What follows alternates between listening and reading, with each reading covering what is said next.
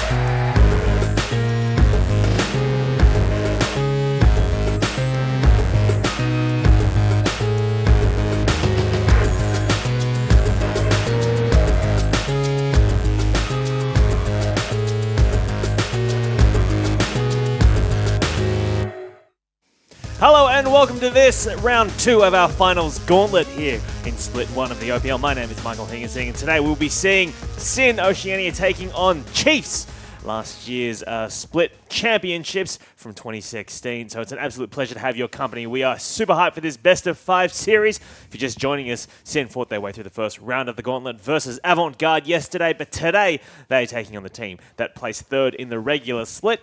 So if you're just joining us and you need some context for who these people are, earlier this week we caught up with Chiefs, and here's a little message from them. With our current form, I don't think we're at risk of losing. I think it's still just like Direwolf's Legacy Chiefs. There's a top 3 and then there's a drop off. It's about being as aggressive as possible without dying. I think that we're the most proactive team, and I think that we dictate the flow of almost every single game that we play. No team's really invincible to the ebb and flow of morale and patches and meta changes and everything. Us not finishing first is a big deal because of the Gauntlet format. Direwolves do have an advantage because they came first. They get to hide whatever they're working on and then get to watch everything that we're doing. If we're not taking one match at a time and we drop a match to anyone, we're out. So it's just about us making sure we're focusing on our game and performing at our best. Boot camps are really interesting because we're overseas in NA playing versus these teams and we're just getting crushed a bit, right? I think the main word that rings in your mind when you play overseas is aggression. If this bootcamp didn't happen, I'd actually be quite worried going into the playoffs. I was not putting us first place at all. After our bootcamp, I think we're pretty solid first place now. Our biggest threat right now is Direwolves. At the level we are, we can beat any other team. So if we're going to lose, I expect it to be in the finals. Since they've got Shernfire, they seem to have been able to kind of get it together a bit. And it is important to have a leader within your team, and I think that's what Shernfire brings. King and Shernfire are just, if you put those two on a team, you're going to piss people off. I think the only dark horse is Sin, just because I think their play varies wildly from week to week, and depending on their opponents, I think they have the potential to upset. Sin are similar to Ichrofox, where they play really good one week and then the next week they're just dog shit. I just hope if we do verse them in round 2 that we don't verse them on their good day. In the past, it's always been everyone's saying things improve, but I just feel we're just still better than everyone. And now it's not that simple. I can see us beating Direwolves, I can see us losing to Direwolves, I can see Direwolves losing to Legacy or beating Legacy. The possibilities exist now. Well, if there are teams that occasionally play like dog shit, perhaps Chiefs have themselves to blame as well, because they have lost many series this split, so it's not just sim. Shots are being fired. Joining me here at the desk to break down these games over this best of 5, we have, first of all, support player for Avant-Garde and captain, Jake. We also have Fairfax journalist covering esports, Alex Menizier. Sure, why not? And our in-house OPL analyst, Nathan Mendrix-Mendez. And gentlemen, before we get into this, we are moments away from Champions Select, but I would like to get your predictions. And Jake, let me start with you. Sin were better than AV on the day yesterday. Yep. Maybe not over the entire split, in your opinion, but who will take it today? Can they beat the Chiefs? I think they have to set the pace. If they get the first game, it's a definite possibility, but otherwise, Chiefs 3-1. All right. Alex, do you have any thoughts on a prediction for us? Look, if the dice roll the right way, Sin can win a game. Sure. I agree with Jake. It's absolutely imperative that they take that first game, that they figure out that they can beat Chiefs. Otherwise, it's going to be a whitewash. Whoa. And Mendrix, look, there's a lot of Chiefs fandom here on the desk right now. How can Sin take a game if they do? I think it all comes down to their volatile playstyle. You can never really count them out, so I expect them to probably make some crazy play either in the pretty much early up. Let's see if they can get that first blood. But I'm expecting it to be a 3-1 to the Chiefs. All right, well, let's take a look at these team lineups, shall we? The Chiefs getting ready right now in our Riot studios. And let's take a look at these guys looking very relaxed. And let's go through their lineup, shall we? Their top laner is Swiper. Their jungler is Spooks. Simon Swiffer is their mid laner. Their AD carry is Raze. And Ejim is their support player, known as an aggressive support. So looking at these guys, I am interested to see if they can really carry it across the line, because they're going to be looking to take this in a 3-0. But that is certainly not a foregone conclusion. So let's take a look at their opponent, Sin, who already fought their way through the gauntlet already. This is them getting ready in the studio. And let's go through their lineup, shall we? Their top laner is the North American import Flares. Their jungler is Juves, their captain as well. Their mid laner is Ryoma, formerly a chief sub. FBI is their AD carry. And rounding out their bot lane there is Rogue, their support player.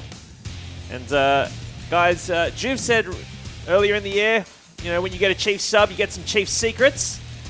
So let's just quickly go down. I mean, Jake, you've said that it's going to be a 3-1 to the Chiefs, but you know, do you think that Flares can pop off in the top lane like he did yesterday? Because there was a lot of double kills there. Yeah, not sure. Swiper's always been known as the rock, especially in Oceania, as just, you know, he's at worst, he just has an even lane. So it's definitely up to Juves and Flares to abuse that, but yeah, I don't think they're going to crack him. All right, Alex, very quickly, do you see, where is the biggest mismatch on this map for you then? I definitely think it's the mid-jungle duo of Swiffer and Spooks, who have been the de facto greatest duo in O since, like, literally forever, versus Juves and Ryoma. You know, Ryoma coming in halfway through the season, he's been doing ridiculously well, especially for someone who's been put in that uncomfortable situation. Sure. But he hasn't had that time to build up that synergy yet. All right, and Mendrix, final thoughts. Where will Chiefs dominate the most on this map if they are to dominate? I feel like it's going to be on the top side of the map. I think really Swiffer at the moment, he just seems to be in incredible form. And if you couple that with the fact with Spooks working with Swiper as well, who seem to come back stronger after boot camps, it's probably going to be in that top side of the map. So the top side of the map is where we should be watching. It is time for us to get into Champion Select. So let us throw it now to your casters, Spawn and Fish. Thank you very much, Hingers. I'm Matt Fish Stewart. Joining me is Jake Spontaberry. We're about to get into the second Gauntlet match of the 2017 first split of the OPL, and it's Chiefs taking on Sin. Yeah, and this is so much fun. We should do this every day. I mean, just back-to-back best of fives. We got another one coming up tomorrow. Legacy is going to be watching this match, anticipating the victor coming out the other end and trying to glean as many secrets as they can, because in a 5-game series, you do begin to see things. I mean, we saw the Fizz counter pick come out. We know that Flares has it. We saw that the willingness to ban out Rumble every single game. I'm wondering how much Sin really has been able to change it up between Avant-Garde and now the Chiefs. And Chiefs were able to watch that match between Sin and Avant-Garde yesterday, so they have some ideas behind what Sin are going to play. Most notably, the Fizz, which was picked up by Flares in the last match, and he was an absolute monster in that game, Spawn. Certainly was. I mean, he got given a red buff and a double kill. I think given is a fair word as well, because that gank probably went as bad as ganks can go. But in saying that, you certainly have to earn the other 14 kills you get around Summoner's Rift, and he was able to do that, finishing with a scoreline of 16-1. But you can see that the Chiefs definitely happy to focus him out at the moment through this ban phase. Yeah, you can see already Camille being banned as the final ban from the Chiefs. Zyra being taken away by Rogue. That was a very high priority support pick for Sin yesterday in their match against Avant-Garde. Vladimir, Rumble, as well as Graves being banned out by Sin. And Chiefs will pick up Rengar heading into the jungle. So Thresh, Malzahar, probably the two biggest supports left available for Rogue. Ejim is comfortable on each of them, so no surprise that they didn't cop further bans after the lane priority of Zyra was thrown away. And this is a huge change-up. We didn't see Ryoma play Syndra at all, and they've just first picked a mid laner and locked in a powerful support, a jungle duo synergy potentially here with the Lee Sin. Nidalee would be bizarre. Like, just get back on the Lee Sin. It would be a very bizarre pick, but Ryoma's picked up Syndra as the first pick here from Sin. Yeah. We normally saw him hide his picks later on when he was playing up against Triple. And Sin have picked up Kha'Zix as their jungle of choice. Normally we saw Juice pick up the Elise going into the Rengar matchup. Yeah, and Kha'Zix still has an okay matchup. I mean, I always say it, if you face check Kha'Zix and don't make him burn his leap at the start of a fight, he can follow up very well. In saying that, I mean, they've left open like Rengar, Lulu, Shen, which is such a potent combo at the moment. There is just so much that the Chiefs can draw upon. Questioning a little bit of the priority on Syndra. She certainly has been nerfed a couple of times since that Dominance World performance we saw, where she was pretty much must pick or must ban. And Lulu was a support that was completely ignored during the Avant-Garde Sin game. There were very little bans towards it, only when it was the second rotation of bans coming out when supports were being pinched. Yep. And actually the final pick for the Chiefs is going to be Nautilus, very similar to what Avant-Garde were prioritizing in the top lane when they were on blue side on Summoner's Rift. And Sin, they get Thresh for Rogue, which was permanently banned last series. And he's laughing. I mean, he definitely is a good Thresh player. I still don't know whether Chiefs will be all that worried about it. I mean, they're more than happy to pick up the likes of Ezreal in the laning phase. Caitlyn has superior range and should be able to poke out as well. So I think that if Sin is going to pinch anywhere right now, it potentially could be the AD carry position, although that allows Swiffer to remain with counter picks, and they don't really want that either. Well, let's see what Sin and Chiefs decide to ban with their final 2 bans. Sin have been banning out quite a few champions that Ryoma likes to pick up. The Vladimir was a very crucial pick for Sin when they played up against Legacy. It gave them one of their wins in that best 3 series. They're going to ban out Victor as well now. They don't want Swiffer to be playing that control mage. So if this was AV, we would see Fiora Cannon. Chiefs ban away Renekton first up, so they don't want the early lane pressure. See whether they go with the Fiora for the late game hyper carrying potential, or whether they get rid of the Cannon for the annoying split push. Well, it makes sense. Flares had 2 games against a Nautilus in their best of 5 series against Avant-Garde. One was with Renekton, one was with the Fizz. So banning up those 2 champions while Swiper picks up the Nautilus top lane. Ahri is the final ban from Sin. Which is actually Swiffer's counter pick. So whenever he plays into Syndra, he likes to play the Ahri. So getting rid of that skill matchup, certainly a good news story. You still have the Orianna left available, which really isn't going to bother Swiffer all that much if he has to default back to a control mage. And the final ban from the Chiefs will be Shen. They don't want Flares to pick up that champion in the top lane's combo out with the Kha'Zix leaping into the entire team. And Sin will just pick up Ashe as their AD carry of choice. Yeah, and Sin actually have a pretty decent 1-4 here. If it is going to be Orianna locked in for Swiffer, then they can throw Cannon into a side lane permanently against the Nautilus, and he should be able to go to work. Blader and King Bus, as well as Wit's End being such a potent item at the moment, means that he does have quite a good laning phase. And we will get Ezreal picked up here by Raze, as well as the Orianna picked up by Swiffer. Triple for Avant-Garde had a few great games on Orianna against Sin. Now we're going to have to see if the man on your screen, Swiffer, can put up the exact same fight that we saw Triple do. And without the Cannon and the Fiora bans, Cannon is picked up by Flares in the top lane. Yeah, and this is really what you expect. A tankless lineup, but with really strict win conditions. 1-4, allow Flares to split push. Look for picks in the meantime with your high burst out of the Kha'Zix and the Syndra with the Ashe Arrow. And then really just shut up shop everywhere else on the map. In saying that, the reason they went with Cannon, even though Fiora seems like a no-brainer in terms of split push, is because how much better Cannon is at the start of the game. Strong at 1, 2, 3 items. Does fall off a little bit very late, but they don't want this to go to 40-minute territory where a Rengar can just take an Orianna ball onto the backline and you're never really going to be able to catch that Ezreal out. And something we really touched on during the last series yesterday between Avant-Garde and Sin was the fact that when Ashe is on the other team, your mid laner has to get QSS, has to get cleansed. See Swift has picked up the summon spell already.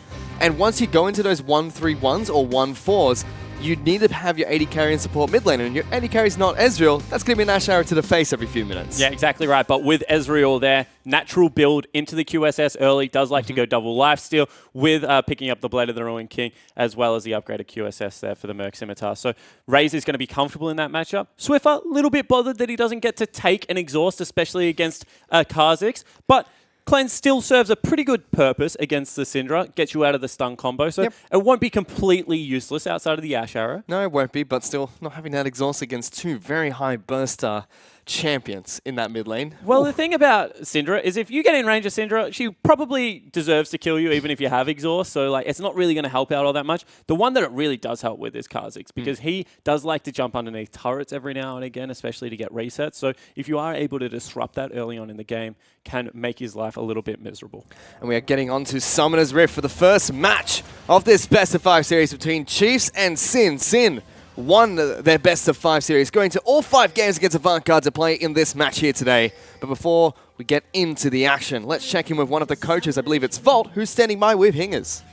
Thanks, guys. I'm here with coach of Chiefs, Volt, and I want to ask about top lane. So we saw a lot of bans towards Flares in the top for you guys. Now, was that something you'd planned earlier on, or was it just after watching him pop off yesterday that you kind of targeted that in? We were waiting until we saw the games yesterday before we really decided on a set plan. The plan was to target Flares a little bit, but not as much as we did. But I think, in general, though, Brandon Swiper is very good at like neutralizing top laners who just like to carry.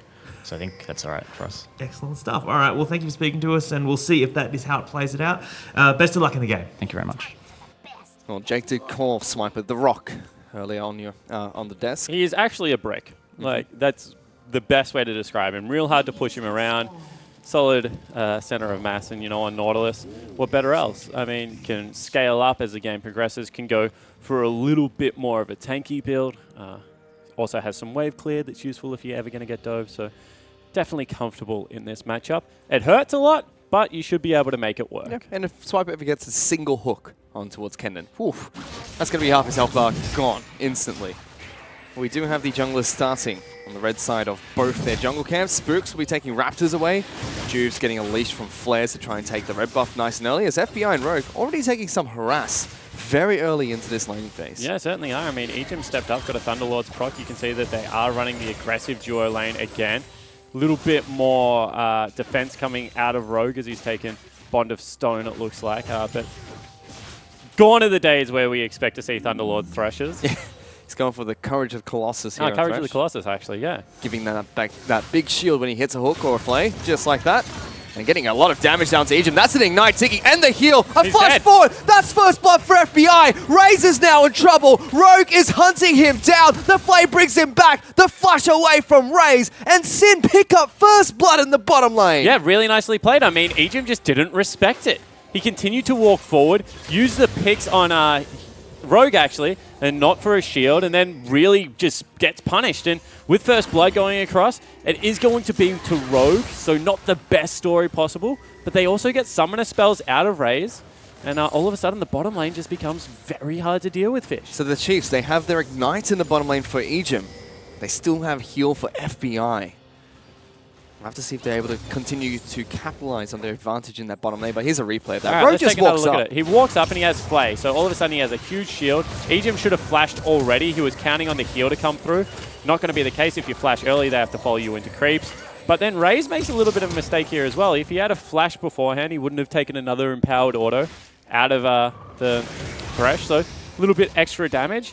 And now with the wave in a shocking place, Sin get a free back. And the Chiefs kind of stuck farming underneath turret, looking to maybe push up an extra wave. It's a big purchase as well for that bottom lane. Vamp Scepter picked up by Ash nice and early. You can see Swiper needs to be careful here. Ooh. He's in very close to dive territory. Yeah, if Flares keeps hitting these marks for his passive, he can stun him up underneath the turret. Notice is fine, picks up a big shield, and we'll be able to clear out most of the wave.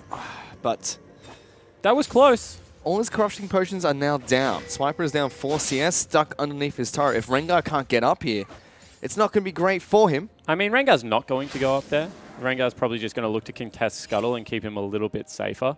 But realistically, what Swiper needs to be able to do is get a shop in and then go back. You can see Juves aware of that. Wants Scuttle control for himself. As Kennen can leave first, there's no point contesting if you are the Rengar. Juves again, yesterday was not jungling as fast as Sybil. Today, Spooks is slightly ahead in CS as well. Hit level 4 first too, but Juves contesting him inside the jungle, jumps over. That's a red buff Rengar, but Juves wants to go for the fight. Gets a decent amount of damage onto the Chiefs jungler. Yeah, so Spooks actually didn't want to fight there, so you see that he just didn't even throw any spells at him. Wants to stay healthy enough to stay in the jungle and be able to pick up his Raptors and then be able to get a Krugs respawn potentially. So you have to just think about what they were giving away. Swiffer in some trouble here. Yeah, Ryoma locks him down with the stun, throwing out auto attacks. That's a ghost being burnt, throws out the ball. Both of them flashing at the same time. The Dark Matter is not going to connect. Summoner spells burnt in that mid lane. Yeah, exactly right. So Swiffer still has the cleanse. Didn't cleanse out of the stun, but did fall very low. Ryoma going to go back. Swiffer actually had a potion still available. So now he's looking to stick around, but Juves is behind him, so you have to be careful, Swiffer. Swiffer's out of mana as well. If Juves can get a leap flash, that's a dead Orianna. He does know what side of the map he's on, however, and there's a really good ward, so if he ever goes up... Ooh, he's going in. Juves looking for it. He flashes in. Oh, the leap was only halfway. Juves is underneath the turret. He has to get closer. Cleanse being used by Swiffer. Juves will get in range and picks up a kill on Swiffer. So Swiffer was trying to cleanse the slow, but doesn't work. So 2 mistakes across the board for the Chiefs right now. Swiffer should never have gone back to his turret. Should have gone into the jungle Fish because he knew that Kha'Zix was on the top side of the map, and that is a much safer recall. So now across the board, you have pretty much 2 accelerated parts, and it is going to be Rogue and Juves. Maybe 2 of the members that we expected to step up yesterday potentially can today. And it's a 1,000 goal lead for Sin. Nice and early against the Chiefs. Just 6 minutes into this match. You can see Raze has gone back to base, only able to pick up a longsword. Double flay from Rogue, and the hook back onto Egypt. Early heal has to be used. The Cupcake of FBI still hunting him down. Gets a kill. Can Raze get the return? FBI, he went back in, wants to fight, but that's a big mistake. Raze now looking to try and turn things around. Spooks is trying to collapse, does have flash available. Rogue wants to fight in the minion wave. There's a teleport coming down as well. The flayback, the empowered orders, he can't get over the edge. Flares will even come down here. No assist for him, but still 2 kills in the bottom lane for Sin. 2 kills for 1, but they burn teleport, which isn't a good move there out of Flares. Probably should have cancelled as soon as the Rengar gave up chasing. Or Rogue should have held the last auto attack and tried to get it over onto the cannon, because now they relieve a little bit of pressure away from Swiper, who was under fire at that stage of the game. You can see Juves now rotating in to try and pick up his part of the... Oh, that's a solo kill. Yep. Wow. Chiefs look stunned. I mean, Swiffer on the camera just looks like he's absolutely demoralized game 1 already. And we said this yesterday, but playing a game, learning in best of 5 series for such a young team is going to be important, Fish. And you can see that Sin are able to match the, I guess, aggression that you need to be able to put out in a best of 5. And Chiefs look a little bit lackluster. Sin talk about this all the time. They are a momentum-based team. Picking up a best of 5 series win helps them out so much going into this match. And the desk were talking about it so much earlier. A game 1 victory for Sin is crucial because Chiefs, they are the favorites coming into this match. If they can keep up this performance, it'll be great for them for this entire best of 5 series. Yeah, completely agree. And whilst you have to applaud Sin for playing pretty high-tempo League of Legends at the moment, you also have to question what the hell is going on with the Chiefs, because Death's in lane for their mid laner as well as their AD carry is not something you expect. Really, it is only Spooks and Swiper that look to be able to stand up to their lane opponents at the moment. And it seems like even though they can stand up, they're not dying per se, but when Juve's got the invaders to Spook's jungle, forced him out of his side of the map. Flares is keeping Swiper underneath his turret. So doing the right thing, but not able to stop the enemy yet. Juve's looking to try and take blue buff away. Ryoma's trying to collapse here, but Rengar's going for a gank top side of the map. They have to be careful because everybody from Sin is trying to get up here. Flares is low, does have flash available, stunning up everyone he can. That's a flash from Spooks, but he's going to get paid for that with his life as Sin equalize 1 for 1. Yeah, Ryoma was already up there. That's not a bad trade from Spooks, especially if he thinks he can use the gold to get around the map and help other lanes. Did burn a flash for it. And Flares did the discipline thing. This is what we were talking about with series yesterday. There was no way that Flares was surviving that gank. As soon as Spooks flashed on him, he was dead. So he just keeps his summoner spell. I mean, now all of a sudden, when he goes back to lane, Swiper, probably not going to have the best shop available to him, doesn't have ulti. He's just going to be able to be harassed under turret again. And you know that next time Rengar comes for you, it's going to be a less effective gank. So I really like the patience and the discipline out of Flares to just stick with the play, acknowledge when he's dead, maybe overreached a little bit, and then just continue to play it out. Oof, again, Ryoma trying to bully Swiffer around in this mid lane. Successfully. I mean, he's a whole 900 gold out up on his shop. That's going to be the 2 kills that he's been able to pick up. And there it is right there, 800 gold-ish. So really well played out of the rookie, and Ryoma, if he can continue to play at this level, struggle a little bit against Triple, to be honest, Fish, which we didn't expect. But looks the goods against Swiffer today. He certainly does. I mean, we're just checking with the gold then. Swiper and Flares are even, so are Spooks and Juves. But Ryoma, FBI, and Rogue all ahead, so it's bottom side of the map, along as well as the mid lanes. They're doing incredibly well right now for Sin. Spotted out the Rengar. Juves looking to try and hunt him down. Juves just wants to maintain pressure. You can see that taking away the scrying orb gets a deep control ward. Then all of a sudden, he's at the red buff, gets another deep ward in as well. Doesn't get him under turret there, Swiper, so needs to be careful. Wanted that hook to be a little bit deeper. Sometimes you reach for them. He's doing fairly well in this lane. There's a Ooh, hook of Aegis hooked Egypt again. through the minion wave onto the box. There is a Rengar coming down here though. Spooks wants to go for the spike, but Juves is close by. FBI tries to turn around. Arrow's still available. Heal is still up as well, but Ray's getting some good damage down. Here there we they go. Jumping in. There's a teleport from the Nautilus. Sin have to get out. They pick up 1 kill onto the jungler, but Sniper's here. Uses the ultimate onto FBI. Great flash. But is there no true shot barrage available? No. And Sin get out scot-free. Used it at the start of it. And what a good flash out of FBI, because he flashed into the middle of his creeps. So all of a sudden, there is absolutely no way you can kill him. And that time is going to be Spooks going a little bit over-aggressive, trying to stick with the play. First brick is going to go down. This is going to be a 4,000 gold lead for Sin at 11 minutes into the game. Phew, that's a massive lead for Sin to kick things off. Every single part of the map just seems like it's winning right now for them. And it doesn't look like Chiefs have a response at the moment. Exactly right. Chiefs need to start buckling up. They need to come online with their stronger team fight composition.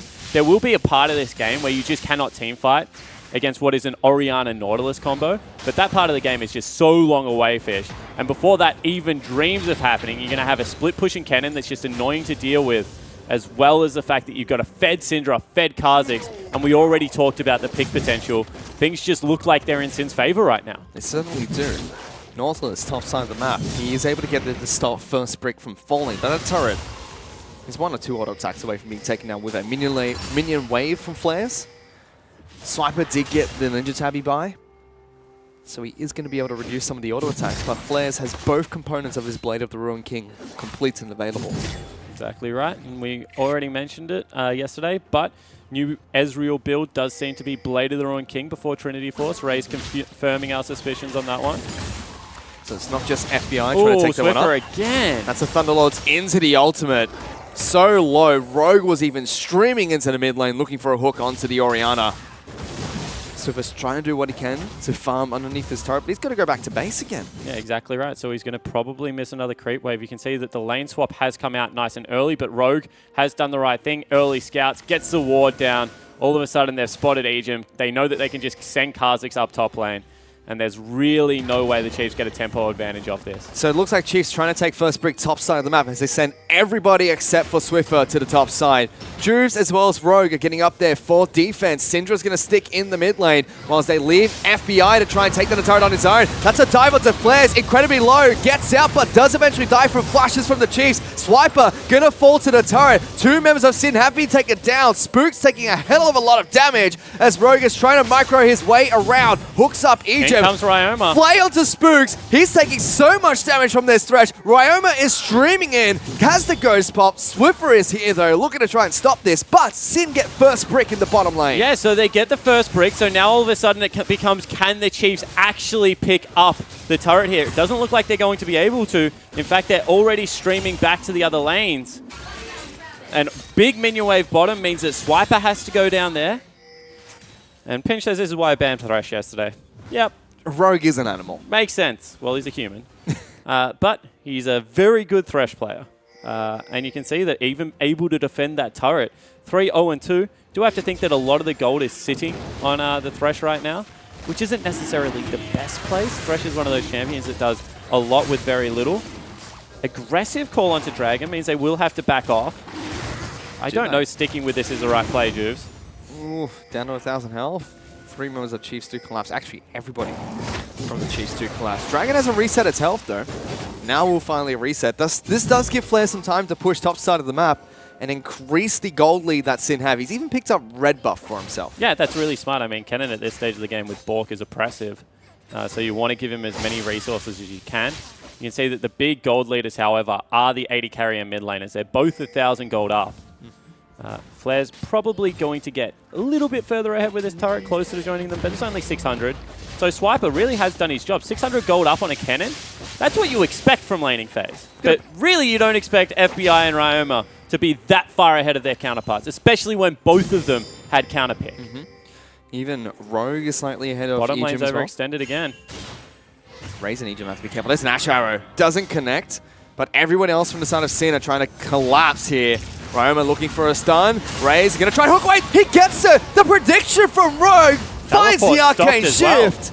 And that teleport is going to be cancelled by Flares at the top side of the map. Swiper's actually very low underneath the turret. Flares looking to dive him. And that's a big minion wave with red buff for Kennen pushing into the top inner. And the Chiefs just can't catch a break. I mean, Sin are all over them at the moment. Rogue is an absolute man possessed on Thresh, and they've just given him comfort.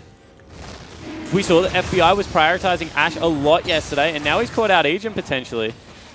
Decides not to go for it as the rest of Sin look to try and take down an Infernal Dragon. They will pick it up for themselves. Juves takes that down with a smite.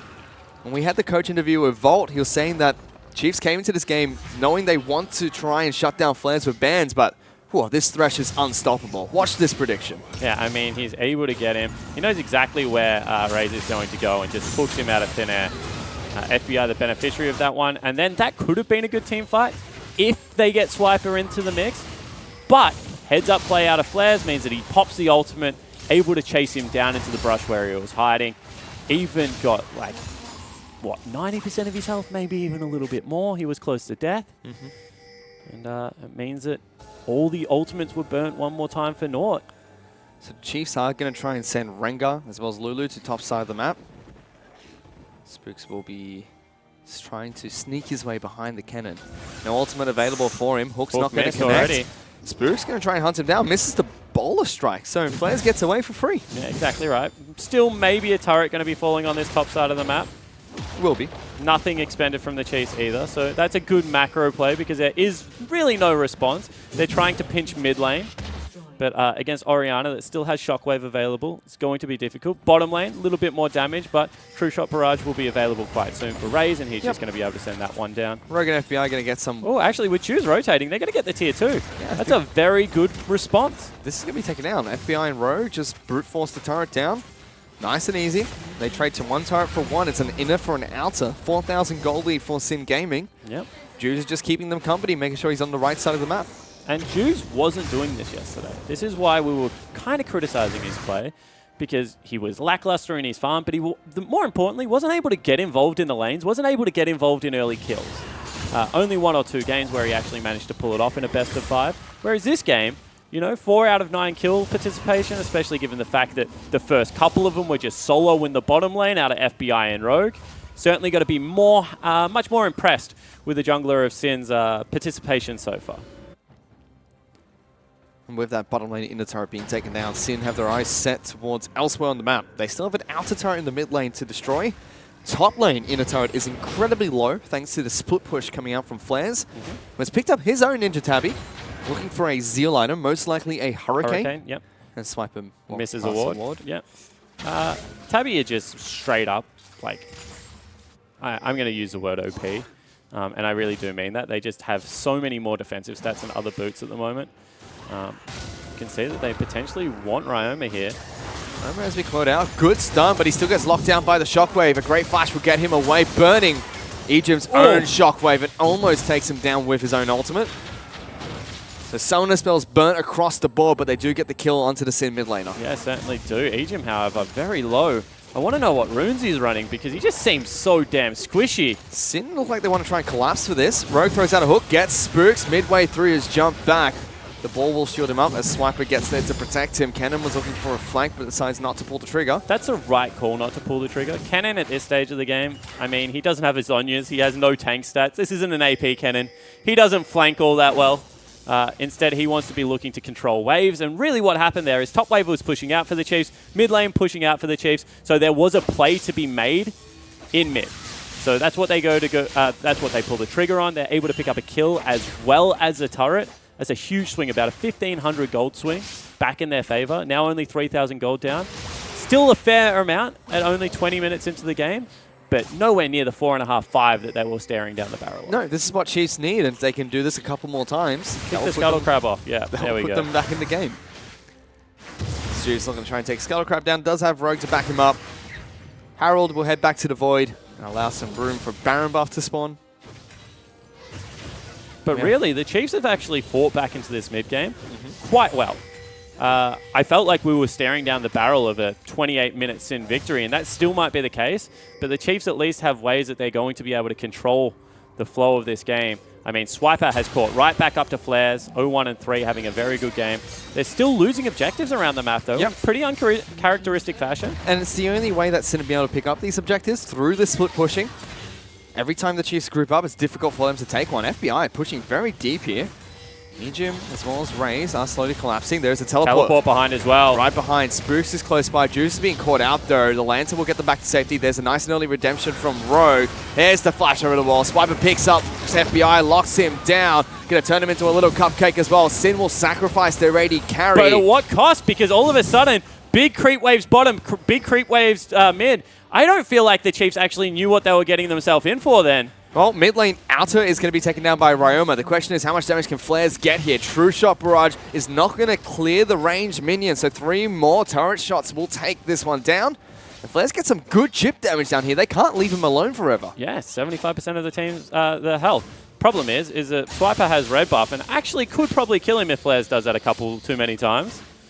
Without ultimate, going to be slightly difficult. but you still don't want to rush into a full tank Nautilus at this stage of the game, I feel. You don't. Not when he's got an item and a half completed with his Ninja Tabbies. And this is what HP on Nautilus looks like. We were talking about series build yesterday, going for quite an unorthodox, very early Frozen Heart. And don't get me wrong, I think Swiper's going to pick one up as a third item as well because it's really going to help against Kennen, FBI, as well as Juves. But as a first item, just doesn't make sense with how he scales with HP. Going to need to go towards a Spirit Visage beforehand as well. So you can see that a lot more resilient of a Nautilus staring down the rift. Sin looking to try and see if they can take another Elemental Dragon for themselves. They've been all over the neutrals on the map right now. Since the second blue buff, they've been invading on time. Haven't got every single one of them, but have been very good in contesting. They've got both of the dragons. Pretty good dragons to have against the team as well if you want a 1-3-1. So you have to really credit how they've approached this game. And I always say this about Sin. It looks like they go to their opponent's level. Because yesterday looked like a very scrappy game. Looked like a lot of it was just won through lanes, to be honest, Fish.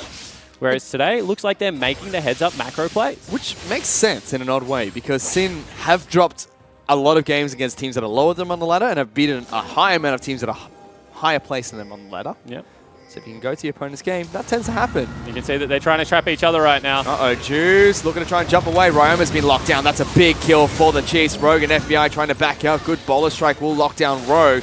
Still trying to get damage down on towards this Thresh. No cannon anywhere close. Hook is going to go wide. True Shot Barrage does not connect. Sin losing their mid laner again. Yeah, but they still keep Shockwave on Swiffer for the Chiefs side. And it's only Juves as well as Flares that have ultimate. So how long can they stick around here for? Can they actually cause any more damage? Because if they can't, then really that's just a pick for absolutely nothing. And this is what I was trying to say. Chiefs, when they group up as 5, it's difficult for Sin to do anything. They don't have any side lanes pushing in towards their base. They've got a big Nautilus to deal with as a Shockwave connects onto 2 carries of Sin, forcing a flash from Flares. His health is ticking away. Will live with just a sliver remaining, and they have to sack the mid lane in a turret. And this is why Ori is just so good at breaking open sieges. We saw Ryoma do it, and Sin should be very aware of the potency of a big Shockwave onto the backline. Swift has gone with very early magic penetration. So until we start seeing cloaks and null magic mantles come out, that kind of thing is just going to become easier and easier to execute upon. And they break another turret. Get themselves back within 3,000 gold again.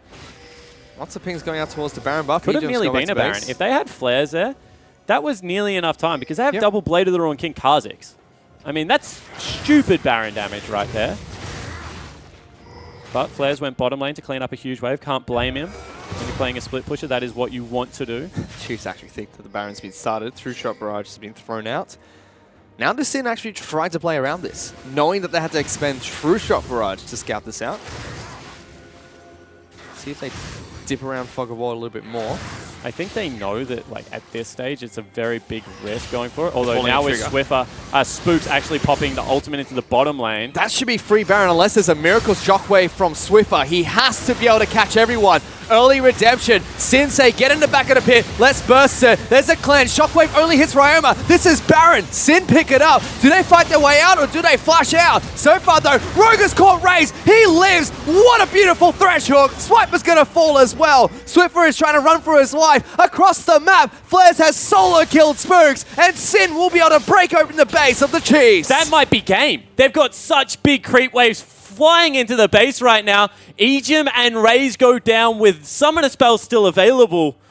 Singe's absolutely style on the Chiefs. We're still looking at a 28-minute one. Swiffer trying to move out into the bottom lane to stop Flares, but those are Baron off minions and a cannon you don't want to deal with. The rest of Sin, top side of the map, already working on that inhibitor turret. Flares will be forced off, but Sin, get an inhibitor. Yeah, exactly right. Swiffer does force Flares away, so it is only going to be one inhibitor. So he does sacrifice one side of the map to allow the other side of the map to stay relatively intact. But now it's back out to 8,000 gold. And what are you thinking, Spooks? I mean, that's just not the play you want to go for. We just mentioned they've got the Blade of the Ruin King. They've got Kha'Zix. Look how fast this is going down. And Raze has just been getting caught by everything that Rogue is really throwing out. And he goes into the pit here. Oh no, he actually doesn't. He just gets hit by a hook and then solo killed. I mean, that's not good enough. And this is exactly why Pinch tweeted out saying, this is why we banned Thresh yesterday. Yep. Not 5 games. For this reason. I feel there's due cause to leave it up if you think that you can play it and you're going to take it early. But if you want to go the Lulu matchup, just force it mage into mage. I mean, make him play Karma, make him play Malzahar, which has a very good matchup for Lulu. Instead, now he's on a Playmaker 4-0-5 and had a monstrous game. And there has to be a reason why Chiefs banned out Zyra as well. Look at all of Rogue's games yesterday. He looked great on any champion he picked up, especially when he got Zyra. Now he's got Thresh, which is his biggest Playmaker. It's even more impressive. Double Zeal items have been completed for the FBI as well. He's having a great game. Has made a couple of mistakes, but he's very patient with his play so far. His arrows have been on point, which is all you really need out of an Ashe, to be honest. They're going to try and collapse onto flares here. But all of a sudden, Ryoma's in the territory as well, and you don't want to jump on that. Oh, that's a redemption coming from downtown by Rogue, making sure Flare stays nice and healthy. Swiper forced to flash away as well, and that is the Rengar ultimate being burnt. Raze is still on the top side of the map, clearing out super minions. This gives Sin some time to continue split pushing, push down mid lane in the turret, looking for mid lane inhibitor as well. Look at what they just burnt. I mean, all of a sudden you've burnt your Nautilus ultimate, you burnt Rengar ultimate. You literally have nothing left to teamfight with, even if you wanted to, and they can't hold this turret. Yep, Juice going to get locked down. Everyone from Chiefs is flashing forward, but is that a mistake? Egypt burning the flash, trying to chase down 2, whilst the rest of Sin looking to try and break the base. You can see immediately the Chiefs have to back off. Another inhibitor is going to fall. Flares will get hit by the hook, but that is an interesting interaction there. Swiper gets stopped halfway. Turret will fall. Rest of Sin now looking towards mid lane. Yeah, exactly right. And now Flares can just shepherd creeps onto the base turrets, and eventually you do have to go back and look to defend those. So you can see that the Chiefs kind of swooping around, looking to see if they can stop this. Swiffer, without a Void Staff, without level 16, really not going to be able to have the one Shockwave to win a team fight, but still they back off. They want the second Infernal. Oof. They want the assurance that if this goes any later, they still have scaling on their side. So patient from Sin. They know, okay, one Shockwave, we might die here. Let's go take another objective for ourselves.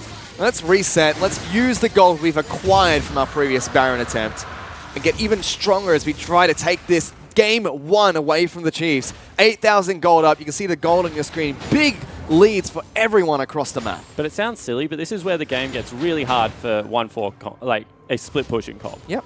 Because now all the Chiefs have to do is sit in their base for the next 5 minutes. Baron's going to come back available. But really, they're just going to look to farm up. They're going to look to maybe finish 1 or 2 more items. You can see Void Staff comes through if Swiffer gets level 16. He's ready to go. And what does Flares do? I mean, he pushes creeps into the base and then hopes that he can get an assassination onto an 80 carry. That's really all he can do. Whereas, I mean, the Chiefs are going to be looking at a big clumped up team fight where you would expect their comp to be stronger. It's just, is it 8,000 gold stronger? Probably not. So Sin's still very much in the driver's seat. Let's see where they decide to attack next. No Baron buff available for any members of the Sin lineup anymore. Instead of just clearing out bottom side of jungle, Drew's got to be careful. Jumped on by Spooks, immediately leaps away. He's going to try and turn this one around. Blast Cone actually bringing Spooks back in with Swiffer. Might be a big mistake because Flares is hammering away with the Blade of the Ruined King. Dissonance from Swiffer will stop him. Do Sin have enough time now to push mid lane down? Yeah, potentially. And you can see that more importantly, like who deals with top lane right now?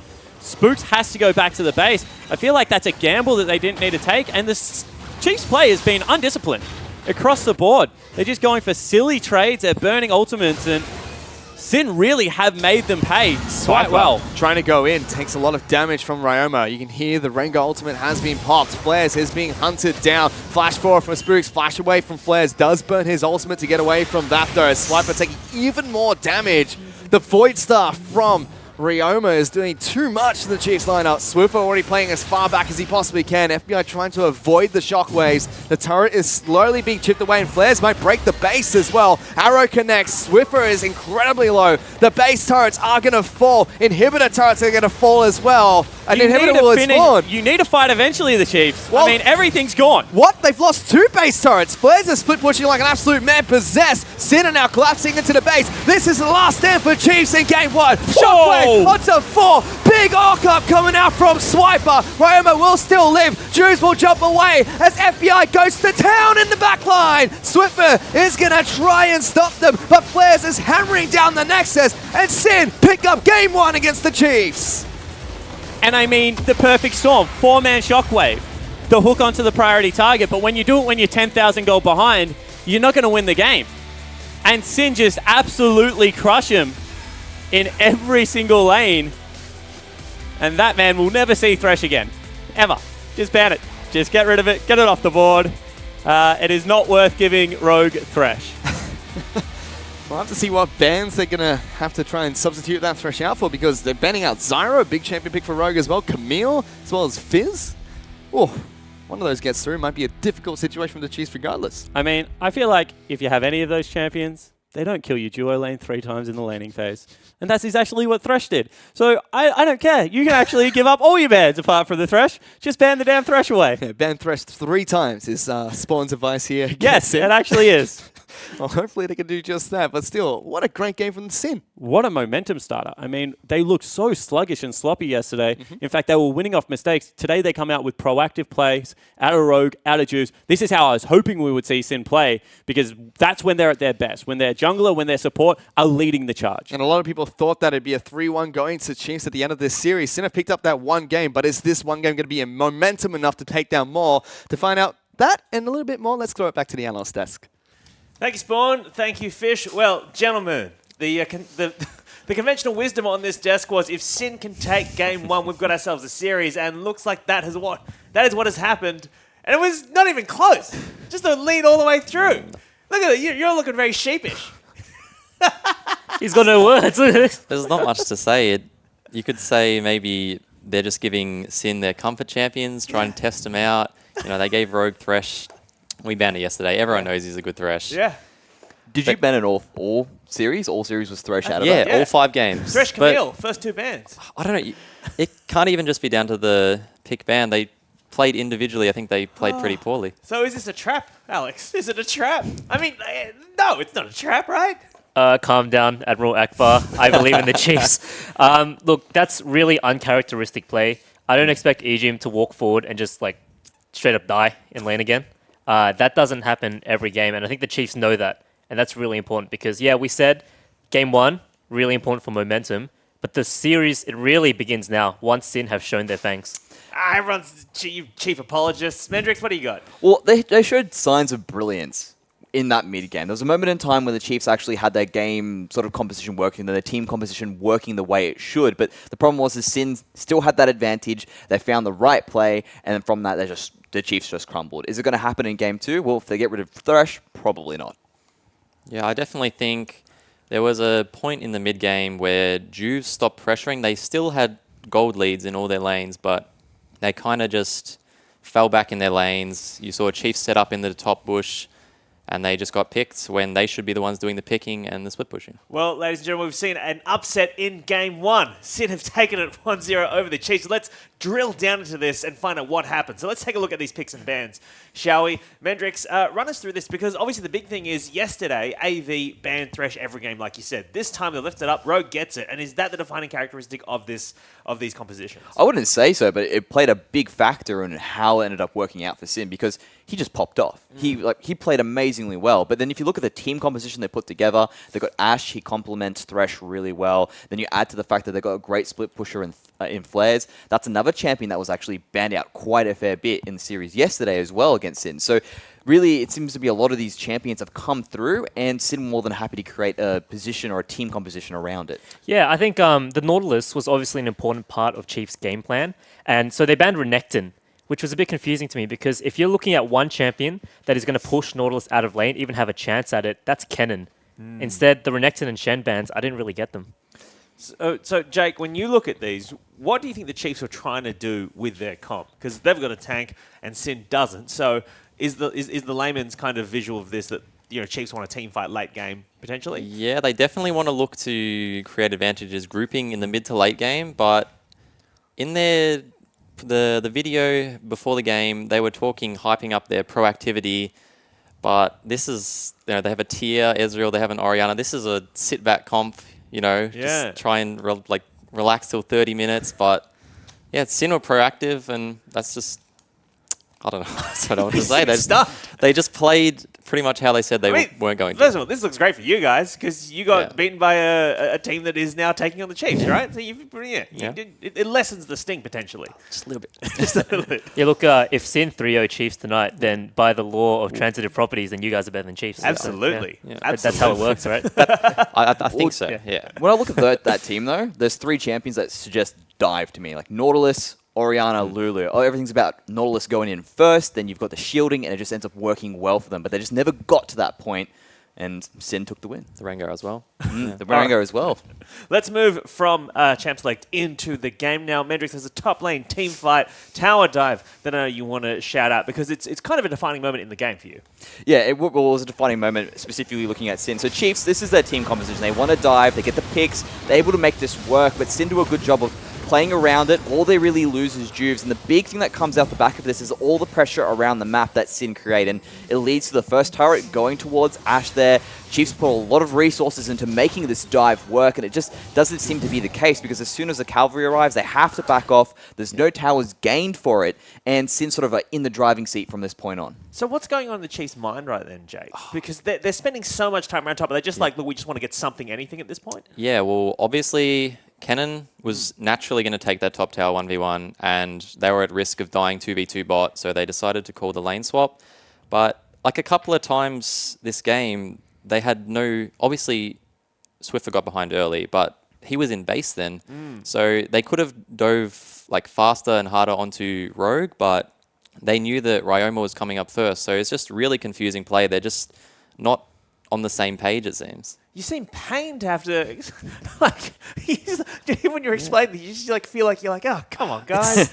It's kind of just, you know, you make a play, you make sure you have like the pushing lane so you can back up, but they're making plays when all their players aren't on the same page. All right, well, moving forward, there was a Baron team fight that was really a defining moment because that was when it was like, all right, it's over now, right, Mendrix? Well, I wanted to call it a game-defining moment. It's a game-breaking moment because really this gave Sin all the tools that they needed to win the game. And it was a really intelligent move. They decided, yep, no worries, we've got the resources here, let's jump it. We're losing pressure. We need to make a bit of a risky play. Ended up being calculated here. And what I love in this team fight as well is the target priority that went through. I mean, immediately they deleted E-Gem. Afterwards, they follow up with target priority on the side to get rid of Raze, and then from there, they basically have the control they need around the map. And actually, Jake, you were telling me that it was more than just them, this is the right decision. They actually put a little thought into making that play. This was a beautiful, a beautiful read by Sin. Like, they knew, coming from Champion Select, the only way to stop the split pushing cannon, like Nautilus has a lot of CC, Rengar can just ulti, chase him down the long lane. They knew that was going to happen. They called the bluff like 10, 15 seconds in advance. They just hit that Baron. The Rengar ult shows bot, they commit to it. And Flares even ended up 1v1ing Swiper, so, I mean, no, you want to Spook, sorry. Spooks, yeah. Swiper TP in, but that was really good. Yeah, it really seems as if like Sin were out here playing 4D chess while Chiefs are playing backgammon or something. Yeah. Look, I think Rengar's a fine pick, you know? There are situations in which Rengar can force Kennen out of that side lane, force him to abandon the split push and force him to group, but not when you're that behind, you know? Not to dive too deep onto this, but like the fourth dimension is generally considered to be time. So most chess is at least 3-dimensional. Anyway, it's like I just feel like comparing that and backgammon is different. Like, you know, anyway, sorry. Let's talk about let's move on, Mendrick. Let's talk about Thresh because that was just off the chain. Are Chiefs just going to ban it from now on, Alex? You have to. You have no choice. Look, stats. Right? Sin have never lost a game in Thresh today. 1 out of 1. You're gonna let him win again or what? Are we gonna fact check that? Are we gonna look into it? I think we should definitely. But I think it just shows that. I mean, we were sitting there going, why are you taking all the kills, Rogue? Just try to give it to someone else instead. And he's like, no worries, I'm putting my team on my back. This laning phase is ours. And he was incredible on every single time landing those hooks. It just seemed to be a heat-seeking missile going onto the champions. Yeah, Spawn said, is it a good idea for Rogue to be taking these kills? But you know Rogue, he's the best Thresh on the server. If he's got kills, that means he's locked in. He's in the zone. And you have to be scared. Yeah, you have to be fearful. Now, Jake, you've obviously spent a lot of time in the bot lane versing Rogue, obviously in solo queue and in professional play. So is his Thresh, like, do you think he is the best Thresh on the server? Is that hands down true? Oh. Is he close to it? That's a difficult... He's definitely... He's getting a tattoo, isn't he? I think so. Where's your tattoo? My Nami tattoo. No, but yeah, he puts a lot of time into it. Yeah. I would say maybe Ejim would have been better, but Yeah. he's obviously been wrangled back playing everything Lulu. else, I mean, when it comes down to it, it's not just a matter of him, like, in terms of solo, it's in terms of him being competitive in a 5v5 situation. Because there's a lot of people who could say have amazing mechanics, are amazing with Thresh in a solo sense, but then they don't have the ability to put that game knowledge to the test the same way that he does in this, in this competitive environment. And what's really big about it, I mean, he was able to predict an Ezreal shift jump, or was it arcane shift? Yeah. That just shows how well versed he is on that champion, his proficiency, and what he's able to do with it. And that's definitely a reason why you just need to take it off the board, because he just becomes an X factor, really, on the Rift. Yeah, definitely. The one big thing about a good Thresh player, it's what the other person thinks of you. So there's a lot of mind games about going in, because you can throw the prediction hook, it can go wide. Yeah. But you just need to be in that in, zone. It's yeah. All right, confusing well, matchup. Let's talk about Chiefs now, because how do they rebuild going into game 2? I mean, what are the wins they can take from this game? Alex, was there anything in this game that you saw Chiefs do that you were like, all right, this is the Chiefs we know, this is the game plan we expected from them? Yeah, that one fight we saw in the replay earlier when they all went top lane to crush that tower. They got 2 kills, they lost one. Didn't quite get the tower though. I thought that was a good sign, because they went to the side of the map where Kennen was, therefore denying his split push. Ash wasn't ready to barrel all the way down bot lane at that point in time. It was the right move. Jake said earlier they weren't all on the same page. In a universe where they were on the same page, that was potentially a game-shifting move. So there was that little bit in the mid-game. They were just 2,000 gold behind for like 10 minutes in a row. What that means is that they weren't losing. They were actually doing as well as Sin despite having that disadvantage. Sure. So we want to see more of that. Well, yeah, for me, it was those mid-game rotations that actually came into play. I mean, for them, it sort of stalled the game out. Sin just didn't have any sort of response afterwards from that point in time. They had to go for the risky Baron play to really break the rest of the game open. And they just seemed to be getting the picks, getting the towers afterwards, and it seemed like they were going to come back. It seemed like their team composition was going to reach that point. But Sin, I mean, that wild card play just really helped them out. So speaking of Sin, Jake, when you look at their gameplay, there's a lot to be happy about, but what weaknesses did you see in their play in that first game that the Chiefs will look to exploit in game 2? It was definitely Mendrix and Alex were just saying, that mid-game, they dropped a little bit of pressure. They were grouping around mid when they were waiting for their lanes to be set up. And did that Sin A-ramp. Yeah, they played into what Chiefs comp wanted then, but they quickly corrected that, sent the cannon bot, and made that Baron play. So before we get out of here, I just want to talk quickly also about mentality going into this game 2, right? Because Chiefs all split have been saying, like, look, arrogance is one of our weaknesses. If we don't respect our opponents, that's all we can trip up. I mean, we saw that video, we saw the trash talk, and that's part of media hype, sure. But going into this and looking at their play, did anyone think that is what we saw from them today? Like letting Rogue get Thresh, right? Yeah. That's kind of a disrespect move, right? Maybe it's too early to tell. I think the first game in a best of 5, draft-wise, they're like, feeling each other out, seeing what they place priority on. But I think this game coming up will definitely be the teller. Sin are warmed up right now. They just came like a grueling 5-game series against you guys, right? They're in playoffs mode right now. Chiefs, meanwhile, spent a few weeks overseas. They haven't played a playoff series in quite a while. This could just be game 1 rust. Yeah, Chiefs really do need to just go for that major reset now. So, okay, that game just never happened. We're still on even terms. We're going to come back and actually execute the team composition that we want to. Just, like you said, comes down to the arrogance thing. Don't let Rogue get Thresh, please. Just don't do that. That'd be great, guys. That'd be great, guys. Cool. All right. Well, there we have it. Game 1, Sin taking it off Chiefs. But can Chiefs fight back and tie up the series? Well, we'll see, because after these hearts, we're going to you casters. So let's throw it to them now and see some plays.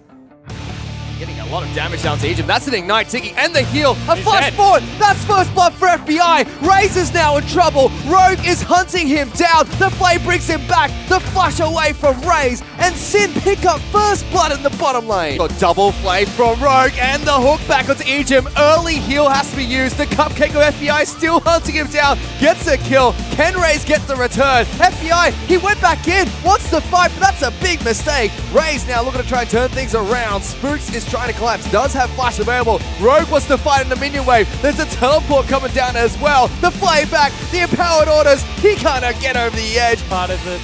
Oh, that's a solo kill. Yep.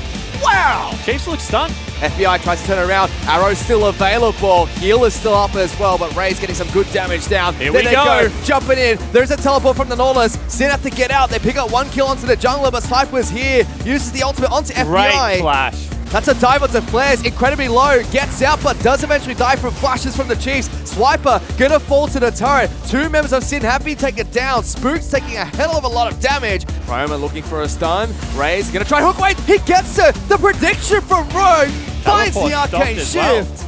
Sensei, get in the back of the pit. Let's burst it. There's a cleanse. Shockwave only hits Ryoma. This is Baron. Sin pick it up. Do they fight their way out or do they flash out? So far though, Rogue has caught Raze. He lives. What a beautiful thresh hook. Swiper's gonna fall as well. Swiffer is trying to run for his life across the map. Flares has solo killed Spooks, and Sin will be able to break open the base of the Chiefs. Sin are now collapsing into the base. This is the last stand for Chiefs in game 1. Shockwave onto 4. Big arc up coming out from Swiper. Ryoma will still live. Juice will jump away as FBI goes to town in the backline. Swiffer is going to try and stop them, but Flares is hammering down the Nexus, and Sin pick up game 1 against the Chiefs.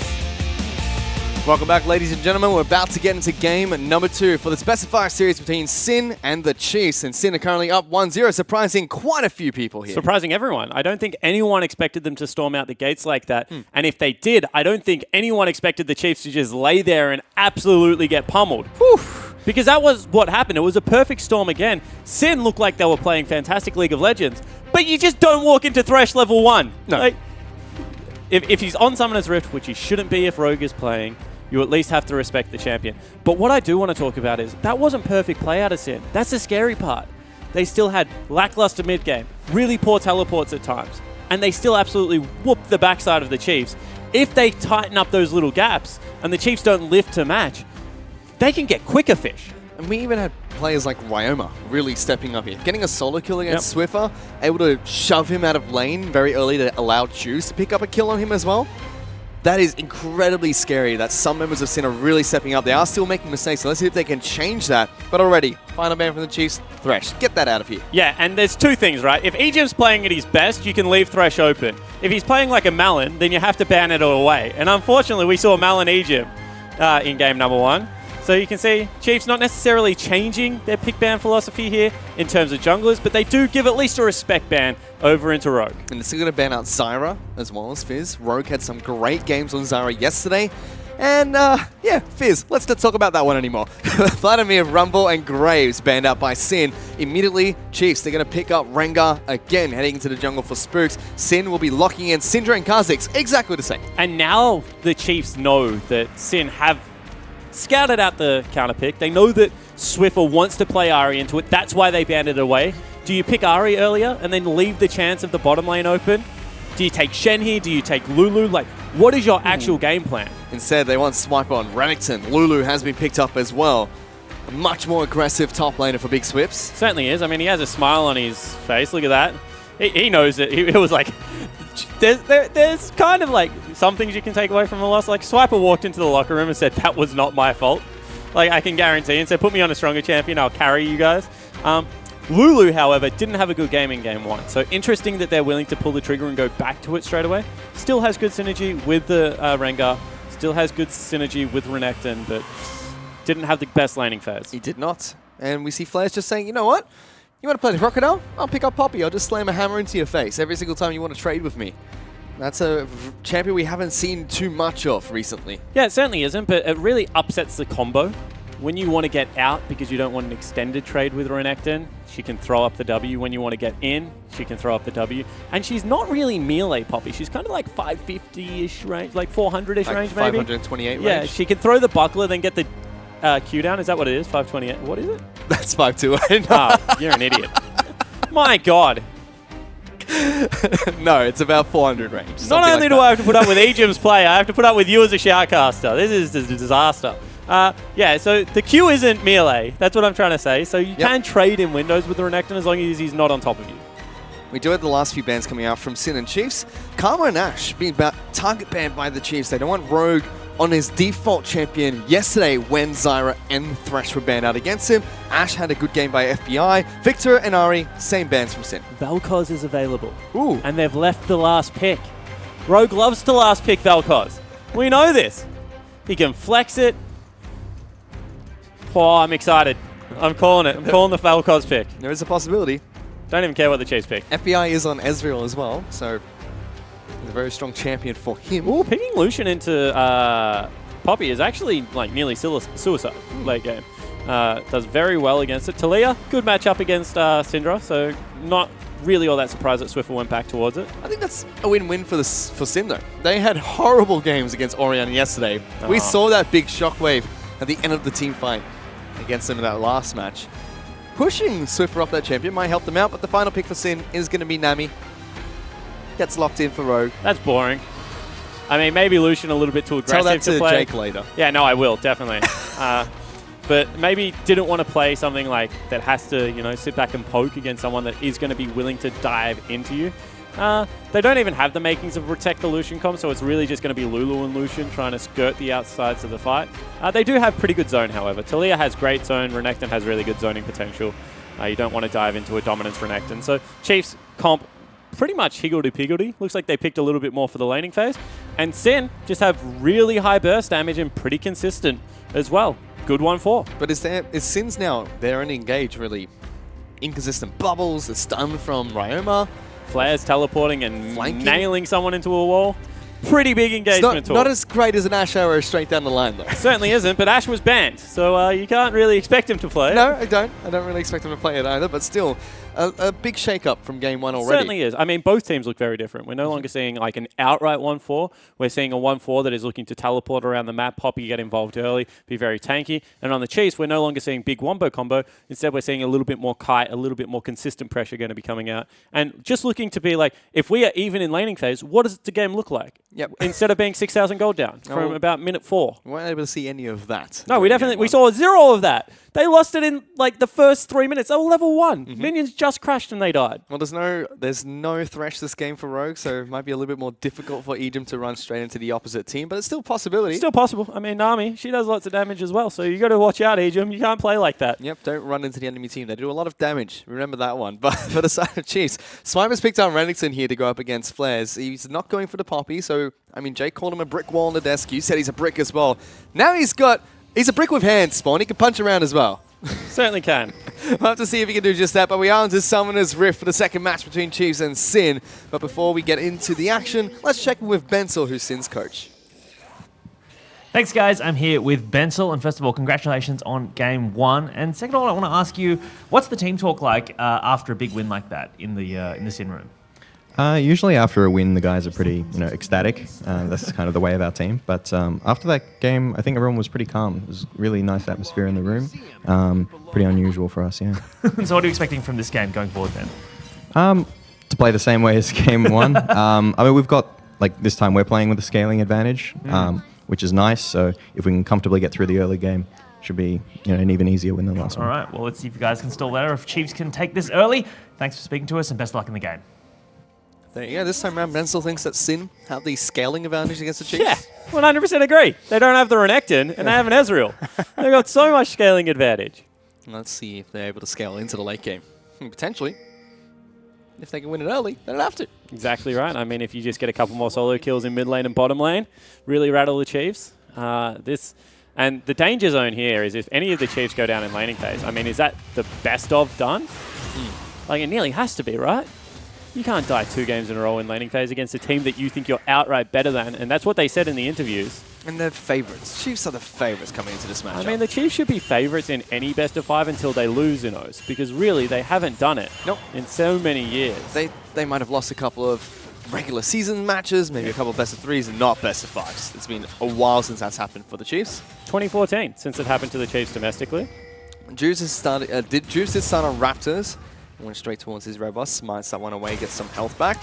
Seemed like Swift was trying to invade there. Got some vision now, so saw Kha'Zix, but that's it. So, no, what he wanted is to let Sam know whether he can go for just red side clear or whether he needed to invade because Juice was doing his red side clear. So you can see that as soon as that information came out, Spook's just headed towards Krugs. And after this, he's going to go back for his recall. The other option is if you spot Juice going towards Krugs after he does his red buff, you go towards his blue buff, you 3 buff him. everyone lives happily ever after. So red side clear from the jungle. I believe we first saw Shonefire start this in the OPL. It was happening massive everywhere else in the world. I mean, I feel like the patch that we were on, pretty much everyone in North America and Korea, which are the two regions that I watch a lot at the moment, we're doing it. Top side of the map, Flares struggling a little bit against Swiper early. You kind of expect it, but a good slam into the wall from Flares. Even a buckler shot there as well. Doing all right in this matchup. Still down about a minion wave of CS. That's what you expect, though. I mean, he's going to be pushed up. He's going to be pressured. What Swiper has to be able to do is read the ganks, because if you can't read the ganks, then you're going to be absolutely destroyed because of the layering of CC that's going to be able to come out from Poppy alone. And you can see that everyone just wants to back. It's off the turret. It will eventually push because of the earlier crash, but not a bad back time. Yeah, might even deny some CS away from Raze and Ejim. They'll potentially stack up a nice enough away for FBI.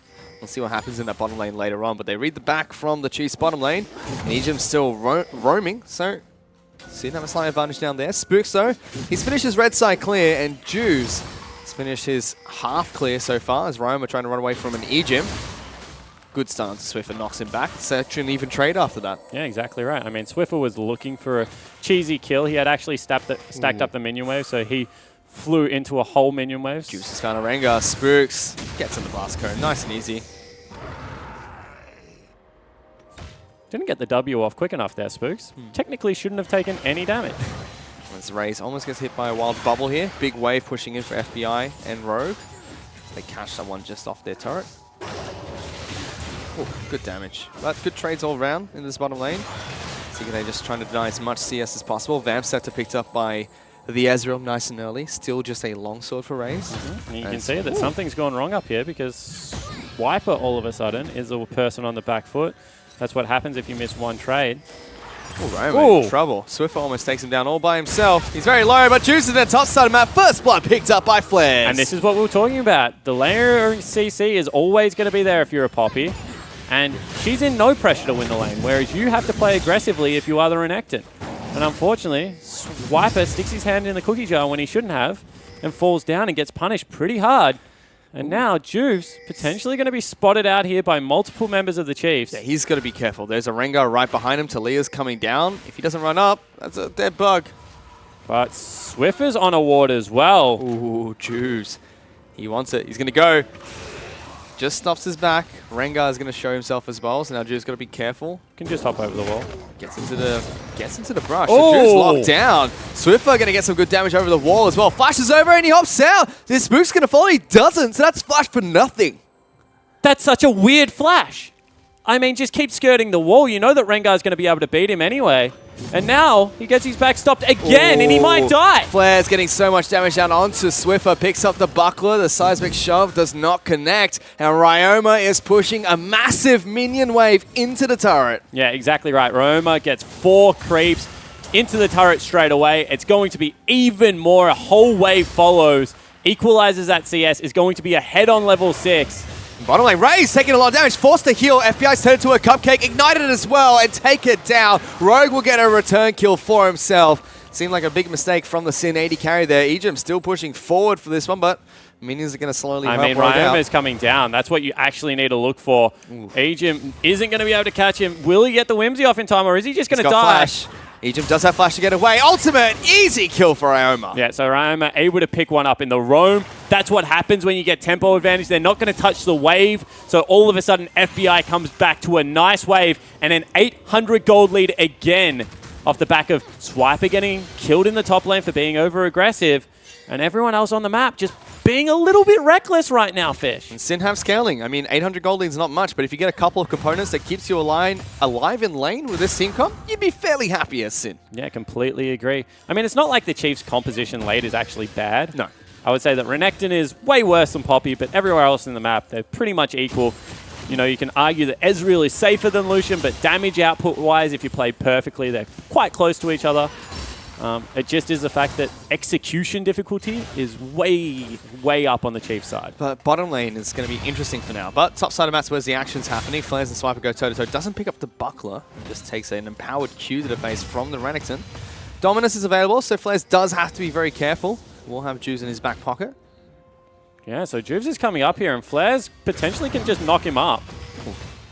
Flares more than happy to just trade with Swiper at the moment. Buckler used. There's a Dominus. Flash forward from Swiper, but Juves is here. The knockup and the damage with the slam. Is he going to get a kill for himself? Oh! He does. Juves will be able to get the return, but almost a double. Swiper nearly got the dice, which nearly would have been enough damage, honestly, Fish. You can see that Flares is actually pinging it out. Wants him to hold the wave. Oh, no, Not going to happen. Here comes Rengar and Talia, though, cutting off the exit path. Raze, sorry, FBI tries to clear the wave. They're going for a bubble play, though. FBI going forward. Spooks, he's going to die here. FBI tries to take him down, but not quite enough damage. The culling is going to pop, and Rogue will die to Swiffer. Really nice dive out of the Chiefs. No one fell from their side. And they're going to be able to pick up their first gold lead of the whole series, it feels like, Fish. Still some chip damage going down in mid lane, but Swiper being able to 2v1 and trade on the Renekton, as well as a really good heads-up roam out of the mid lane, out of the jungler of the Chiefs. I feel like FBI and Rogue could have got so much more here, though. No exhaust use, Flash and FBI still available, and they went out of their turret to do that. I mean, really, Spook still had Flash. Heal was still available out of the Talia, so I don't really know if they could have got more. As soon as you start burning summoner spells, they start burning summoner spells. But do take your point that they did really slow play that one. They just went for a quick trade to see if they could get anything for themselves. Problems for Swiper here is that because of the kill and the assist that went across nice and early onto Flares, is he's just super tanky. And Swiper's had to mirror some of that with the Tabby instead of being able to go, straight for the cleaver and all that armor shred. Yep. So not really having the best lane anymore. He still can be aggressive against Flares. Flares does have mana. He's not running on resourceless at the moment. Good damage coming out from Renekton still. But that was just Flares misplaying. I mean, we talk about it a lot, but if Flares gets the W up early then, he takes actually 0 damage for that trade. Yep. And then is able to dance away with a free buckler. So, sure, definitely can see where you're coming from. Oh, Swiffer. Yeah, Swiffer actually putting on the blue suede shoe there. Dodges some stuff out and knocks up the Syndra. Juice is looking to see if he can take down a pink ward, but good pressure from the Chiefs mid laner stops that. Bottom side of the map, Cutlass has been picked up by Raze, but FBI still has a tier to his name. Yep. So stacking that one up nicely.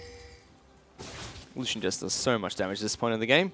Juice will be spotted out by that ward just before it expires, and he doesn't see it expire himself, and Spooks is just waiting in mid lane. Yeah, but they know he's there. I mean, when Swiffer's playing that far up, you can pretty much guarantee that he has a cat in his back pocket. So they're not really going to be all that worried about it. They're just instead going to let him waste a little bit of time. Potentially same play available bottom lane, but teleport is up this time. Juice is waiting in the wings as well, so Spooks face checks there. Quite a bit of damage will come out from that Renekton. Yeah, he had Ejim with him as well, though, so it wasn't all that much of a worry of being able to face check. The other thing that we have to point out is we talk about it a lot with Shen, but it's going to be the same with Poppy. If you teleport away from this turret right now, you lose a creep wave because Renekton's going to be able to push it by the time you're down. They're looking for it. Juice, gonna get caught out. There's a tidal wave. Swiffer gonna take so much damage. Flashes away from the bubble. Can he get over this wall? He can't. Juice will pick up a nice kill. Such a big reaction play from Sin. They do have a burn teleport. Raze gets hit. Gonna get hit, locked up, ultimate thrown out. True Shot Barrage does not connect. He has flash available, now uses a big knockup from Ejim, saves Raze from being slammed into a wall. Ejim just saved that whole thing from being a complete disaster because otherwise they lose first turret. Raze now has the culling available. He lives so they can't push in. Instead they're going to be able to pick up a dragon, but it potentially is going to be a dragon for a top lane turret or at least a lot of farm over onto Swiper. Yeah, Swiper will get I don't think that should have been a completed teleport again. I'm going to say that Flair's couple of games in a row, teleports have been really poor. And I feel like if he was going for a teleport play there, get it behind the minion wave. Juice had that one covered. Yep. And Swiffer flashed into the wall. I mean, Flair saw it before the complete had happened. There's no way else that Swiffer can get out of that bad situation that he put himself in. So, yeah, just a little bit bizarre. Good news story is Flares does save top lane turret, but he's 30 CS behind Swiper at the moment. And he should only be like 10. He lost a massive creep wave that Swiper was stacking up. All of a sudden, if Swiper wants to be a real jerk, he can teleport back top and continue to put the screws in. Probably won't because Flares is already running decreased summoner spell cooldown. The good news story for Flares is if he can continue to push out Swiper, he can still stop him from teleporting. Poppy does have a big range with that ultimate, and the wall slam helps out too. Yeah, you just can't ever get the push against Renekton. Poppy has some good matchups as far as bruisers goes. Like, for example, Fiora, Poppy's got a really good matchup into. But you can see Spooks being chased out a little bit here.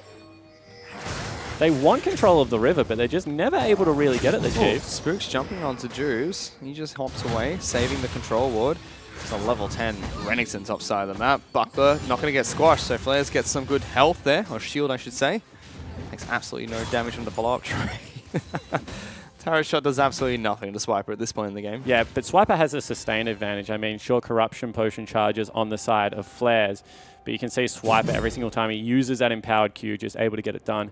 Juve's just trying to give some form of vision. All of a sudden, Swiffer in big trouble. Oh, Ryoma! Oh, he still gets it. With what? His second solo kill of the game. What hit Swiffer then, though?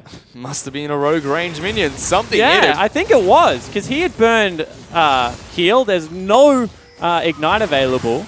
And Swiffer still fell down. This is why you generally do take... Oh, good collapse coming out. Lucian's here. Yep, Roman and Juice trying to get this Renekton's turret. here as well. Do they suicide first? So they get the first turret of the game, which is big. Swiping out trouble. G-Chip, though, popped by Ryoma. Spooks in some trouble. Here comes the Poppy down here. It's a 2-for-1 trade. That's in Sid's favor, and it's going south as Razor's been taken down, and FBI gets the double kill.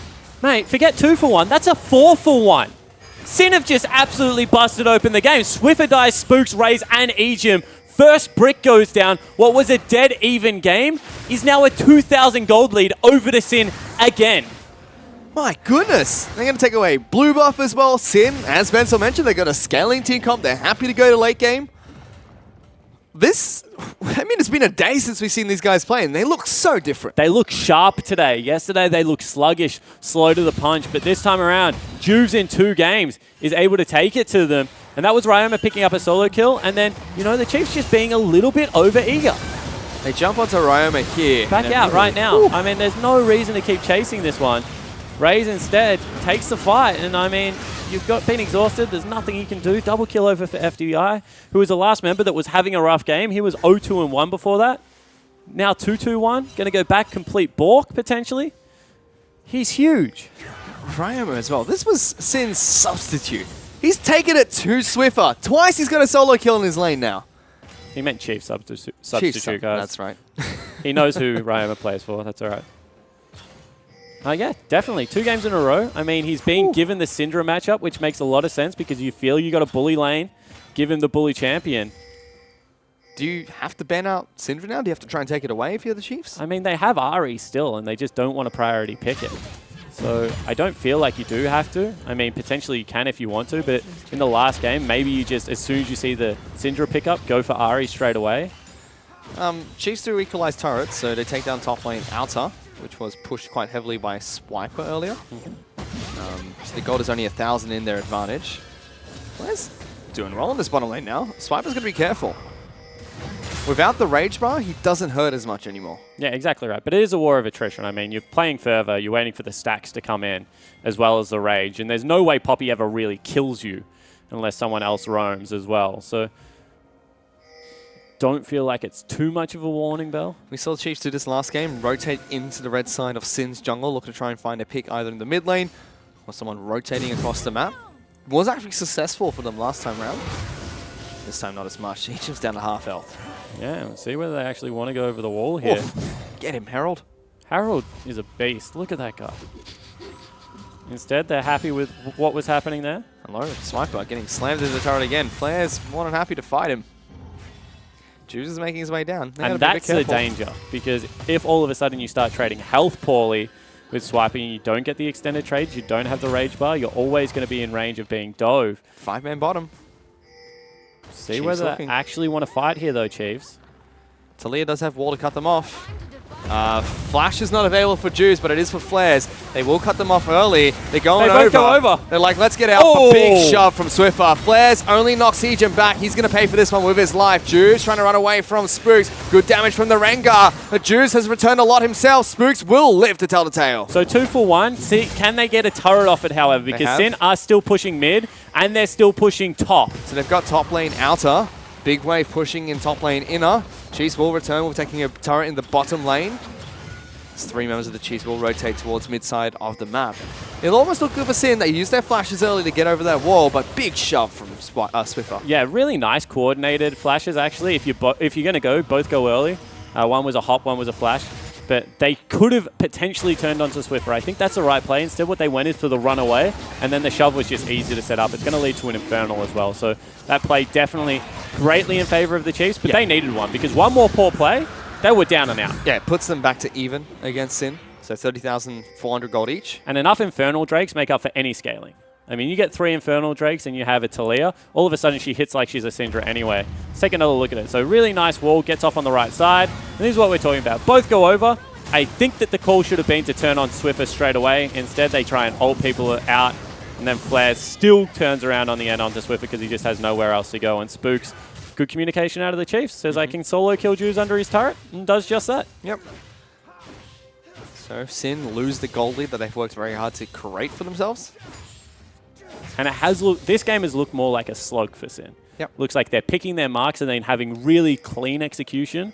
The Chiefs look like they definitely want to play more of a macro-heavy style game where they're setting up their wards before they go for play. Although this time around, you can see that the inside track is available for Sin as they're pushing into this bottom turret. They're just so petrified of Ryoma. Yeah. Jews will get slowed down by that boulder strike, but he's able to get out nice and easy. FBI and Rogue pushing down this bottom lane turret. Swiper trying to jump in. Get some good damage with the FDI, but gets poked out himself. Rengar is coming down, but Jews is waiting in the wings in case something goes south for Sin, and there is a teleport available for Flares. Exactly right. So that's why they've got Swiffer up there. He can actually push in much better than what Swiper can at the moment, and can stop the teleport with ease. So this is turret for Sin. Yeah, I don't think they can stop this. No, there's no way. This is going to fall. FBI doing what he can. Swiper looking like he wanted to be a little bit aggressive, but can't. Flares, meanwhile, trying to deal with Swiffer.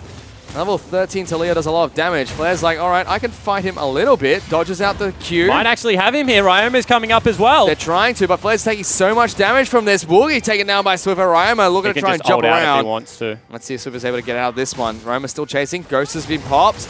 The seismic shot doesn't come out. Ultimate coming out from Ryoma. That is lights out for Swiffer. That needed to be a flash from Swiffer and not a heal. I mean, there's no reason to hold flash in that situation. Just dodge the stun. I think even before that as well, potentially could have just hopped on the wall and got the heck out of dodge. So instead it's a 1-for-1 and a turret for Sin, who come up pretty big in that trade. And this mid lane is really starting to hurt Chiefs because they just cannot break through that mid lane outer. No, they can't. That's the gold lead right now. That turret right there on your screen that's incredibly healthy. They're going to sit FBI and Rogue in this mid lane as well. Just make sure it's constantly shoved out. Ezreal has a really good time doing just that. He's already got his Blade Ruin King and Manamune. Now looking for the Trinity Force to be completed. Blade Ruin King is just such a popular item since its changes. Yeah, it certainly is. I mean, it just is so much better as a first item because of the AD it gives you as opposed to attack speed. I mean, we talked about it so much. AD carries just benefits so much from the change because no longer does it feel bad to build that and another attack speed item so early in the game.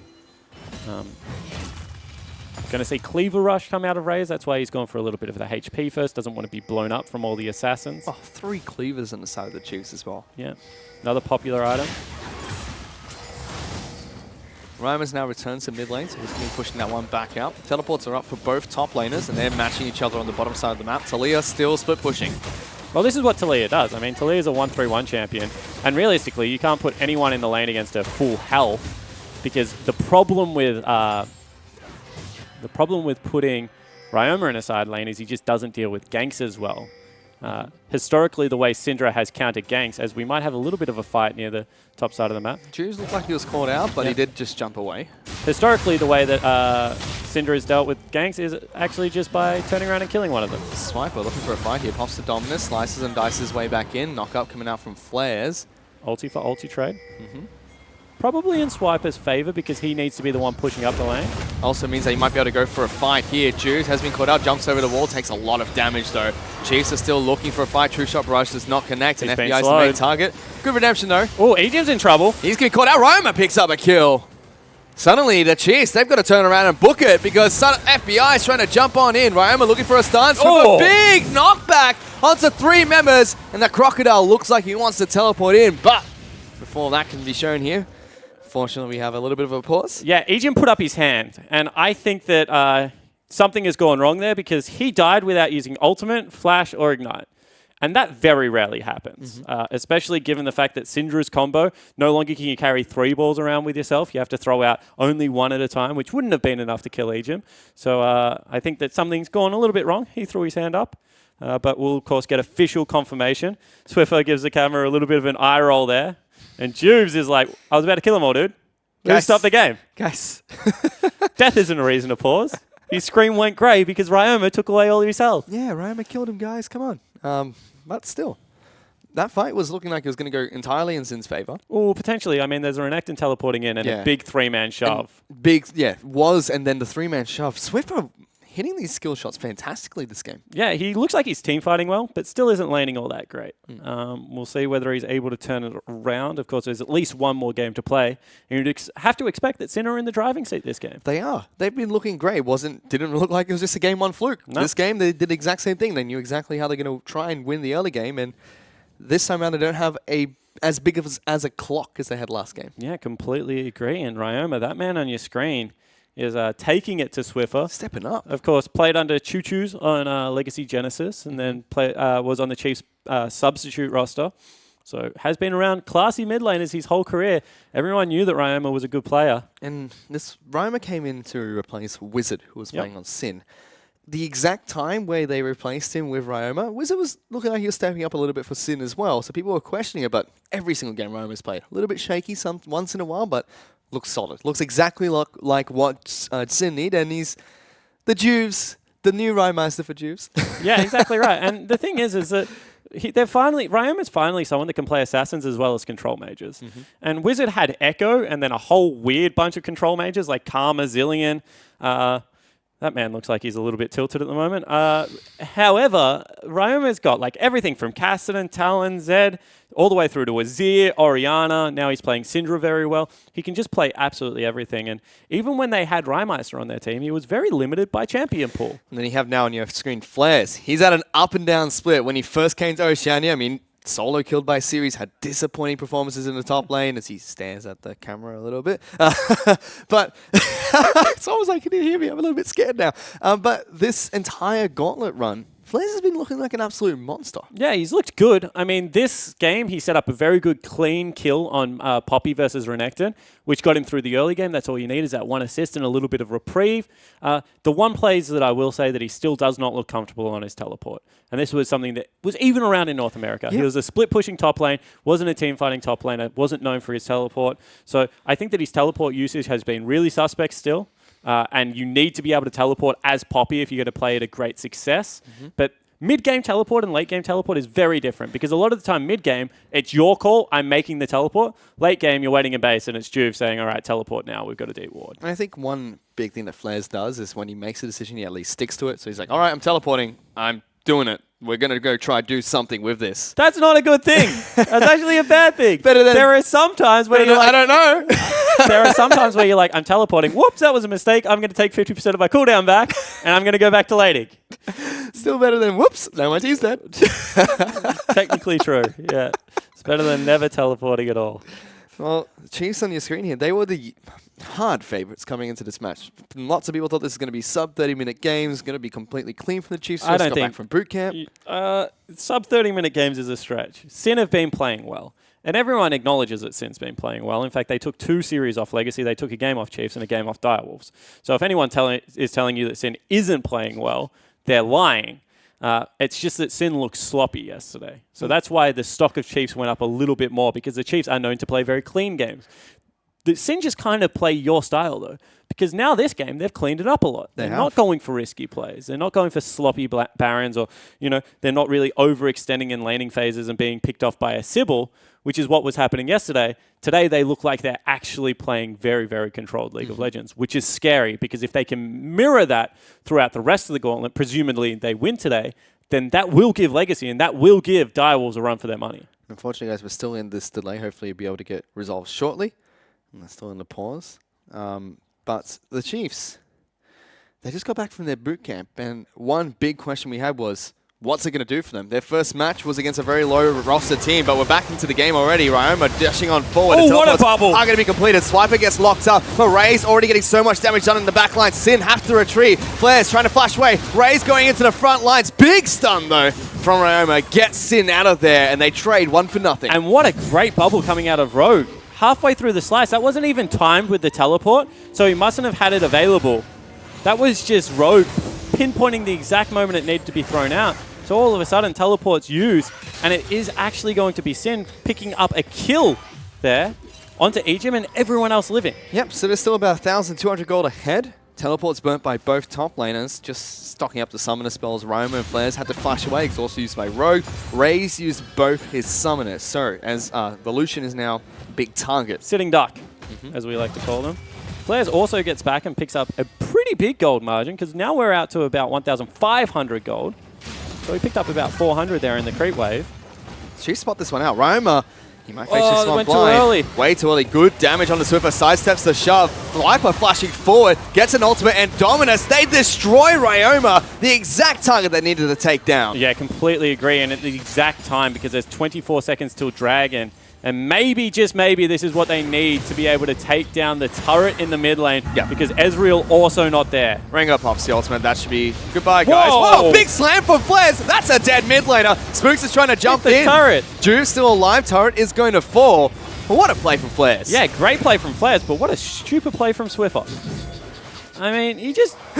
he made a wall next to a Poppy. I don't know what else to tell you, dude. Are they still going for this one? Flares has been locked down. The Black Cleaver stacks are going up. Ejim is dead. Big knock up onto Spooks, but Raze is still very healthy. Swiper in trouble. Juves gets that kill. FBI's going forward. The culling is pop onto FBI, but everyone's on top of him, and they'll be able to take him down as well. 4 members of the Chiefs are now dead. They're calling Baron. It's not even going to be a Dragon call. In fact, Spooks can have it if he wants. They want to get to Baron. That is going to be Baron. Bladed Ruin King Ezreal. It's a Kha'Zix. Spooks is trying to take it himself. Scuttlecrab taking his fruit away. That's all they're going to get. Baron for an Infernal Dragon. Yeah, so at 24 minutes into the game, again, Sin just ripped this one wide open off an over-aggressive move from Swiffer. I mean, the Infernal is nice. As far as trading anything for a Baron goes, Infernal's probably the best you're going to go. However, Baron plus 4 kills for what was it, 2 in the end? I think, yeah, 2 or 1. Well, Ryoma died and then Flares died. So 2. Yeah, that's just not worth. Sin have accelerated this game. 3,000 gold up, Baron buff available. All the inner turrets are left up to take as well. Teleport's still not up for Swiper and Flares, so split pushing a little bit more difficult. But with Baron buff, just makes everything easy. Exactly. He's going to go back to base and buy some items as well. Yeah, probably has his Spirit Visage at this stage of the game. Just saw how much magic damage you was taking in that last team fight. Nope. Nope. Need more magic resistance. Yeah. Do not want to die again. In saying that, we also saw what a mid-game Renekton does. Jumped onto Ryoma and deleted him off the map. So until Ryoma's flash is back available, that is going to be a very scary prospect for him. He does have some breathing room. That Swipers is down as well. It seems like they're going to prioritize top side of the map. Flares is now split pushing up there. Last Whisper even being picked up by Juves. Yeah, he's an out-and-out assassin at this stage of the game. 5-1 and 4. There's no armor on the other team, just tabbies.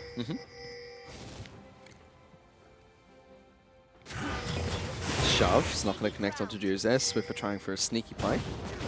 But they have given up mid lane turret. That's going to fall. Swiper's going to get stunned up as well, take some damage from Ryoma. And they're pushing for Inhibitor. This gives Flares and Juves some time to push top side of the map by themselves. So it should be another inner turret falling, increasing the gold lead. It's already 4,000 in Sin's favor. This should make it just under 5. Yeah, exactly right. And they're playing this one nicely. They're actually chipping down the free objectives and then walking away from any kind of fight. And then they're just bouncing one wave after the other. All of a sudden, they're caught out of position again, the Chiefs. And that's 50% of the damage done. If one of those stuns hits Ejim, he's dead. And it does. Doesn't decide to go in, but still. You could see he wanted it. It is a scary thing, the Ryoma they're facing off against right now. Flares still split pushing top side of map, very healthy against Swiper. And that turret hasn't taken any damage. Swiper should be just fine dealing with that, but Baron buff minion wave after minion wave.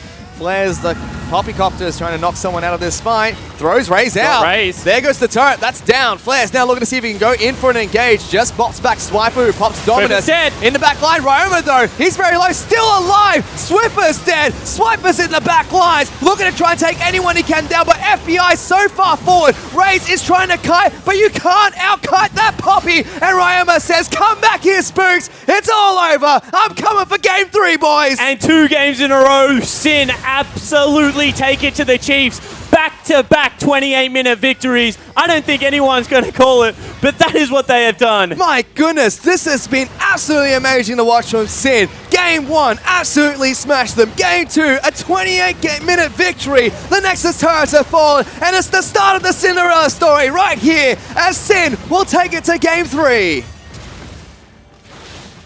I mean, what a surprise victory. They will eventually take down the Nexus, but that looked like it was 50-50 back and forward.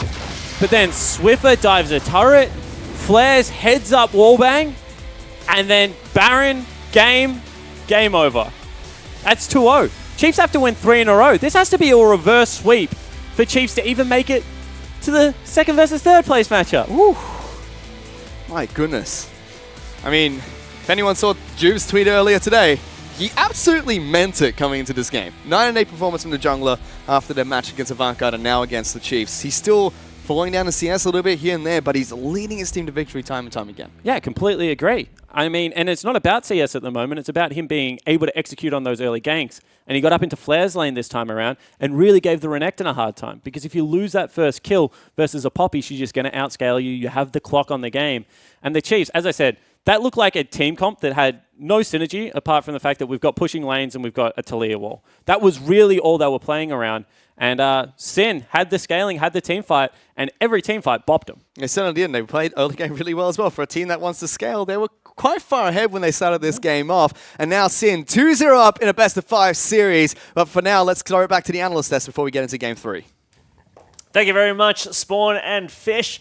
Well, here we have it. Sin are now up 2-0 in this best-of-5 series against the Chiefs. And to give this some context, gentlemen, as we go, and I want to talk to you, like the Chiefs, in my understanding, have not lost a best-of-5 series in Oceania in a very long time. Like it would be maybe ever potentially. I think it's maybe they lost one when they were the old Avant-Garde. So since August 2014, these guys have not lost a best-of-5 series, right? And the whole split we're talking about, look, is there a top 3 of Direwolves, Chiefs, Legacy, or is it a top 4 which might include Sin? Because Sin have taken out Legacy. Yeah. I mean, they are knocking on the door, and maybe is there a top 3 of without the Chiefs? I mean, Sin instead? Yeah. So look, give me your initial thoughts, Jake, because, I mean, we're watching this, and you seem very pained after game 1, but after game 2, I mean, it just seems like they're doing it again. It gets worse. They're just not playing to their comp. They have a really strong top laner, really strong bot lane, and Swiffer's just dying. He doesn't even get a chance to really impact them with his ult when it's an even game. And this is shocking to me because Swiffer is a Twisted Fate player. Some of the biggest Chiefs wins in history have come from his Twisted Fate. And Talia is the same kind of champion. She hops on that ice wall or rock wall, depending on what skin you're using, rides it all the way down to bot lane and or ruins into a your turret day. to die. Yeah, exactly. And you're in bot lane like, well, I just, where's the help, you know? Where's the help at? There is no help because it's Talia and she just ran at you. Yeah. It comes down to Roma just stopping him. That's the big thing. Roma went into that game, he had a lane bully, was able to pick it up with Syndra and really just kept Swiffer under control. There were some moments there where he actually managed to escape, I guess you could say, the grasps of Ryoma. But in the end, just too far ahead for Sin. So when you look at this Syndra then, I mean, obviously, the Sin are picking it so much. They're putting a lot of priority onto it because well, are they saying, look, we know that Swiffer is kind of a strong point for the Chiefs, so we need to pick a lane bully in order to kind of like shut him down. Is that what's happening, Jake? I mean, generally, Swiffer has always been the strong point. If they get the wins, it's off Swiffer. But Sin are just blind picking this Syndra, and it's just... They don't have an answer for it. All right, well, let's look at the draft because there's a lot of interesting things going on in here, Mendrix. Not just the fact that they banned out Thresh after that first game, because we all thought, look, ban the Thresh, Chiefs can win. So what else is happening here? Well, the big thing is Chiefs completely changed up what they were going for because they did have a lot of lane priority in that top lane. Every time you get Renekton, the idea is you need to win that lane. Same thing goes with when it comes down to the idea of Syndra. Syndra needs to win that lane. What happened there was this complete swap around. Poppy ended up doing really well in that lane with the help of Juves, and in the end they shut down the Renekton, and that sort of just put a massive hamper on what was going to happen for their game plan. Alex, talk to me about the Lucian pick for Raze, because I felt like he was struggling a lot during that game. Didn't get a lot of kills. I think he might have been 0-4-3 at some point during the game. Like, how does the Lucian into Ezreal matchup work? Well, Lucian should dominate Ezreal in lane, especially early. Ezreal has no response to the Piercing Light, which just shoves the lane in. And you could see there was a point in the game after Swiffer and Spooks had paid a little visit to bot lane, gotten 2 kills out of it, where Raze was absolutely styling on FBI. And they could have kept up that lane pressure, and instead they chose to abandon it, which is what really baffles me. So it really comes down to the fact that in the end, I mean, he ended up on 0-4-6. So he wasn't really doing anything around that map, and he should have at least popped off a little bit in that bot lane, because that was some lane priority given to him there as well. So, Jake, going back to the mid lane, because that's what we were talking about before, Swiffer trying to pick this Talia into Syndra. I mean, how is that supposed to work, and why wasn't it happening? Okay, so I think it can either go 2 ways. Talia can set up ganks pretty easily with her seismic shove. So Chiefs, they either need to communicate. He needs to communicate better with Spooks to get the advantage mid lane, whether it's a kill or just wave control to try and take an early mid turret, or he just needs to like sack a wave or 2 and just look to go to one of his strong side lanes. I mean, is this something they're getting out of their NA bootcamp, though? Because I think we've seen a lot of people trying to play Talia in OS, but there has not been a lot of win rates happening, you know? Yeah, I definitely think they're trying too hard to play compositional stuff, and they're just ignoring strong picks. One of the things I also think it comes down to is, like you said, is a bit of that compositional play that they wanted to go for. But Swiffer had a really hard time towards that early game. I mean, he was getting bullied out from Roma firstly. Then afterwards, there was that point in time when they were trying to make a play onto Juves. He manages to juke them, forces out a flash, and then when he's like, all right, fine, I'll cut my losses, I'll try to back. Flair stops him from backing. And after that point, he's sort of 2 waves behind, and he's just stuck in a bad situation. Yeah. So one more thing, sorry. It also, I guess you can bring it back to the jungle matchup. They keep picking this Rengar into Kha'Zix, and it doesn't seem to be working. Juves keeps getting really good early ganks off, early pressure, and Spooks is obviously like stuck waiting for his level 6, and it's not working at the moment. Alex? Yeah, I think the Swiffer and Spooks partnership, which I mentioned at the start of the broadcast, they've been together for so long. They know what advantages they can create. Why is Spooks allowing Juves to walk over him? He's better than that. He knows he's better than that, but he's picking this disadvantageous matchup early game. All right, well, let's compare Game 2 to Game 1, because Game 1, Sin led early, and they led for the entire game. But in Game 2, Chiefs were able to claw back some leads during the game, even though they were slight. And I want to talk about this tower dive in the bot lane, Mendrix, because I know for you, it was a kind of a distilling moment. It was a distilling moment. And what I want to talk about here is this is what Chiefs wanted to do the entire game. This is basically them using Talia to block off the retreats. They're able to then to execute on the tower dive. Sin don't really have a response in this situation because they're trying to put the pressure around the map. They've got a jungler back in base. And so Chiefs choose the right opportunity, great communication, and they come up with a net win. Problem is that Sin immediately become sort of wise to that move. They try to do it again, and they've got Juves waiting there in the brushes. Immediately kill Swiffer, and they don't seem to even try it again. It seems like they're afraid to try and commit to what their composition does. It's really the same thing as the Kennen and Rengar in Game 1, isn't it? The one that Jake was talking about before, where Sin played as if they were 10 to 15 seconds ahead. That comp, it just projects something, and that's fine. You can be really obvious with what you're trying to achieve. But if the other team switched on, then you have to rethink how you're going to approach it and how you're going to use that tool that's available to you. Now, the game eventually did fall in Sin's favour, and one of the kind of defining moments for me was this mid lane team fight where they were able to get a Baron from it, Mendrix. Absolutely right. And it's just them saying, you know, we are stronger at the moment as well. And this was typically off the idea that they've actually managed to kill Swiffer earlier before with that sort of synergy, I guess you could say, coming from flares, coming through from the wall that he was on top of before, and it just didn't end up working out for them here. They were just able to jump in towards that point. They found their opportunity in that mid lane. There were all the summoners down for Chiefs, and they saw that opportunity and just jumped on it. And FBI really was strong in that team fight, was able to hold on to his summoners as well, which then played a bigger role in the later team fights after they picked up that Baron.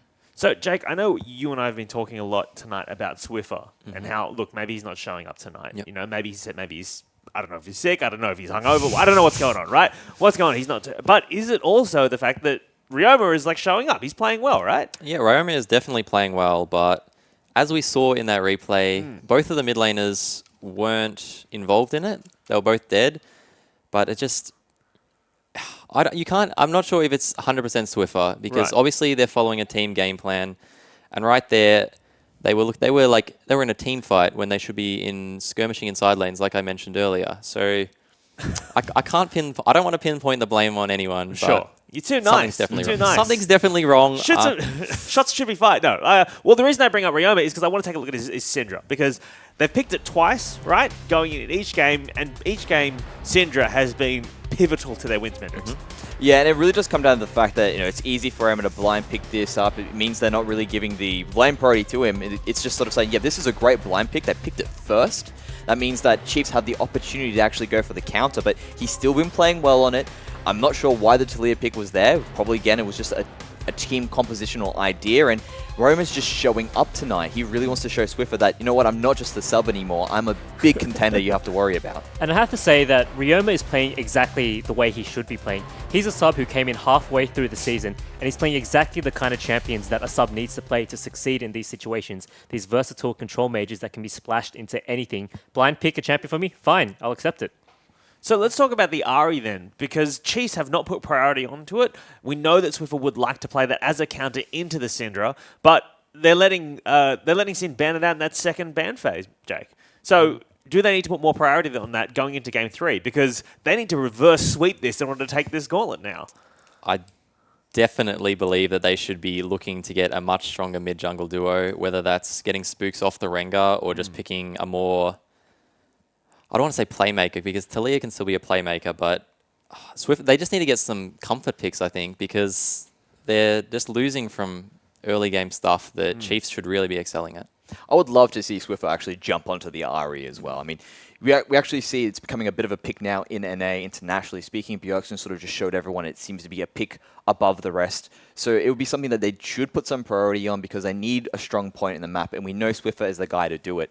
Giving him Taliyah just isn't going to be able to allow him to facilitate that, especially when it's going into a lane bully, and you sort of get that situation that happened in Game 2. Well, before we move on, I do want to talk about things that Sin were not doing well in that game. Because if this series is going to go to a fourth and maybe a fifth game, then Chiefs need to look where they can exploit. So what are some losses that Sin are taking out of that, Jake? Not a lot.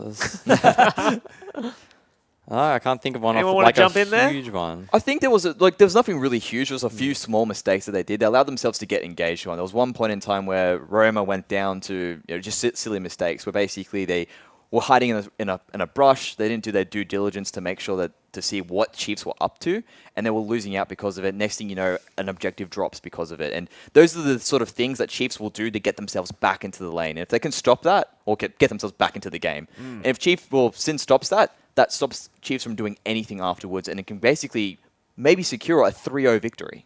Yeah, absolutely. And I think the one shiny spot for the Chiefs here, and if there's one weak spot of Sin you're looking to expose, it's been Flair's teleport timing.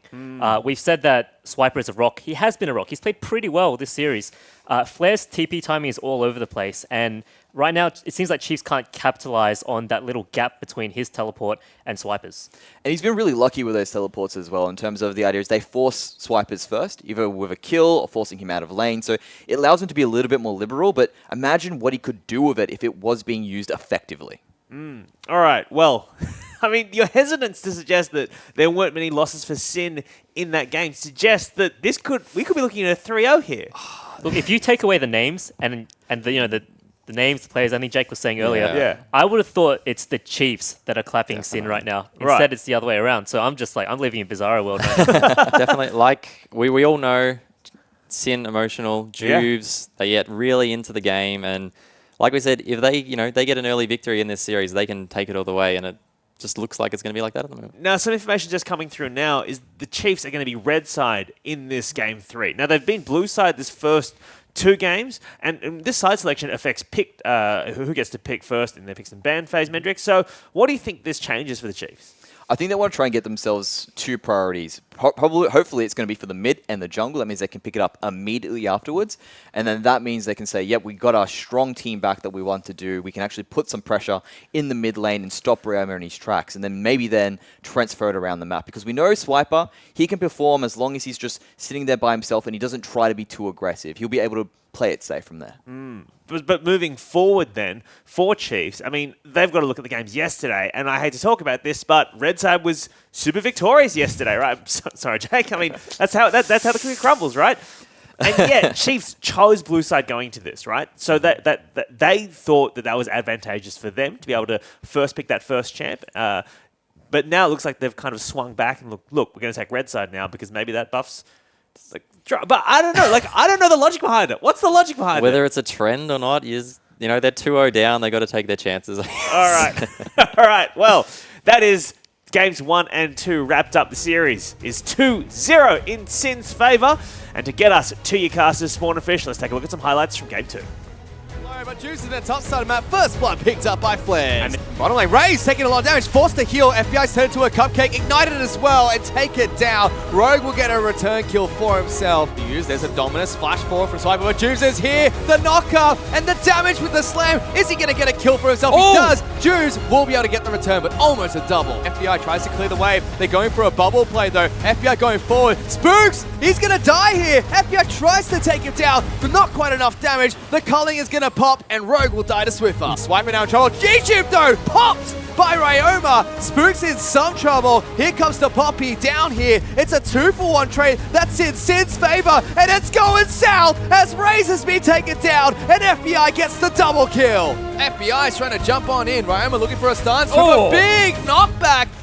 Goodbye, guys. Whoa, big slam from Flares. That's a dead mid laner. Spooks is trying to jump in. Turret. Juve's still alive. Turret is going to fall. Flares has been locked down. The Black Cleaver stacks are going up. Ejim is dead. Big knock up onto Spooks, but Razor is still very healthy. Swiper in trouble. Juves gets that kill. FBI's going forward. The culling is pop onto FBI, but everyone's on top of him, and they'll be able to take him down as well. 4 members of the Chiefs are now dead. In the back line, Ryoma though, he's very low, still alive. Swiffer's dead. Swiper's in the back lines, looking to try and take anyone he can down, but FBI so far forward. Raze is trying to kite, but you can't out-kite that Poppy, and Ryoma says, come back here, Spooks. It's all over. I'm coming for game 3, boys. And 2 games in a row, Sin absolutely take it to the Chiefs. Back-to-back 28-minute victories. I don't think anyone's going to call it, but that is what they have done. My goodness, this has been absolutely amazing to watch from Sin. Game 1, absolutely smashed them. Game 2, a 28-minute victory.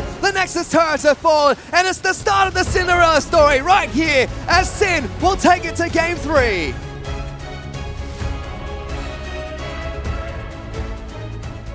Welcome back, ladies and gentlemen. We're about to get into Game 3 of the Chiefs taking on Sin, and Sin are currently 2-0 up in this best-of-5 series. And they're looking to do what no team in Oceania has ever done. Nope. And that is beat the Chiefs in a best-of-5. Chiefs lost a best-of-3 in summer versus Legacy, which was a very famous 2-1. Team Immunity lost a best-of-5 in winter when they fell down. But the Chiefs Esports Club, you know that team that's won every single OPL season so far, Fish? They've never lost a best-of-5, and they're about to get 3-0'd in a best-of-5. Potentially. I mean, Sin are going to try and do exactly that heading to this match. Sin, the 4th place team in the OPL. They were able to take down Avant-Garde in the first Gauntlet match, going to game number 5, and now trying to take it to the Chiefs nice and early to get into that match against Legacy tomorrow. Yeah, and forget top 3. I mean, Chiefs might not even be a top 5 team. You like that? Because, you know, AV, yeah, whatever. Anyway, yeah, Sin looked really sloppy yesterday. What are you throwing your hands in the air for? You do this all the time. Don't you try and give me any flack. Random drum noises. All right. You just did. Anyway, yeah, so... they look sloppy yesterday. I mean, when we go back and look at that footage, what we were talking about is the main reason AV lost was because of exactly that. AV lost. I mean, Series was playing over-aggressive in top lane. Sybil was going up there for ganks, giving away double kills. 2 of the victories that Sim were able to win yesterday, Flares walked out of the first 5 minutes of laning phase with 2 kills and buffs.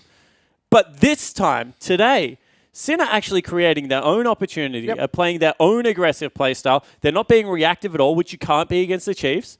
And it just looks like completely different League of Legends. Want to echo what Alex Menicio was saying. If you take off nameplates, there's no way that teams would be able to consistently pick the team because Sin have shown sparks of this in the past. They're a good team. Everyone knew that. It's just that when they're on their day, they are a great team. And it seems like it's since the day today. They're looking great coming into this match. They have some momentum built off of yesterday's games. And we are now going to get into Champions Select. It seems like Sin are going to be on blue side of the rift this time round. The Chiefs are going to take the red side. And I mean, something has to change because Chiefs have lost with lane bullies. They've lost with scaling. They've lost with Talia. They've lost with so many different things that you obviously knew that they were willing to pull out, but they haven't won with anything.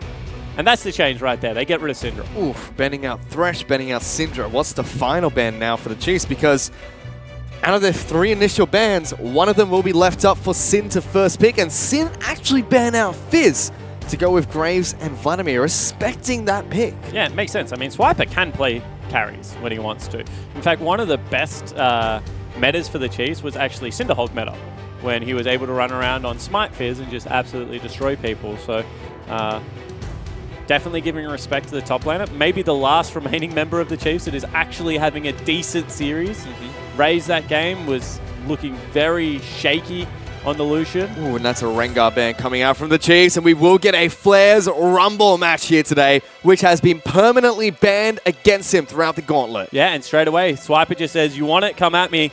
I'm locking in Renekton. We're going to go lane bully versus lane bully, and may the better top laner win. This is not protecting Swiper at all, by the way. They haven't thrown any bans towards Flares. My goodness, they're going to take away the Ashe as well, so FBI picks up that champion. And we're going to have to see what Sin are going to pick up next. Because, you know, Rogue, Zyra still left open. Still have the Ezreal available for FBI if he wants to pick that one up. Juice will be taking the Elise first here today. Yeah, so Zyra is definitely a possibility that they can go towards. I think more importantly, they need to try and secure Ryoma priority somewhere in the draft. So if they think it's now because too many mid laners are going to get banned away, if they think it's later, it's You're now. kidding. Wow, Talon's been locked in here for Ryoma. I mean, it makes a lot of sense. You've got so much magic damage on the top side of the map. Get yourself an assassin. Get yourself something that you can still play confidently with. They've got good 1-3-1. They've got good dueling potential. Swiffer nods at something, but if I'm Swiffer, that little bit of doubt's starting to creep into my head. I've been the best player in OS, according to the masses, for 5 years now, but Ryoma today has had his better. This is such a confident play from Sin as well. They're like, all right, normally junglers, AD carry, supports, picked up first, maybe a stable top laner like Shen. Nah, we're picking our solo lanes. Give me that Rumble. Give me that Talon. You want to pick a counter pick against me? Sure, I'll take you on any day. But they are playing a tankless comp, which has to be talked about. Elise is going to be the tankiest member on the team. Chiefs, presumably, are going towards Elise Sin pick here, maybe an Olaf if they really want to get cute. So they're going to have at least double Bruiser in their front line, but Sin are going to be very, very squishy. We'll have to see what the targeted bans are going to be from both these teams. So Zyra was a first ban from the Chiefs. Throughout this entire series, Jukes is actually being really vocal right now. It must have been talking about the Ivan, whether he felt like he could outpace him in the jungle or whether that was something they want to take away. So they ban out the Ivan. Kha'Zix still left up and available, and Lee Sin as well. Spooks has played both those champions. Karma, another targeted support towards Rogue. 3 bans out towards the Sin support. Lee Sin is the final ban. Do you go towards Kha'Zix here? Rek'Sai, Kha'Zix, Olaf. They're the 3 that he's got left. I actually think Rek'Sai or Olaf are better, and Orianna is a good pairing with it. Orianna picked up for Swiffer. This is a champion that Sin have had troubles dealing with this entire Gauntlet run, even in games where they've lost. So bottom lane is all that's remaining for Sin, picking in their order at the moment. They're flashing between Ezreal and Caitlyn, but Ezreal is picked up by FBI, and Nami's locked in for Rogue. Just kind of seems like Chiefs forgot about that champion. No, I think that they want to play against it. They don't want to play against kill threat. They want to play against a standard lane. Ashe has got long enough range to kind of poke people back. Chiefs have been playing range disadvantage a little bit in the laning phase. Not to say that's why they're dying. Gragas also available. Gragas picked up in the jungle for Spooks. So very nice front to back comp from Chiefs. That is the old school pick for Spooks. Good Lee Sin gets locked in for the man in the Chiefs jungle. See whether he goes with probably AP jungle item into pure tank, you would have to expect, although Cinderhulk does have some viability options. But one more time. If Sin start the right team fights, I'm talking about Tidal Wave into red carpet laid down from Rumble. You know, they've got some good pick. Ryoma flying around disrupting the backline. they'll win team fights. They just have way too much damage to not win team fights. If Spook flies into the back line with an Orianna ball and gets 1 or 2 people, Swiffer just blows them up. They are very, very squishy right now, Fish. And you said it yourself. When you're playing against Ash and you're a squishy comp, you need to play very clean League of Legends. Sin's been able to do it so far. I wouldn't have said they were able to do it yesterday, but today they seem to be able to do it. This game is going to be fought on so many fronts. It certainly is. And Chiefs have got a team composition they're comfortable with. It's very front to back, 2 very staple frontline tanks as well, with a control mage in the mid lane. This is a 2016 comp for the Chiefs. Like, they've just thrown meta out the window. They're like, give us Gragas, give us a little bit of support utility. Like, we'll just stall it out. We're going to play our silly macro games, and we're going to try and eke an advantage. So far, they haven't just been able to lane. It's the closest they've come to losing a best of 5 ever. So might as well go back to where they were undefeated in 2016, pick up a comp from there. Maybe they won't lose with that one. Exactly right. And remember, guys, Chiefs have been around since the end of 2014. They didn't make the final yet there. So technically they would have lost a tournament, but they've never lost a domestic best of 5. And that's got to be playing on their minds. I mean, Sin, they're a team of rookies. And there's nothing more frustrating than a group of rookies that have their backup because they just play like they cannot lose. Chiefs are the veterans. They're worried. Yeah, Sin look like they're playing like they can't lose. Can Chiefs topple that? They have to in this game to take it to game 4. And even then, it's still an uphill battle because Sin, they've got 3 games in their back pocket right now to play against the Chiefs. Exactly right. I mean, the Chiefs right now, first step is you're fighting to not get 3-0'd and embarrassed. After that, if you win this game, then you worry about taking the rest of the series. Because realistically, Sin, they can send us home by 8 o'clock. Like, that's a 3-hour best of 5. Thank you very much. Done and dusted. Go eat your dinner, Jake. And they've shown all their cards already. Sin are like, we've used everything we can to pick up 2 games. Now you have to show us something. Gives them that scouting advantage going into games 4 and 5 if they drop this one. All right, so funny thing about Swiper, superstitious man, if he loses on a skin, he won't pick it up again. So he did have the blade redacted out. Now he's got good old Myron skin up there at the top 8, I believe it is. I'm disappointed. We never see the Outback Croc. Yeah, we definitely don't. I play it, actually. That's my Renekton skin. Only Renekton skin I will ever use. It is the best. Yeah, just a touch of superstition out of the Chiefs top laner coming in. That skin's for losers, he says. Give me the winner's skin. Where's that winner's skin? Oh, hopefully he doesn't play a champion with very little skins. Ooh, not gonna be good. That's a great trade for FBI. Oh! Threads the needle as well, just behind Lulu, hits the Mystic shot. And he hasn't even, it's not like he's running with Warlords. He's running with Fervor because he's going to be a Bork user. Rogue and FBI have really stepped up. They certainly have. I mean, I didn't think that they were going to be able to win this duo lane outright. I mean, when the OPL started, you look at the bottom lane duos, like, wow, Direwolves look great. They've got King and Destiny. Raze and Ejim, always really strong mechanical players. Cupcake and Lost are monsters.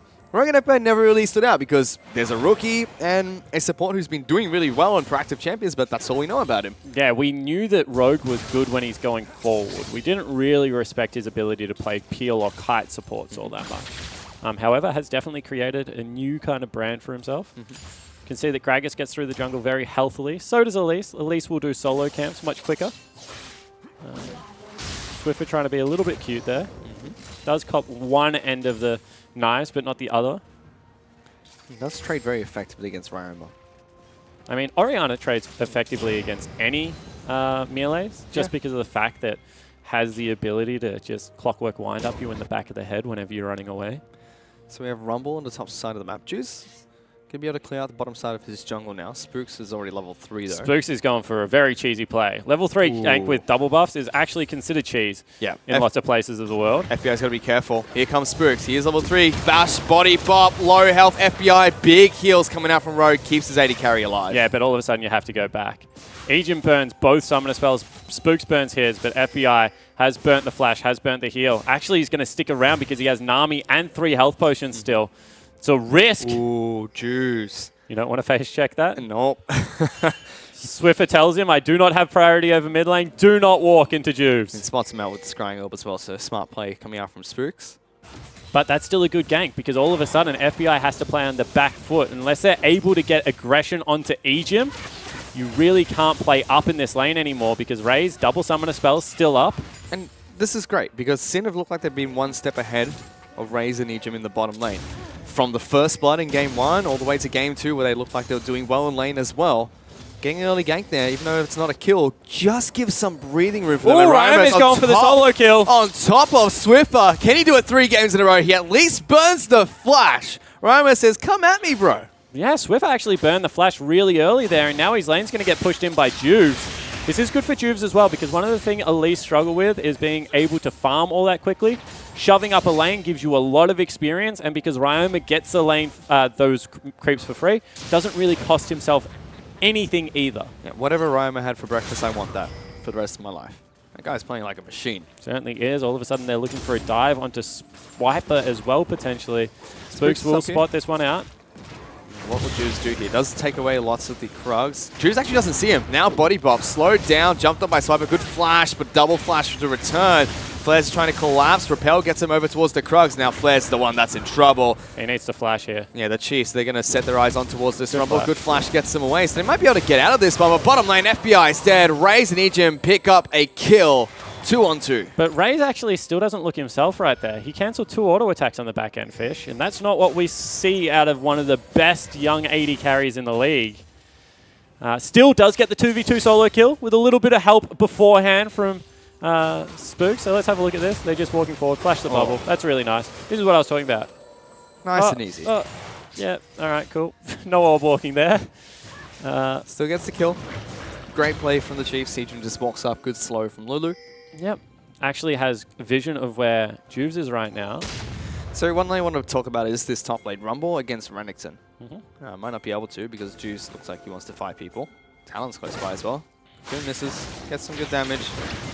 Juves wants to go. But yeah, Rumble against Renekton. Even in the LSK, they're talking about how Rumble, you know, he has his counter matchups. Renekton's meant to be one of them. But he's just so strong. Yeah. It just doesn't seem like he has any. Yeah, I agree with that. The way that you want to play Renekton into it is a really bad way to play Renekton as well, is like Cal first. So you can't really go Hex Drinker because then you're looking at triple offensive items. You can see Ryoma actually heading top lane. Flames are going to stop his recall here. Yeah. Wow, that's a lot of CS being denied against Swiper. I mean, he does have teleport to get back into lane if he wants. Ryoma's actually got out Oh Spooks. my goodness, Spooks getting absolutely bopped here by the Talon. I mean, does get out. So one of the things as Talon is you need to make your ultimates work early. So he gets Ignite as well as ulti out of Talon. So that gives a big reprieve for Swiffer, who does not have his flash at the moment, to not really be solo killed. I mean, Talon does a lot of consistent damage. If he chases you down, it's going to hurt a lot. But you should probably die if that's the case. Swiffer just checking camps right now. Maybe thought that he could act as if he's cheating bottom lane and scare away any form of all-in. Juves is waiting. Juves is here. That's one way to be able to pick up a couple of kills. No flash available for Swiffer. Locks him down. Jump over from Roma. Shockwave will lock both of them down. Use the barrier as well. Just adding insult to injury. You lose a summoner, but Rogue, he's in trouble bottom lane. No summoners available for them. Does have heal. Good poke coming out from FBI. Ignite has been ticking. Is he going to live? It's tick-tock, tick-tock, and he will survive. Exactly right. So really nice use of the potion there. It was Ignite and heal expended for heal and flash. But the scary thing is as soon as the arrow becomes available now, you know who they're shooting it at. It's definitely going to be Rogue, but Ryoma again in the mid lane. With the help of Juves this time, is able to pick up a kill. So Dave and Sin have a slight gold advantage, but bottom lane this time for Chiefs is where it's happening. Juves wants in. They've actually teleported as well. No flashes available for Raze and Ejim, so Raze is dead. FBI gets that kill and they cancel it. Flares cancels this teleport. Yeah, really nicely done out of Flares, and you can see that they're actually not willing to sack top either. So Swiper's gone back and picked himself up a Phage, even though he's so far behind. And that's the criticism we're giving Flare. You know, everything looks great for him, but he's teleporting places he shouldn't be. Yep. So he just did that right there. That's great to see. Exactly right. And he's 15 CS up still, even though he was the one receiving the gank. Spooks has wasted so much time on the bottom side of the jungle here. Spooks is behind Juves. Let's spot him out. He started this red buff. This is going to be a surprise. Uh-oh. Santa Gragas is here to give you some presents, Mr. Spider. I don't think you're going to like him. Oh no! Flash in! Throws out the barrels.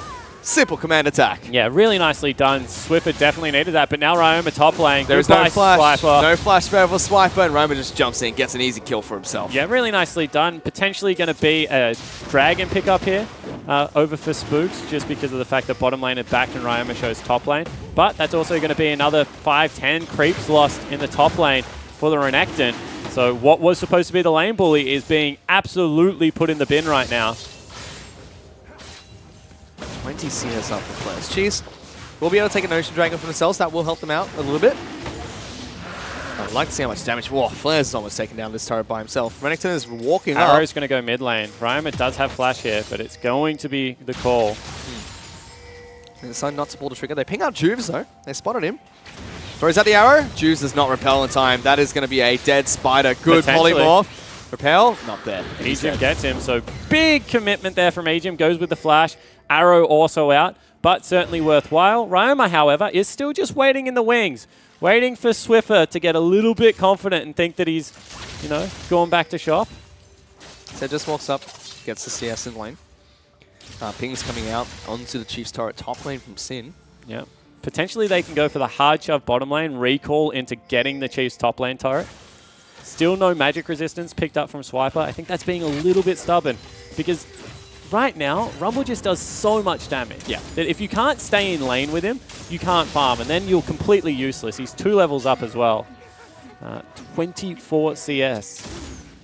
And is he the last bastion of hope? I mean, Swiper looks like he's crumbling. Ryoma going aggressive mid lane again.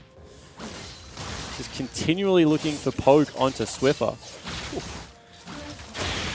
Talent looks a lot different in this match than it did yesterday against Avant-Garde. And blue buff will be donated to Ryoma as well. That's going to help him out so much. Blast Cone, just get back to lane quicker. He can go over the wall here if he wants to onto Swiffer. Decides not to. Ray's in a bit of trouble though. Bubble connects. FBI with a true shot barrage clips him. So does the tidal wave. He's forced to flash away. That's a flash forward. Wild Growth and Ignite being burnt. Good polymorph from Ejim is going to lock down FBI, but good trades in the bottom lane. Fantastic trades. I mean, especially when you're behind. Ryoma now is dashing down there. Oh, they got to be careful. Can't back near a wall. He's got to get over this side. Gets over there to teleport as well. Raze, he's going to get back, but Egypt's not. Is the teleport getting cancelled? Yes, it is. Yeah, he cancelled another teleport. So that's twice teleport, twice cancelled, and you can see that Sin starting to get their back up again, making aggressive plays. They're going on to Swiffer now. He needs to respect this. Ryma's going to show up, but not able to get these stuns down coming out from them. Blaze cancelled his teleport twice this lane. It's kind of helped him out a bit. He's now 30 CS up against Swiper. Exactly right. Those were 2 good teleports, though, because if they had gone back to really try and extend where they were...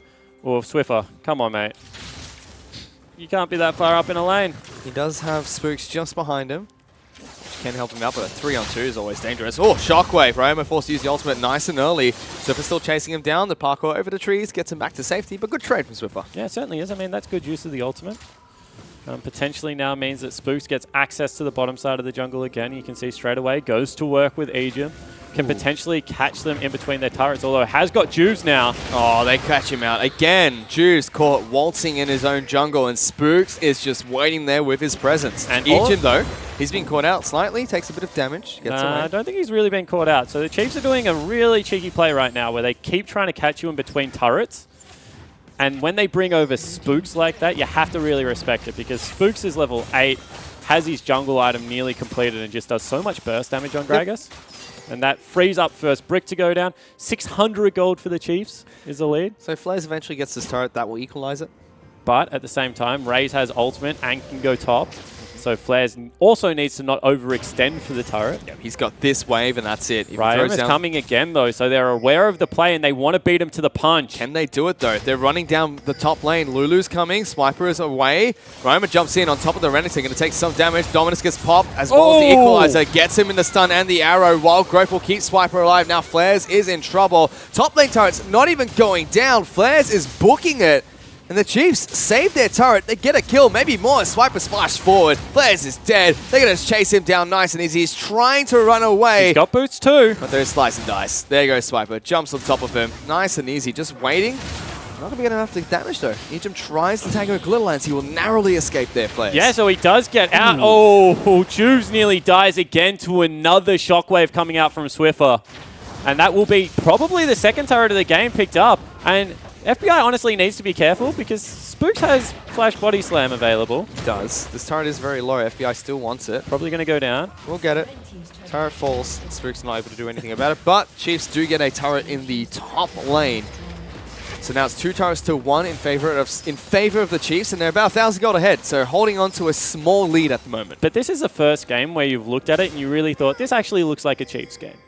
Because they're playing a lot more reserve. Sure, there are some flashy moments of brilliance, especially out of Ryoma and Flares, but really they're tracking Juves around his jungle. Ooh. Rogue taking so much damage there. He's flashing away late. Aroma's jumping on top of Swiffer. Gets some good damage down, not enough to kill him. Oh, Spooks with the snipe in the back lines. Aroma's a little cupcake trying to run away, or is he? Juve's going to miss that cocoon. Throws it wide. Flash is burnt by Spooks, though. The Flares obviously even get in amongst it. The Chiefs playing a lot better at the moment. They're playing confidently at the moment. For maybe the first time this series, Spooks just goes in underneath their turret and picks up a kill on Rogue, who before that was nearly deathless. They've also pinged out Juves again, who's recalling in a bad spot. Does get back just. This game's starting to heat up. 2,000-ish gold. And the Chiefs have the proactive team. They've got the engage from the Ash. They have the Swiper and Spooks who can jump into the back lines with a big shockwave. Sin going to be hard for them to try and fight back. This time you're on top of a ward, guys. So stealthy. So stealthy. No one sees you. Actually going to equalize the gold a little bit here. Top lane turret's going to be taken down by Ryoma. Good person to have the solo gold onto as well. So now it's back to 400 gold. Chiefs, however, will use this time to try and take an Elemental Dragon, and no one from Sin here to contest this. So they've got an Ocean, now they've got a Mountain. With the 500 gold lead and 2 Dragons, Chiefs sitting a little bit comfortable right now. Certainly are. I mean, they certainly look more composed from what we've seen in the first 2 games. Yes. And that's not really saying much, because they looked not very composed at all. You can see that actually going for a red buff invade is Juves. And now pinging out mid lane. I wonder if the call is to just break this game open again with a big play down mid. Looks like it, but Shockwave onto FBI. He's locked down, forced to flash away. Arrow going to be dodged out. They're still going for it. Red carpet's been laid. Ryama's going to the back line. Teleport coming in from Swiper. Do they cancel? Down to his nose. Swiper dives in. Dominus being popped onto Juves into the back lines. He's going to die though. And Ryoma gets a kill to Egypt as well. 2 for 1 Sin. They're trying to turn this one around. Swiffer's trying to back out of this fight. But somehow Sin get that team fight going for them. But imagine if Raze hadn't have burnt Arrow. If the call there is that we're going to fight, you can't waste some ultimates like that. Again, Ejim falls down. He's just so squishy with this current build on Lulu. And it's actually Sin that against the tide pick up 2 kills. And now they're going to go to work on mid lane turret. That's going to take a beating here. Talon's going to pick up some farm bottom side of the map. Flares is already moving top lane to create a pressure point. Only Swiffer moving down mid lane to defend against this one. FBI probably won't be able to take the turret down or get any damage on it, but still pushing waves in is nice for Sin, and 2 kills. Still good for them. Just a big free shop. I mean, he's now 30 CS up. You can see that also in the bottom lane, Talon has been able to equalize CS, even though it was a rough-ish laning phase once Swiffer got 2 kills to himself. Certainly found more success on the roams. Ooh. It's annoying. You just worry for Ejim there, though. Because if he turns around and just turns Flame Spitter on, how long does Ejim really last? He lasts about 2 minutes in the microwave, so under a Flame Spitter. Whew! 30 seconds, maybe? And then, you know, top lane, you can see Renekton finally starting to equalize CS, but 0-2-1. Definitely not having the game that you want out of a Renekton if you early pick it. FBI's going back to the old Ezreal build here. Man Immune into Trinity Force. Yep. I think it makes more sense, to be honest. In this game or just in general? In general. I think that, yeah. I think that, I don't think the other one is weak. I just think this is strong, if that makes sense. I think the other build is fine, but this is just optimal. As you can see right now, the Chiefs still just separating the map, looking to pick up farm wherever they can, because they're kind of an item and a half versus 2 items in nearly every role. And Sin are doing exactly what they need to do. Sending Ezreal mid. He's the strongest against an Ash Arrow, can disengage effectively, and make sure Ryan was split pushing quite well. Flares is just picking up sideways wherever he can. Yeah, exactly right. And because a little bit of MR started to come out of the Renekton, you can see straight away that Flares just disengages from that lane. They give it over to Ryoma instead. He has a very good one-on-one. And it's the duo lane that has to catch the split push out of the Chiefs, and that's always a hard thing to do, because if you can't kill that person, then you're always copying chip damage on your mid lane turret. Juves looking to shadow Ryoma in the bottom lane. Ryoma looking for the pick. There is a ward there, so they know Juves is right behind. Ryoma jumps in anyway, gets some good damage onto the Renekton. But Dominus has been popped. Whoa. Spooks is trying to fly on in. Ryoma says, all right, you want to fight? Let's go. They're going to try and stun up Juves. He's been locked down. So much damage, and the arrow on top. They just wiped the floor of the mid laner and jungler from Sin. I just didn't expect the Chiefs to one more time burn so much on it because that was on a knife's edge fish. If Swiper goes down too early, all of a sudden, Spooks is trying to fight two of them, but the Ash Arrow hits. Good flash body slam again. And now the Renekton finally starting to roll. But look where Spooks is. Spooks is at Wolves when the call is made like, yes, let's do this. He's only just walking down now. And Swiper just flashes in. Able to get it. Really nice double body slam. Really good combo coming out of Spooks. You have to be confident enough to throw that one a little bit early now, and does do that. And some good chip damage mid lane as well. 2 kills means now Chiefs 1,000 gold up ahead of Sin. Some of the spells burnt by Ryoma there in that fight. I believe he used his Ignite. Ooh, FBI has really got his eye in at the moment. You can see Swiffer wants to get back for a shot. Spooks is waiting in the wings though. Seems like he wants to try and engage. Blade of the Ruin King and Hurricane has been picked up by Ash, so that's a big item power spike for the AD carry of the Chiefs. I mean, but still very squishy. Yep. Probably expecting a more Malmortius to be the third item. Because, you know, you're dealing with Juve, you're dealing with Flares as damage. You've got enough attack speed coming out of the other 2 items. Ryoma's top lane as well. He's happy just pushing in waves against Swiper. Yeah, he's happy pushing in waves, but I don't think he ever really wants to fight Renekton. No, Renekton deals with assassins quite well. They found Spooks. Yeah. Bubble into Cocoon. Here comes the Talon parkouring over the walls. Spooks going to try and body slam back towards the turret, so gets out. And Ejim forced to use ultimate on himself. Yeah, so Talon went looking for Spooks and found Ejim and was like, well, you're even easier to kill. So we're happy with this one. So ultimate burnt. A little bit low, Ejim and Spooks. FBI going to continue chipping away. Every single Q he throws out at the moment just hits. Homing missiles. The boy can do no wrong. Sin's rookies today have looked on another level. They have. Let's see, now Sin looking like they want to group up with Dragon. Teleport is available for Swiper. Blue buff will be collected by Swiffer.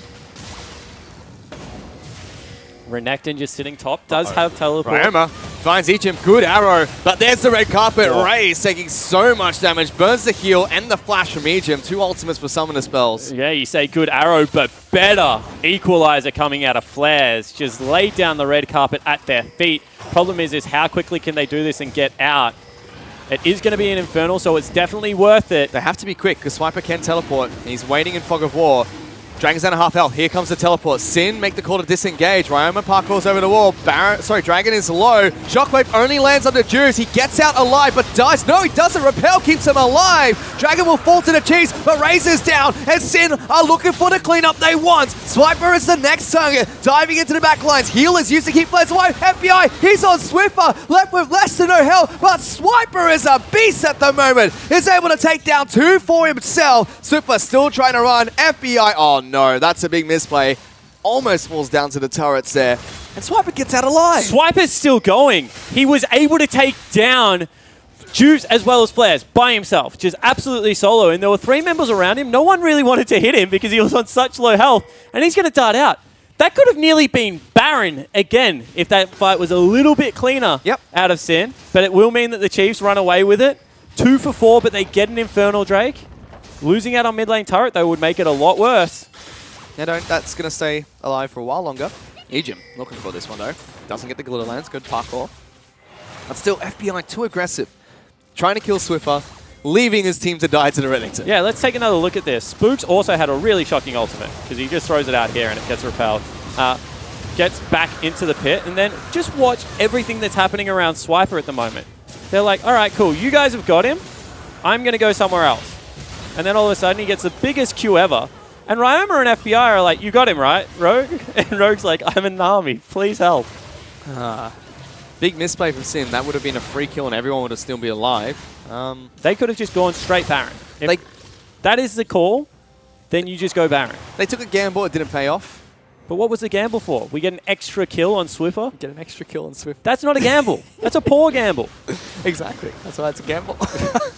Every gamble's a poor gamble. You've heard it here first? No. For now, though, it's still 3 elemental dragons for the Chiefs. An Ocean, a Mountain, and an Infernal. It's good for them late game. 1,000 gold leads, just under 1,000 gold lead for the Chiefs. So still, even game between the two teams. Juice is not having a game this time down, though. No, he certainly isn't. He's 5 of the 9 deaths. But in saying that, he's still Elise, which is still just going to be able to throw out cocoons. FBI, though, body bot from downtown. Good arcane shift gets him back to safety. Really nicely done there from Spooks. But at the same time, QSS into arcane shift. You want to see a little bit of mechanical play, FBI, bringing it to the table. Shockwave on the Juice, so low. Swiffer's going to take some damage. He can only repel down to one spot. Swiffer makes use of that, goes on a killing spree. Yeah, so Swiffer now 3-1-3, just sitting on the arm guard, is starting to ramp up. 212 CS. This is the best game he's played this series so far as well. So the jungle, as well as the mid laner, the captain duo coming out of the Chiefs, looking a little bit more promising, but you still have to look at, the fact that Flares is just accumulating CS wherever he goes. FBI is huge. Ryoma, if he gets onto the back line, just kiss them goodnight, because he's not going to let Raze live. And it still feels like Sin just don't know how to deal with an Orianna. This is their... You reckon that's the trick? This is the bane of their existence. But both mid lane turrets still here. He's in Ryoma. trouble. Oh. Arrow doesn't connect, but Is he 3 still? members. He's got nowhere to parkour to. Teleport's coming in, though. They're saying, all right, we can fight this one. Waits for the W way off from Ejim. Kites away. Here comes Flares. Red carpet's been dropped. There's a Redemption going to keep the Chiefs alive. Have they trapped him? But who's actually trapped with who? Overheating for Flares without a Flame Spitter. He's in trouble. He's dead here. Throws down the Zhonya's, keep himself alive a little bit longer. No one else from Sin's here to save them. That's a big misplay from Sin. Really nicely done. Able to pick up 2 kills. Is that Baron? One of them isn't the jungler. It potentially is Baron. They're going to work their way towards it. They've got a tank. They've got a Blade of the Ruined King user, but they haven't had a chance to sweep the area. So if they go for it, at best, it's going to be a 50-50 with no Shockwave, no Ash Arrow. Let's see what they can do. 80 carry support in jungler against the 5-man Chiefs squad. Already down to half health, so Chiefs taking this one quite well. Juice looking to see if he can jump in. There's a True Shot Barrage. Swiper's trying to engage. Jumps in. FBI's getting some good damage down. The Chiefs do disengage and go straight back towards Baron. Will they be able to pick it up in time? Seems like it is. Juice can't get in there. Raze has gone so aggressively forward. Will pay for it with his life, but does take down the jungler. But do they get Baron? Because all of a sudden, everyone is so low. Whoo, they pick it up. Very close, but they still get the Baron buff for themselves and trade 2 for 1. Raze is just so aggressive today. I mean, that was like hazardously aggressive. Dives forward onto multiple members. It's going to be Void Staff picked up for Swiffer. It's going to be big items picked up for Swiper as well. And finally, 4,000 gold. Yeah. This is a Chiefs game we kind of expected. Definitely the biggest lead of Chiefs for this series. But if you had said what games were cleaner, game 1 and 2 for Sin or game 3 for Chiefs, definitely game 3. Definitely game 1 and 2 stand out. Sorry, there are players yelling behind me. And they're quite loud. They're very loud people. Through the soundproof walls, through the headsets, everything. Screaming at the top of their lungs. But she's sitting in a very comfortable position. Sin have just made way too many mistakes this game. Certainly have. Spooks looking for potentially a pick here. Ryoma is behind everyone. And Swiper is still just split pushing on Renekton. Now he's no longer really all that worried. What's Ryoma doing? He's just sitting in the bottom side well, of the map. if he shows, all of a sudden the Chiefs just have a dive on the table. So can't really show either. Instead just has to go back. These Baron buff minions are so difficult to deal with 27 minutes into the game. Not much wave clear for Sin either, with their Assassin mid and Rumble top. Good flash away from the Shockwave. Oh, but all of a sudden you can turn this one around. Don't have much engaged though for the Son of Sin. They're going to try. Doesn't seem like they can. Spook's looking for a chance to go in. Good barrel, slows down FBI. But still, they've been able to withstand the split push. They've been able to withstand the siege in mid lane. Sin haven't given up anything for this Baron buff. They will probably give up an Infernal Dragon. They've already got some good damage to the mid lane in the turret. Falls a 5,000 gold lead. Infernal's going to fall. Chiefs pick this one up nice and easy. So the Chiefs now with an Orianna have 2 Fire Drakes. Woo! 4,000 gold. They still have Baron, but really not accelerating this pace of the game all that quickly. They know what's at stake. They give up one team fight here. It goes back to even with all the damage that's still coming out of Sin. The game becomes incredibly difficult to win. So does Sin just sit back and wait at this point in time? Yeah, 100%. There's nothing else you can do. I mean, you don't want to be picked up by an Ash Arrow. Really, what you have to be able to get in position for is wait for the Renekton to fall off, and Talon can easily 1v1 him again. because he's gone all penetration. And unfortunately for Ryoma, Swiper is just level 16. Yeah. And like an absolute monster at this stage of the game. When you have Baron buff, your minions are a difficult thing to deal with. Yeah, they're just annoying to deal with. And you can Missed see his that size. he's just willing to go in and be aggressive. Chiefs take down mid lane inner turret. And They've immediately rotate neglected bottom top lane. lane, however. So that's pushing in, but they've only got one way to go from here, which is bottom lane inner. Exactly right. Potential arrow is available if anyone shows up at that turret, not called FBI, because he's the only person that can get out. I think that really should have been a Mikhail's out of Rogue, not a Redemption. Turret's going to fall, so Chiefs take 2 turrets from themselves, as well as an Elemental Dragon with their Baron push. And it's out to 7-ish thousand gold. Yeah, this is a good lead for the Chiefs. Yeah, 6 to 7. Finally, they've actually slowed down the tempo of this series. I mean, you don't want to play a breakneck speed against Sin, because you know that that's the kind of game that they like. And even FBI, who was ahead for so much of this game, is now just dipped behind Raze. But boy, is he consistent. Yeah, mid lane, it's about 900 gold in favor of Swiffer. It's about a blasting one. Bottom lane, very even. Top side of map, the 1,900 gold. And Spooks is incredibly far ahead of Juice, and Gragas is a team fighting jungler. Yeah, and that's good. That's exactly what I was about to say. When you're the tank jungler and you're ahead, you're happy. Because look at what he's got. He's got Locket, which is great for the team. It means that Ejim now no longer has to buy it. He's picked himself up at Spirit Visage. Like, he's impervious to AP damage, and then he can just hard engage onto the AD users. And as long as he has a ball on top of him, it's not really going to be all that dangerous. Spooks has had a much better game 3. He has. An abysmal performance for Juve so far. Even think about how Swiffer got himself back into this game. It was Spooks tracking Juves. First 2 kills that the Oriana picked up were onto the Elise. One at Red Buff, one at Raptor Camp. Just seems like he can't catch a break. Flares. That's a piece of Swiper here. He's a level behind, but he's still going for it. Does burn quite a lot of damage with that Leandri's Torment. Did have FBI in the wings. Ooh. Swiper kind of called it and just was able to dash himself out, double dash. Took a little bit of initial damage, but... So a very traditional Baron buff push, which is every single objective outside the base and keeps Sin inside their own base. Baron buff has worn out, though. Which is good for Sin, because once again, when you got Ezreal, when you got Rumble, you still are confident in your late game. Nami CC, because they're a couple of knockups, becomes really annoying. I think her Q actually is affected by Tenacity, because it's a displacement, not a knockup. I would have to check that one. But it's still very difficult if you're Sin. 8,000 gold behind the Chiefs. Not an easy place to come back from. Yeah, it's more the double Infernal as well, because Swiffer with Death Cap, as well as 2 items in double Infernal, is just an absolute monster. His Swiper's going for it. Flares already at half health. Still has Equalizer away, but he's overheated. That's a big mistake from Flares. Spooks is coming down. You can see he just leaves it. Swiffer is in some trouble, but gets a good heal. Swiper just takes Flares on one-on-one. Big mistake. Exactly right. Able to clean him up there. And it was Ryoma that also burnt double Summoner spells. So even though Swiffer looked like he got the raw end of that, didn't burn his flash. And you're right, Ejim was there for a little bit of support earlier. Swiper's level 18. Oof. Yeah, Swiper is huge. After a really rough early game as well. Yep.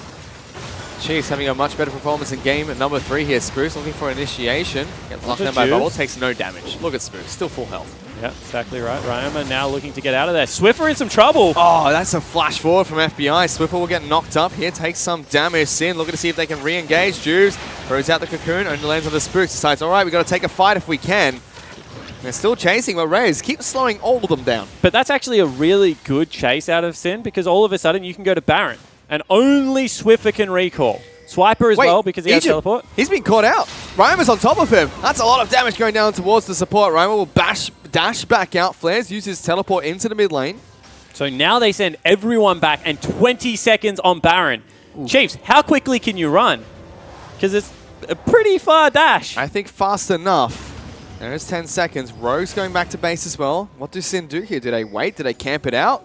They're taking a play from the Tatermine's book. Spooks has been caught. That's the jungler. He's going to have to dash away. Still lives with a sliver of health. But is Baron now the call? It's live. It has to be. But at the same time, now he has a way to be able to get back into the fight. And all the Chiefs really have to do is stall.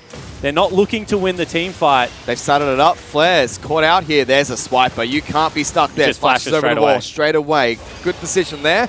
Baron buff has been started. Did I go for the fight? Big shockwave. Rogue force the flash wave. Huge equalizer. That's the red carpet laid down. Ejim is low. Raze gets a good arrow to Ryoma. He's dead. Will take Spooks down with him. Flares though, jumped on by a big crocodile. Throws out the Zony's hourglass to stay alive. Swiffer somehow still alive with a sliver of health. And the Rock himself wants to know, Sin can smell what he's cooking. Exactly right. Swiper in the top lane, first to 18, really has done a number in this late game. Swiffer also performing well. This is a startup of a Baron, however, without a jungler alive.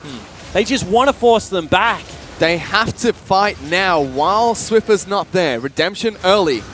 Healing them back up.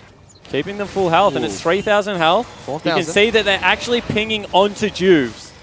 Oh, flash forward, Juice gets Swiffer. He might be dead here. They're going to try and execute Swiffer. Gets a good kill on towards the jungler. Baron is low, but does get picked up. True Shot Barrage is not enough. Swiper's locked down Rogue. That is a dead support. You can see he runs towards the other team, sacrificing his life. FBI with the little mana he has remaining tries Arcane Shift out, runs away from the mini-wave so he can't get sliced and diced upon, but Swiper still catches him. The slow fill from Egypt, and the Chiefs have torn apart Sin. They certainly have, but there are still 2 members left alive. It is going to be Flares. Ryoma gets hit by an arrow. Arrow comes out. Ryoma's trying to run out of this fight. Flares in so much trouble. Destroyed by Raze. Nexus turrets are going to fall. The Chiefs pull one back for themselves. They say, we're not done yet. We're not going to go down without a fight. No 3-0 for you today, Chiefs. We're going to take this one to game number 4. And maybe finally we have a series on our hand. Because the Chiefs, they slow the tempo. They get control over the jungle area. That man on your screen has a much better performance. Even a wry little grin. He was like, wow, it's nice to not be solo killed in lane all the time. But really, Sin, they stuck in that game. They did. It was a slog. It felt like Sin created so many chances to get themselves ahead and just threw them all out by themselves with mistakes. Yep. I agree with that. I think that, a couple of cancelled TPs out of Flares meant that they never really had TP pressure when he was ahead. That guy on your screen, however, FBI is still playing a very good series. A couple of times he's the last man standing. But the Chiefs just ground them down. And that's what you expect out of the Chiefs in playoffs. I mean, where have they been for the first 2 games? Because since tempo has certainly caught them off guard. It certainly has. Sin were able to pick up games 1 and 2 in very convincing style. And it almost looked like game 3 was going to be very similar. But mid-game came around and Chiefs were able to equalize that. Exactly right. But now the Chiefs have to win a game on red side. Something that we have not seen in 8 playoff games so far needs to happen because you assume Sin's picking red this time around. Potentially. So, series definitely back to close, but Sin still have the trump card. Well, it's no longer a 3-0 victory. We have to see if we're going to take it all the way to game 5. We'll find out after the analyst desk breaks down that game. Thank you very much, Spawn and Fish. And there we have it, Chiefs clawing back a win, and potentially this Cinderella story. I mean, that carriage is looking more and more like a pumpkin as we get later on into the night. I spent a good 30 seconds thinking of that. I'm pretty proud. Anyway, guys, give me your initial thoughts on this game, because I feel like the Chiefs are showing up now. They've taken that win, but it's still a very close match, that one. I believe that was much better from Chiefs, obviously. Could just be the red side blessing. Never know, but I want to talk about Sin. Sin had a very good early game. They had 2 pushing lanes, used them advantageously, the Rumble and the Talon. But then they just got sloppy, and it was, Jake, I feel like every time I go to you after this, you're just like, negative. It really stresses you out. You seem genuinely quite pained by all of this. When it's Chiefs or Sin, you're such an empathetic young man. Yeah, but what I was going to say, you'd usually expect a sloppy game, Sin to come out on head, but it's Chiefs played that style this game and it worked out for them. So hopefully, maybe they'll go back to it next game. So Alex, is that what's happening? Chiefs are meeting Sin in the gutter and they're brawling with them. It is. Yeah, it's a gutter match. They're bringing hammers to a club fight or something. I'm trying to think of it now. I can't think of one. But the thing is, when it comes to sloppy games, right? Sin win them because they're fast. This game was a grind fest. Chiefs put Sin in the grind house where Chiefs don't want to win like that. Chiefs want like a surgical, efficient game.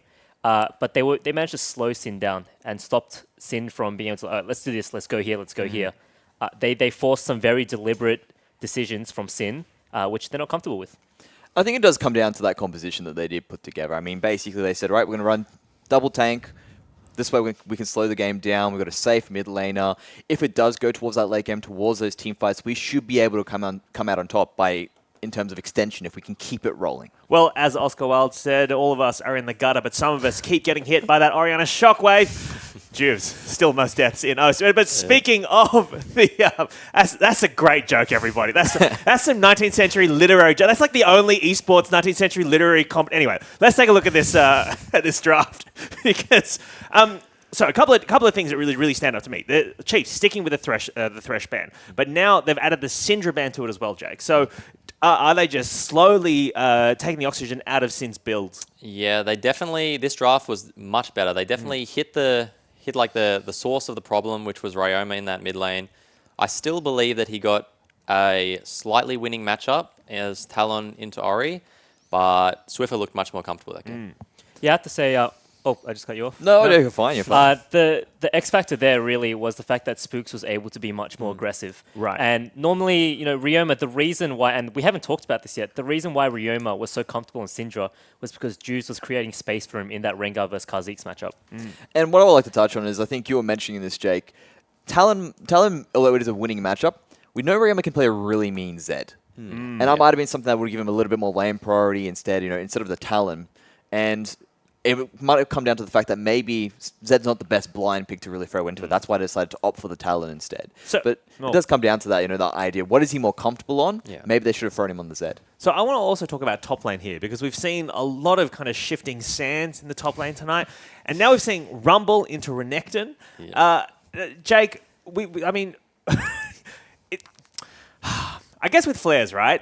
It's like if you give him a couple of kills early, obviously he can get going. Rumble is a natural lane bully, but that just allowed Spooks to kind of like be more aggressive and kind of go for a few ganks, right? I'm not sure about that. I think Sin's bot lane misplayed, or they had a slightly weaker lane phase early on, and Spooks definitely helped out the bot side of the map. Flares had a good CS lead top, good pressure lead. So did Ryoma. Ryoma helped him out there. But I think we've got to look at Juves here. Yeah. He was constantly on the bot side of the map when Sin's bot lane was losing, and he had a really, really strong top side. And Spooks played very well to get his bot side of the map ahead, but you've really got to look to Juves to wonder what he's doing in those plays. He died 7 or 8 times that game, and it was just, what was he doing? It's the form of the split. I feel like I'm not making this up. Juves has died more than any other person in the OPL. Yeah, but usually, he's getting things started for his team, whether it be he's sacrificing himself in order. Even if he doesn't have to die, it's like a leadership thing. I'm getting in there, guys. All right. Well, I just want to touch on that. But the big thing about it is that maybe the nerves are getting to him. Because before, when he was coming into this, he goes, "We've got nothing to lose. We're considered to be the underdogs here. Now all of a sudden you're 2-0 up, and oh no, I definitely we can win this." And then the nerves are coming in. They are definitely playing like they are 2-0 up in a best of 5. They weren't playing it as you should, like taking it one game at a time. They were definitely playing different to how they were playing. All right, well, speaking of playing things differently, let's take a look at this Dragon fight, because it's Swiper who's really popping off in this moment, Mendrix. And when you take a look at this, you think he's going to die, and he just never dies. Well, that's right. And it seems to be a bit of a misplay from Sin saying, Spawn touched on it. Yeah, you guys got him. He should be fine. It should be all good when all the kills come through. This is, a nice big team fight happens here. It looks like it's going to go the way of Sin, and you got Swiper that's just in the middle of everything at the moment. And he's sitting saying, "Okay, guys, I think I'm in trouble here. It's all good." And then Sin just peel off and say, "You guys can deal with it." This Q gives him so much extra HP to stay alive. And this actually just stops all momentum for Sin after that team fight. I think they had so many options afterwards. If they just stopped chasing Swiffer and said, "Yes, let's finish off this crocodile. Take him off the map. Now we can go to Baron. Now we can take a tower. Now we can do something else." And there would have been so much more momentum off the back of it. But they decided to go greedy, and it ends up falling flat in their face because of it. Yeah. And I think this is absolutely on FBI. He had a fantastic game, but that one error of judgment there, choosing to go for Swiffer, which would have given you what, like an extra 300 gold, and you might not even have time to go back to get that Baron. That's a very FBI move. I don't slide him for it. I think you kind of expect him to do that once in a while, but it was an absolutely crucial mistake. That was definitely the play I was going to highlight that just shows they're getting carried away with their lead in the series. Jake, very quickly before we move on, Rogue then, if he turns around, can he kill Swiper then? Maybe if I was on Nami. No, they Okay. definitely played wrong. All right, well, let's move to the top side of the map now because there's a top lane team fight, Mendrix, that leads to Chiefs taking that first Baron, I believe. That's and, right, yeah. It's a really decisive moment. Yeah, and it comes down to what's Sin really doing here at this moment in time. I mean, you get a TP in from Flares to sort of back up Ryoma. Chiefs have made the correct rotation around the map. Sin don't really have anyone around here. Ryoma does a good job just dancing as much as he can, but the thing is they're cut off. They're on the wrong side of the map. The cavalry's coming for Chiefs much earlier, and they don't even really need it at this point as well. And now that because they've got them caught off, they're going to get the kills, they're going to get the pressure everywhere around the map, and that allows them to then go to the Baron, take that afterwards. Very nice shockwave just to catch Ryoma on the parkour out. And that really is the moment that Chiefs take control of the game and put their mark on it, and then afterwards they're able to get the next Baron and take the win. So then moving forward then, I mean, is this the turning point in the series? Are we going to see Chiefs reverse sweep this? I mean, because they've still got 2 more games to go they need to win. Sin just need to go back to their first original game 1 game plan, right? Oh, you see when they get back on red side. There's no coincidence at this point. Yeah. But what's like? That's the thing. We can't explain. No one knows why. They blind picked both of their solo laners in that game, so they technically didn't have. So mathematically, there's no. It's just statistically, it's coin flipping. Camera angles or something. Look, the way you know it's random is eventually when you flip coins, eventually you're gonna get 5 in a row, obviously, right? Or in this instance, 8 in a row, or whatever it is. All right, so let's talk about Juice because that game was. I mean, you said it before, Jake. It was pretty bad. It was pretty bad. It was, yeah. I mean, you can see it just right there, like in terms of the amount of deaths that really just came out from him there. And it just seems to be the most deaths, and he just didn't have any effect around the map. That was a big problem. Spooks was outplaying him. He was finding kills in his jungle while he was doing his red. The control just seemed to be there for the Chiefs, and Juves just found himself dying half the time, and it was because he wasn't able to get picks. I mean, you're playing Elise, you want to be aggressive, being the playmaker, not sitting there waiting for something else to happen. And this is especially damning because Elise is the champion that gets this done, you know? It's not like Kazis can just show up in any lane, stun them, and get a kill. He really should be more proactive on that kind of champion. But you were saying before, Jake, that it wasn't just that Juves was playing poorly, it was that he kept getting drawn bot side of the map as well. He definitely... They were trying to salvage the bot lane too much. We've touched on it in previous games, but sometimes you need to sacrifice a tower or two to get an advantage elsewhere, and he definitely should have been playing towards the strengths of his team. Yeah, is that kind of an OS trend? Like you see elsewhere in the world, teams will pick a strong side and a weak side of the map. They'll draft towards that. In OS, it really feels like everyone's just trying to get 3 pushing lanes. That's the only way people know to win. And I'm not trying to throw shade at anyone. That's just my opinion. But Mendrix, when you look at what Sin were doing in that game there, do you feel like they could have maybe let their bot lane, like Jake said, go a little bit in the bot and then kind of tried to play elsewhere? Oh, definitely. Really, it is an intelligent move to just play towards the strong side of the map and just say to set a side that's losing, look, you've lost this game. You have to deal with that. Just deal with the fact that you've lost. Sack a little bit of CS, sack your tower, let's draw this out, and what we'll do is we'll let the other side that's stronger actually draw out this game and be the focal point that's going to win it for us. You can take that back to pick and bans as well, because they keep, in this series, there's a lot of Ezreal priority for some reason, and it's just... No one's playing Varus. Yeah, if you're behind on Varus, like something like Siva, let's just... Even Ashe. Like, if Ashe was behind this game, she's still going to be useful, but the Ezreal, like, kind of needs to hit a point in the game, so... All right, well, let's talk about wins and losses moving forward. So for Sin, what do you take out of that game 3 games into this series that gives you confidence going to game 4 and 5? Alex, let me start with you. I like Flares teleporting this game. Yeah. T-Gun has called me out on Twitter for it. I totally agree with you, T-Gun. It proved a lot. Yeah, Flares... He was making the right TP plays. There were 2 times in the early game where he came in with the TP as a diversionary tactic, to force Chiefs to go another way. Yeah. And the most important thing, he cancelled it. He didn't commit to it. He didn't let Swiper breathe down his neck on that tower. And that gives you a refunded cooldown. Yeah, exactly. It's not like Swiper's teleports were that good either. Another T-Gun point. Thank you very much, T-Gun. Shout out to T-Gun, hashtag IMOPL live tweeting this. He's the 5th analyst today. You should follow his tweets.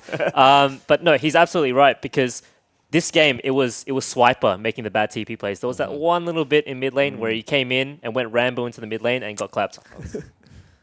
Dude, oh, sorry, Jay, you look like you He's stunned, right? We just look at you like, oh, these old men. It's another one of the moments, like, just...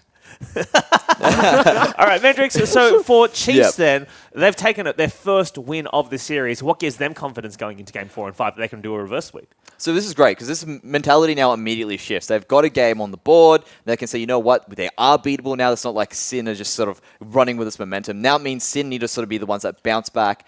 And it means that Chiefs can actually be more aggressive with their picks, be a little bit more liberal. Instead of going back to those grind fests, bring it back to what Alex was saying. Now you can play finesse. Now you can play a bit better that way. All right, well, let's see what Legacy are thinking as they're watching this, because the winner of this series will go on to face them tomorrow at 5 p.m. here. So we're about to get into Game 3, but before we do, let's check out some highlights from Game 2. Bottom lane, FBI is dead. Raze and Ejim pick up a kill. 2 on 2. They're still going for it. Red carpet's been laid. Ryan's going to the back line. Teleport coming in from Swiper. Do they cancel? Down to his nose. Swiper dives in. Dominus being popped onto Juice. Into the back lines. He's going to die though. And Ryoma gets a kill to Ejim as well. 2 for 1 Sin. They're trying to turn this one around. Swiffer's trying to back out of this fight. And somehow Sin get that team fight going for them. But Ryoma says, all right, you want to fight? Let's go. They're going to go and stun up Juice. He's been locked down. So much damage. And the arrow on top.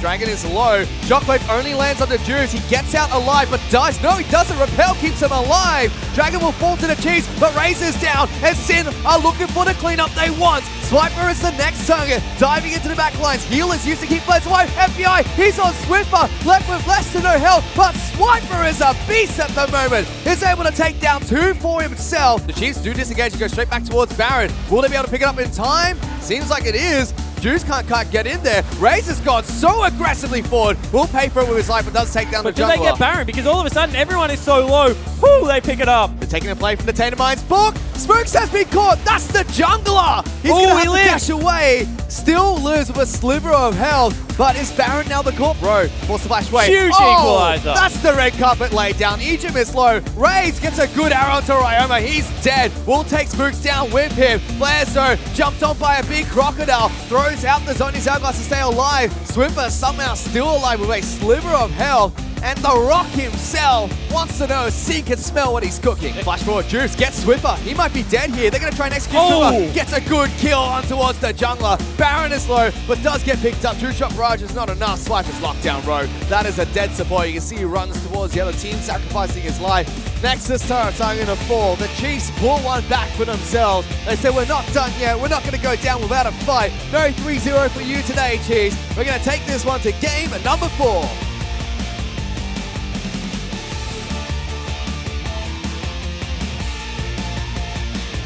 There we have it. Never thought I'd say this, but the Chiefs, they fight back here, Spawn, looking for the miracle reverse sweep against Sin Gaming. Yeah, pick up this sneaky Game 3 victory, but they are back on blue side, which has been the loser side for majority of the Gauntlet. I believe all of the Gauntlet so far. If I'm going to be brutally honest. Yep. But there were some things in that play that Sin will look back on and be able to fix instantly.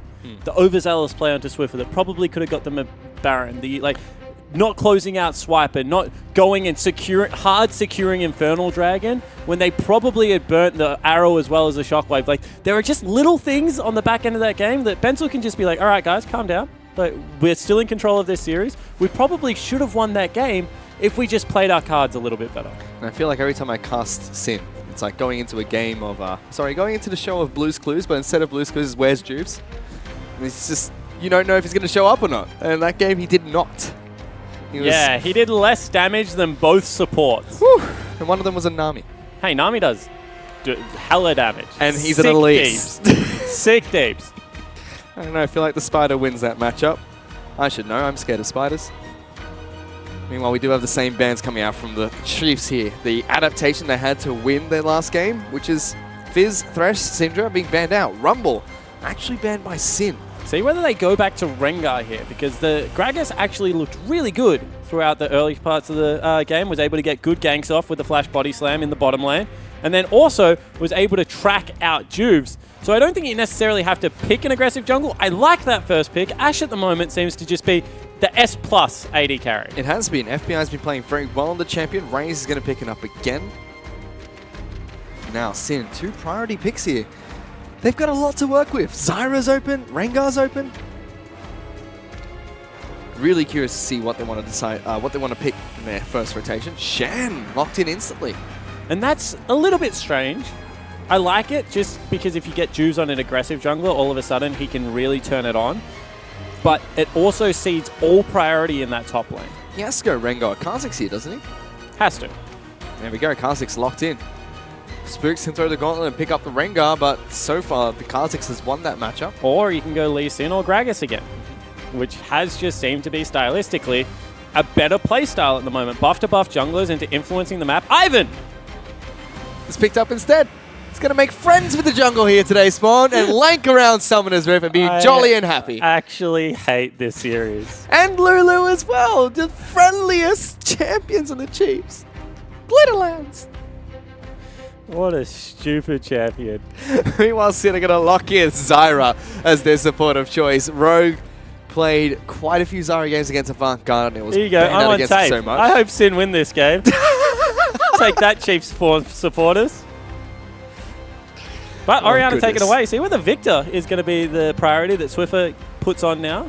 That's what we've seen. If you're an Orianna player and it gets banned out, just play Victor. It's the exact same champion. And there we go. Orianna ban. Thank you. As you mentioned, finally Sin like, all right, we haven't done well against this champion. Swiffer says I refuse. Okay, so Victor ban out on the blue side here by the Chiefs. And that's kind of a strange ban because Ryoma hasn't really played a control mage. I mean, what has he played so far? Vladimir, Orianna, Syndra. Yeah. Vlad taken away by Ryoma. So this is what he was doing against Triple as well yesterday. Didn't really want to play it himself, so was just banning it out if he thought that they were going to pick it up. Final ban from the Chiefs is going to be Varus. They don't want 80.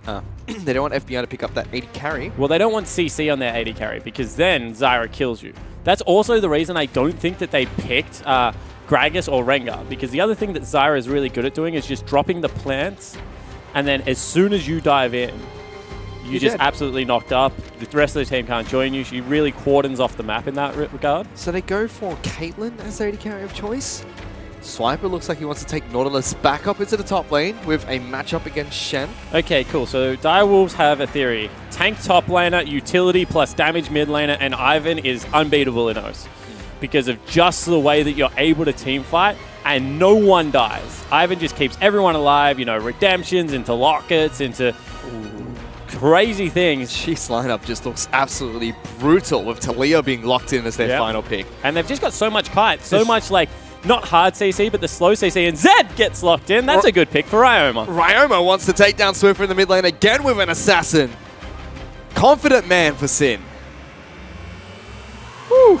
This is going to be a fun match. In saying that, Talia is one of the few people in the mid laner that deals with assassins diving onto her. Okay. Not really well, but you know, you can exhaust. She has a consistent threaded volley damage that just is spammed out in front of you. And it does really high damage as the game progresses. I'm just looking at the Chiefs lineup though. How do people die? Nautilus, Ivan, Lulu? Yeah. No one's going to die. And picking Zed into a Lulu Ivan comp is confident. Obviously, they feel like they have to 1-3-1 because the team fight is just way too strong. And if they can execute, if they get ahead early, get rid of FBI's little bit of a power trough, they're going to be absolutely fine. The problem is if they ever fall behind in this game, Chiefs team comp, as you said, is just a brick wall of unkillable stuff. However, if Sin get ahead in any one of their 1-3-1 aspects, it's going to be very difficult for Chiefs to do. That'll be the 1-2 sleep tight, left, right, sleep tight. Oh, goodness, that wasn't me. Tell Rusty that was him, not me. It was him this time, all right? You guys all saw it. There was a camera on us and everything. Fun? No. I love best of fives. They're so good. We got another one tomorrow, Fish. That's going to be good. I'm fired up. Yeah, Sin going to take on Oceania. Oops. Sin's going to take on Oceania. Legacy. Oh, that's difficult. Yeah, Sin Oceania is their organization, mate. Yeah, but Legacy is probably sitting there rubbing their hands together, much like Chiefs were yesterday, because this has been a back-and-forth series. Both these teams are very bloodied. Yep. Even if Sin win this game and go across with a 3-1, I think Legacy is like, we've seen enough of their gameplay that, you know, Soul Strikes is going to be able to sit down and figure it out. And if you're Direwolves, you're like, thank goodness we didn't attend this Gauntlet, because what the heck's going on? Yeah, exactly right. Upside down world. Bizarro land, as Minister was saying. This has been really strange play out of both teams. It certainly has, but we are back onto the rift for game number 4 between the Chiefs and Sin.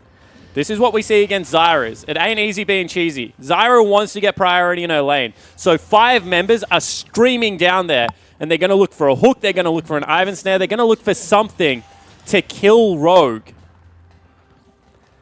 Sin only going to send 2 members down. Question is, how far up do they push? You can see very cautious already. Zyra just taking a defensive approach. Here comes Swiper, spotted out. Does he level up Hook? Decides not to. Net actually taken early by FBI. That is crucial. That is, because no longer traps, no longer the ability to be able to push out the lane. And you can see that they're killing all of the wards. And FBI is actually going back. Didn't like the mana expended, apparently. Need to have full mana going to lane. Everyone knows this. Or you just lose. So instead, now the Chiefs go over for a sneaky ward because they saw him go back. Doesn't even allow Rogue any time to be able to step up and get some deep plants. So that's success for the Chiefs. They didn't get the first blood through the cheesy play, but they do mitigate any pushing power that Zyra as well as Caitlyn was going to have in this lane. They should have win level 2 now as well, because no Piltover Peacemaker for Caitlyn means she can't use it on the first wave. And can't get the AoE damage to push out the lane for herself. You can already see Lulu and Ashe playing very aggressively forward against Rogue. Probably want to catch the minion wave and just start auto-attacking before it's even really landed. They've got damage on Rogue already. Even more damage onto Rogue. FBI trying to do what he can with the Warlord's Bloodlust to poke down Ejin. But yeah, no Piltover Peacemaker makes it very difficult. And Rage is going to sidestep all of the Qs thrown out by Zyra.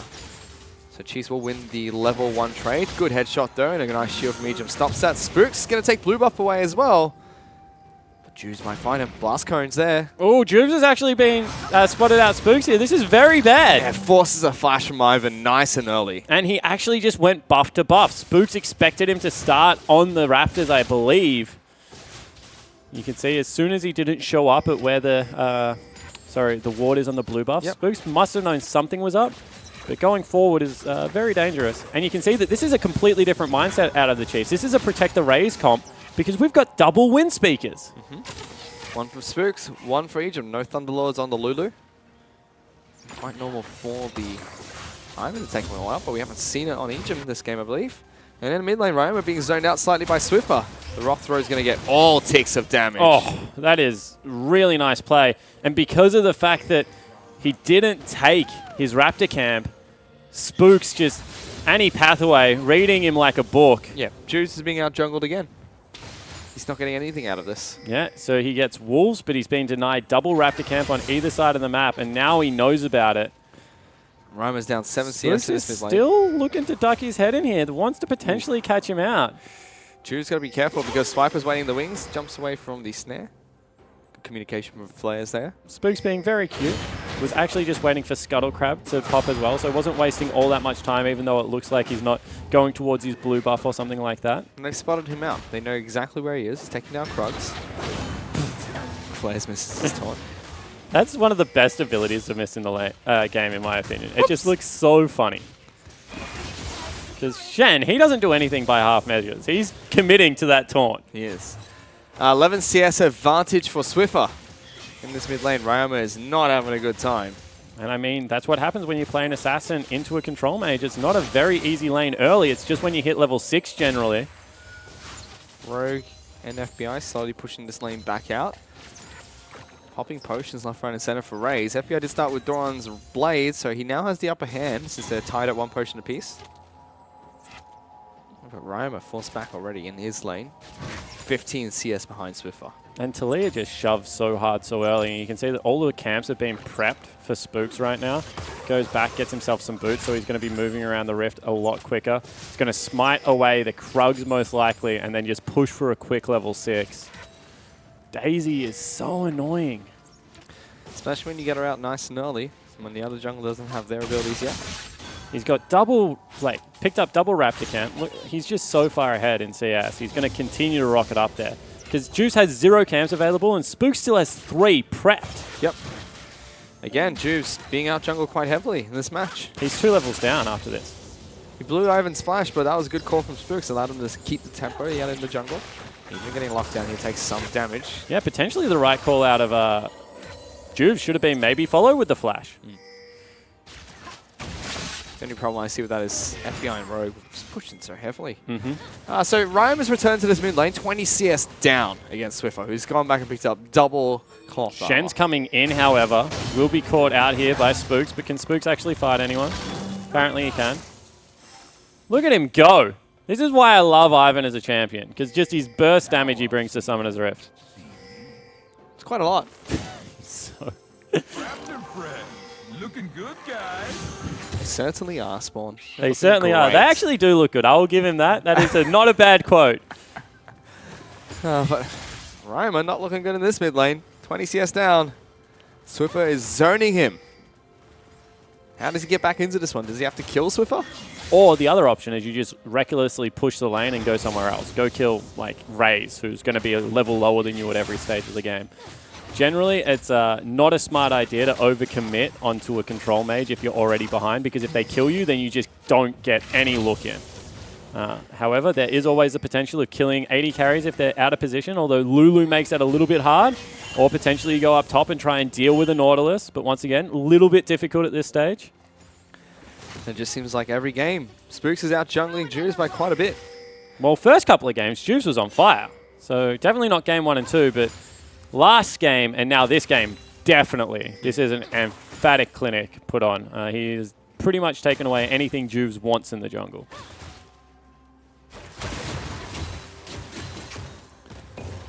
He's going to be able to clear out this way, force Ryoma to rotate back. He's picked up a serrated Dirk for himself. And now all of a sudden, because of the one mid lane, they're going to push very hard into Juves' jungle.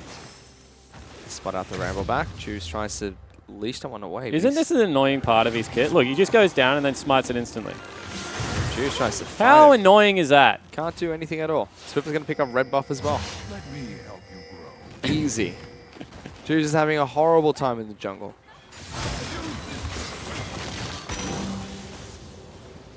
Now Swift's just going to slap this guy with a couple of attacks. Romo's actually might be dead here. Tries to use the ultimate. Has Shen diving in amongst it as well. Taunt from Flares is way too short. And Daisy is going to town. And now all of a sudden Flares is in some trouble. He's trying to take down Spooks. Get some good damage on towards the item. I feel like if Ryoma uses ultimate on him, he might be dead. And Flares forced to flash away. Swiper's getting so much damage in the top lane turret. Yeah, and Swiper all of a sudden is just proxy farming because he went back and picked himself up double Doran's ring. So there's no hope he's running out of mana. And Shen had already burnt teleport to get back to lane. Has already used, yeah, that's what I was going to say. Big advantage now for the Chiefs. Arrow coming out. He's able to flash that one, but Swiper just goes, come here, Rogue. FBI, you're next. Where you going, buddy? He's also going to be able to Can keep he actually him get him, though? He's trying to get underneath his turret. FBI's able to do just that. Egypt very low. Lives with a sliver, and Juves is on his way. Oh, steps on a trap. Egypt, you can't do that. You certainly can't, especially when there's two members heading down the river. Can they get there in time? FBI is still chasing on over forward. He's level 5. Swiper has a lot of mana. Another trap being Now stepped on. Swiper steps on one. Oh! Everyone's stepping on traps. Guys, they're not meant to. I know they're cupcakes, but they're not that tasty. Egypt now running for his life. Juice wants to kill Ivan's there to keep him alive. And Talia now looking for a pick himself. Ryoma in trouble, taken down by Swiffer. And Juice He's going to sneaky. try and die to the turret. Did can he? Ejim get any damage down? That's the real question. If he has jump, he'll be all right. Gets out. Dies to Egypt. Ejim did get damage down, but all of a sudden, that's not as bad as it could have been because you have some time in the top lane for your Shen. He's going to push that lane back up. He actually has picked himself up. A Tiamat is his first item.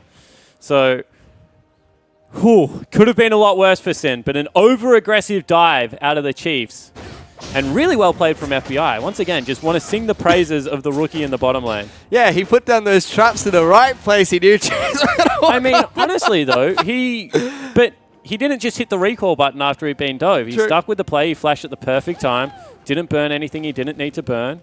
And then was able to turn around and put out a lot of damage. So, yes, you could say that the Chiefs walked onto a couple of traps, maybe a little bit when they didn't need to. But FBI stuck with the play.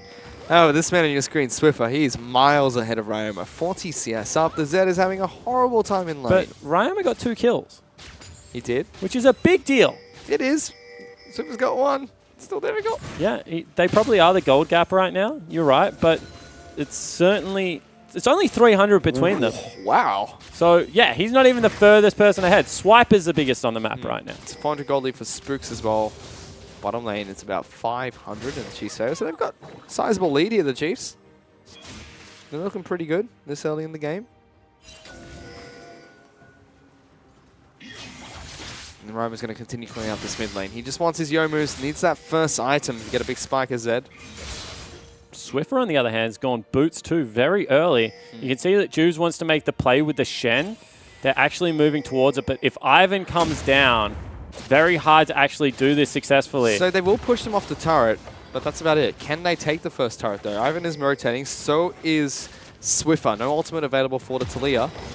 So they just get some good chip damage on the turret, deny some CS from Raze. Yeah, exactly right. And in the meanwhile, they've caught up 10 CS as well for their mid laner. So that's really nicely done. They've also got full control of the bottom side. And top side of the map is where Spooks has actually prepped all the camps. So what you can't really ask for any more out of a team that was this far behind. Juves, he's found Spooks. Gets some good damage down. Spooks going to try and flash away. Leap's not going to come out yet, but Ryoma says, come back here, you lanky man. I'm going to try and take you down. Not enough damage, though. As the shield as well as the wild growth. And now Swiffer's potentially caught them out as well. Not enough. He's not quite close, but now it's a rush for turrets, it feels. Nautilus. He's still on the top side of the map, I believe. Yep, still pushing very him low. very hard. That turret is incredibly low. Swiper is very low himself. Flair's doing a good job up here, but bottom lane turret under fire by the Caitlyn. And as well as Rogue getting a good route down the Ejim. Wants to back out. He knows that he's got no spells available after using the ultimate there. It's a race for first turret, and Talia's moving, though, and you can see that every time Talia moves, they have to back off. So this is just the push and shove of League of Legends right now. Sin on the very edge of being blown out of this game. But at the same time, Shen's pushed the Nautilus out of lane, so if he can actually make a Stand United play now, when the lane's pushing back. But he's got to back off. You see FBI and Rogue, they're like, yeah, no, we can't see Ivan, we can't see Talia. Get the heck out of this lane. Shen's going back to base, so it has a chance to buy. But Juice is top side of the map at the moment. And Spooks has actually just absolutely played this game like selflessly. He's not saying, I have my full topside jungle to go get. You have to let me go get it. Although, oh, Ryoma gets solo killed. Yeah, there's the revenge kill for Swiffer. That opens up so much of the map. Now, all of a sudden, the bottom lane dive is 100% on. You can see they have to get the heck out of dodge. Roma just got back into that lane as well. So massive pickup for Swiffer. He's just going to continue shoving out. Juves is forced to sit here. Do you really want to sit there, though? The play fizzles out. They can no longer try and because rush all of a bot sudden, bottom lane is definitely a target. Yep, that's for the turret now, though. They've gone back to base. Ocean Dragon's a target as well. See Chiefs trying to push this one up. Discipline play coming out from Sin, going back to base, almost sacking the turret. Maybe they'll get there in time to try and stop them. Do spot them out. Nautilus is ready for a teleport. There is a deep ward available. Talia's gone back to mid lane. Zed is rotating down. Potentially now the Chiefs have actually got the pull back timing themselves because they might lose first break for this. Shen's trying to hold top side of the map. Swiffer trying to do whatever he can to push this one in. Caitlyn as well as Zyra are now pushing in. Swiffer's going back to base. They might be able to take first brick if they're quick enough to the trigger. Yeah, exactly right. So here we go. FBI and Rogue are streaming towards the turret. They've called in Ivan as well as Daisy. Get in here. Stop these minions. FBI just has to get a couple more auto attacks down. There we go. First brick. Sin pick it up. Really nicely played out of Sin, actually. They bring down Ryoma into Fog of War. They cheat Juves across. Spooks has not been farming for the last 4 minutes because he was trying to stop that from happening. So they get a huge tempo advantage back in their favor. I mean, you have to sing the praises of whoever was doing the shot calling then. Assume it's Juves because he's just saved their early game. Look at mid lane, though. Ryoma might be caught out here. Sin trying to take down a dragon for himself. Swiper's rotating. They're sacking top lane. I mean, now Caitlyn and Zyra can go top lane and try and continue this turret trade. Yeah, definitely. I mean, they're still behind even with first brick. And you would assume that top lane turret is a sneeze and a half away from falling down itself. That's almost gone. But with that opening up, you can get Caitlyn into the mid lane. She's going to have Hurricane soon. Zed into bottom lane. No one can still really go with him. And the game isn't all that bad. And Swiffer's like, I'm sick of waiting for you. Like, I've needed this blue buff for so long. I'm taking it myself. Still leaves the shard behind, so Ivan can pick it up later on. Caitlyn's going to stick around in mid lane. Now they've got Ryoma in a side lane. Is this the lane priority they want? Yeah, I definitely think this is the correct lane assignments. Whether it works out for them, I don't know, because the problem is if you send Shen into the Talia lane, Talia is just going to bully the absolute crap out of him. So you can see full armor picked up out of Swiper means that he's very comfortable at this stage of the game. And yeah, Flares unfortunately just went offensive build. So unless there's multiple people rotating up, which there are right now, no one can really deal with Swiffer in the 1v1. So they save the turret for a little bit longer. As Flair's got to be very careful. There is a control ward in there. Don't face check. The shove comes out. Hit by the Lulu E, but does absolutely nothing to Flares. Ryoma now trying to cheat through mid lane. Juves and Flares looking to try and defend this top lane by themselves.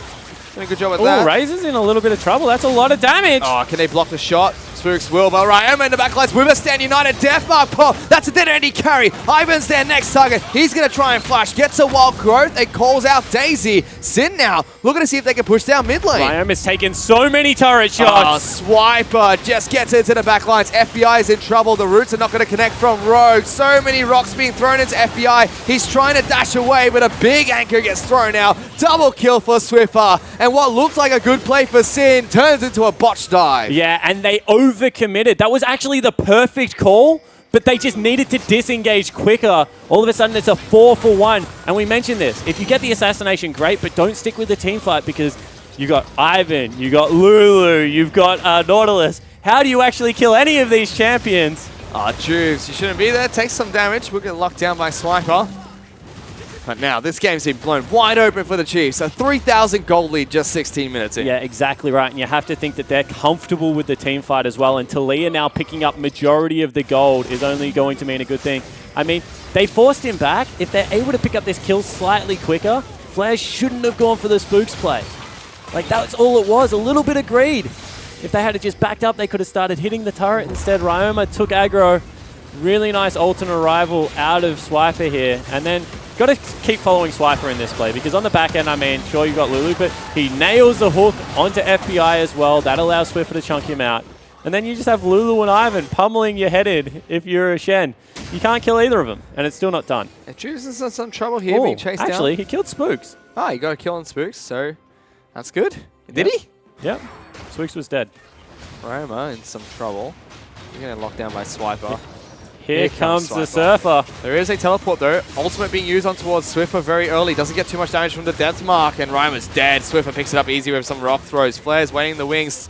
Juve just wants to go back to base. Gets a good taunt flash, but Redemption's coming out as well. Juve just watches as his entire team dies. And do they know he's in there? I mean, they can potentially cheeky check. Teleport. Teleporting into mid lane. They want FBI as well. He's in trouble. Ash arrow to the face. FBI is a sitting duck and destroyed by Swiffer. And this is the Chiefs we were looking for. Yeah, Alex said it. I mean, Swiffer is historically a TF player, and he's everywhere on the map right now. But you're right, Juves, he was like kind of, what's a man to do? I mean, I don't want to let you die, but I can't do anything against this comp right now. 4,500 gold. I mean, there's still potential for the 1-3-1 to take off if we look at Sin's win conditions really quickly. Hurricane's been picked up. Very hard to push into Hurricane Caitlyn. Very hard to dive because of traps as well as Zyra. But is definitely in that mid-game slump. And what they need to do is they need to play towards the Nautilus side because they can potentially kill Nautilus. They cannot kill the Talia at the moment because she just puts out too much damage. So, you know, potentially if Shen as well as Zed team up perfectly, they might be able to take Swiper down, but... It's another turret actually, there's also a window now where Swiffer doesn't have Exhaust and Flash, where he's a sitting duck. So that's also a play that they can look for. As soon as he has Exhaust back available, though, he's just going to kite them to death. At the end of the day, the Chiefs team comp has 2 damage threats, Talia and Ash. You kill one of those, that's a lot of the Chiefs' damage gone. Yep. But still, Nautilus does a lot of persistent damage if you can't kill him and you don't have magic resist. And they don't have any magic resist. And then Ivan, he's really annoying, but his shields also just continually pop, continual auto attacks with red buff. He's also like... He does very little damage, but if the team fight goes forever, he does start to stack up. Daisy's a real threat out of those two. But Chiefs now, with a 5,000 gold lead, sitting very comfortable. Very happy in their current spot. Certainly are, and they want to slow play this one anyway. They have they have Talia as well as Ivan. They just absolutely no rush. They're going in though. Ryoma's going to stand united on top of Raze. The death mark has popped, so that's an early kill on T80 carry. They expend a lot for that, though, so what do they lose? But that's perfect. That's what you need to expend. Then the disengage is here, and they need to look to siege down turrets. Problem is that Swiffer's already here, and you can just see that they don't want to go for it. FBI step forward again. No, he's going to try and dash back, but the ultimate comes out Swiper. That's a dead 80 carry. Suddenly it's a 4-on-4. Juves is the main target to kick things off. Locked down by Swiper. He is an absolute brick in the front line for the Chiefs. Rogue is the next target. Locked down by the ultimate. Ejim picks up that kill. And that's what we were talking about. I mean, you just can't be too over-aggressive. If you're going to set up for the siege, it has to be with everyone. It can't just be FBI looking for traps. And Swiffer's persistent damage is just too high right now. Raze was caught out and blown up. He's 0-3-3, the one Chiefs that isn't having a good game. But everyone else is more than fed enough to help deal with that. So turret's going to fall. 7,000 gold lead for the Chiefs. Spruce going to continue counter jungling just 20 minutes in.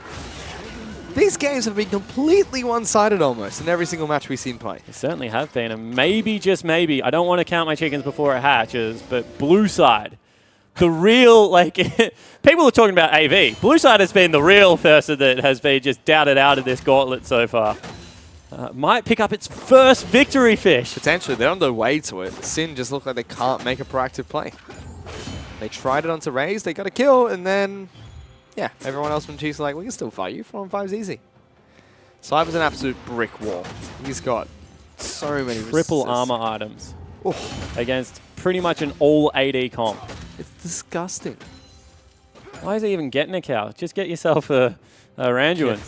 Get a Thornmail. Yeah, Randuin's Thornmail. Count the game done. No one will even want to look at you then. We're keeping you up, mate. Swiffer's going to be able to find Rome at top side, mate. He's up 2 levels up. Juves is here as well, but of course then the rest of the Goon squad just rolls in. Spook's not behind him, Egypt just flying behind him as well. This is actually the stuff of nightmares. The Chiefs team comp? Yeah. What do you mean chased by a tree and a weird pixie? And a lady on a surfboard. Oh, really nice juke. Yeah, trying to juke him out. Gets some damage with the death mark. Or almost none. That is the main damage threat from the Chiefs, though. 7-0-2 to Leia. Yeah. As Zonya's now, though. Oh, good pick. Dead. Rogue gets a kill there with the help of FBI. Ultimate not used by Rogue, but ultimate used by FBI there. Arrow. FBI just stuck. Look at this man go. We'll get Stand United. Yeah, good he's not going to die. He's going to be able to kite backwards. Throws out the net as well. Swiper looking to see if he can continue to engage. Flares gets rooted up and knocked back. He's forced to flash away somewhere across the map. Swiffer's like, I can take down Juves. Almost dies. Look at how much CC they have. I mean, you can't engage onto them. Good pick, but then it's returned. Swiffer again had to use both summoner spells. Juves used his. So this is the first one. Aegean face traps, tanks a trap. Really nice. Clean-up kill there. I like it, but they're into the Baron pit already. Oh, Chiefs looking to try and rush this one down. No pings from Sid. They don't even know this is happening. They blast coned over and I already had a vision well prepared. This is going to be an easy Baron pickup by the Chiefs, it seems. Certainly is. Especially I mean, with Juves isn't even alive, so that's what makes it the very easy Baron pickup. And then you've got shields everywhere. You have a shield. You have a shield. Everyone gets a shield. Baron gets taken down. And Chiefs are closing in on a 10,000 gold lead just 23 minutes into this one. Yeah, they certainly are. And you can see Ivan is... what's he going towards? Raptor Cloak? I have no idea what that even is. All right, let's ignore that. Ivan's getting items, but everyone else on the map kind of... Even the Ashe is going a little bit more defensive this game. Going for Phantom Dancer, going into Black Cleaver as well. Tabby's picked up as well, trying to mitigate the full assassin tank damage. Ashe. Interesting. See whether it pays off. Have they caught out Swiffer though? Shen's trying to get behind him. Oh, missed the taunt. Sidestep from Swiffer was beautiful. Arrow straight into Rogue. He's dead.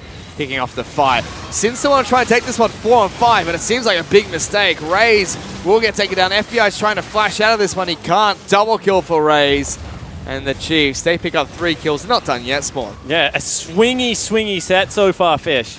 Game 1 and 2, it was all Sin. Game 3 and 4 so far has been all the Chiefs. They're out to 10,000 gold in 24 minutes in. And they're going to look to break the base. And you can see that when the Chiefs are just all on the same screen, you just can't get through their shields. They're so tanky. And we said this during Champions League. This is a very gutsy team comp from Sin, and it has not paid off. No, it certainly hasn't. I mean, I think picking the Zed, especially late game, into what was already Lulu Ivan is a risk. And because he didn't have a good laning phase, it's really come back to hurt him. Juves just walks past his Rogue, caught out in the middle of nowhere. Ooh, Raze will take some damage, but healed up nicely. Double redemption, shields everywhere. He's absolutely fine. Don't even worry about it. How do you break about this team comp? You don't. I mean, at this stage of the game, you get ahead of it early. But they weren't able to do that. Nope. So now at this stage of the game, you just absolutely do not deal with this team comp. So Chiefs take down another inhibitor. FBI's dead.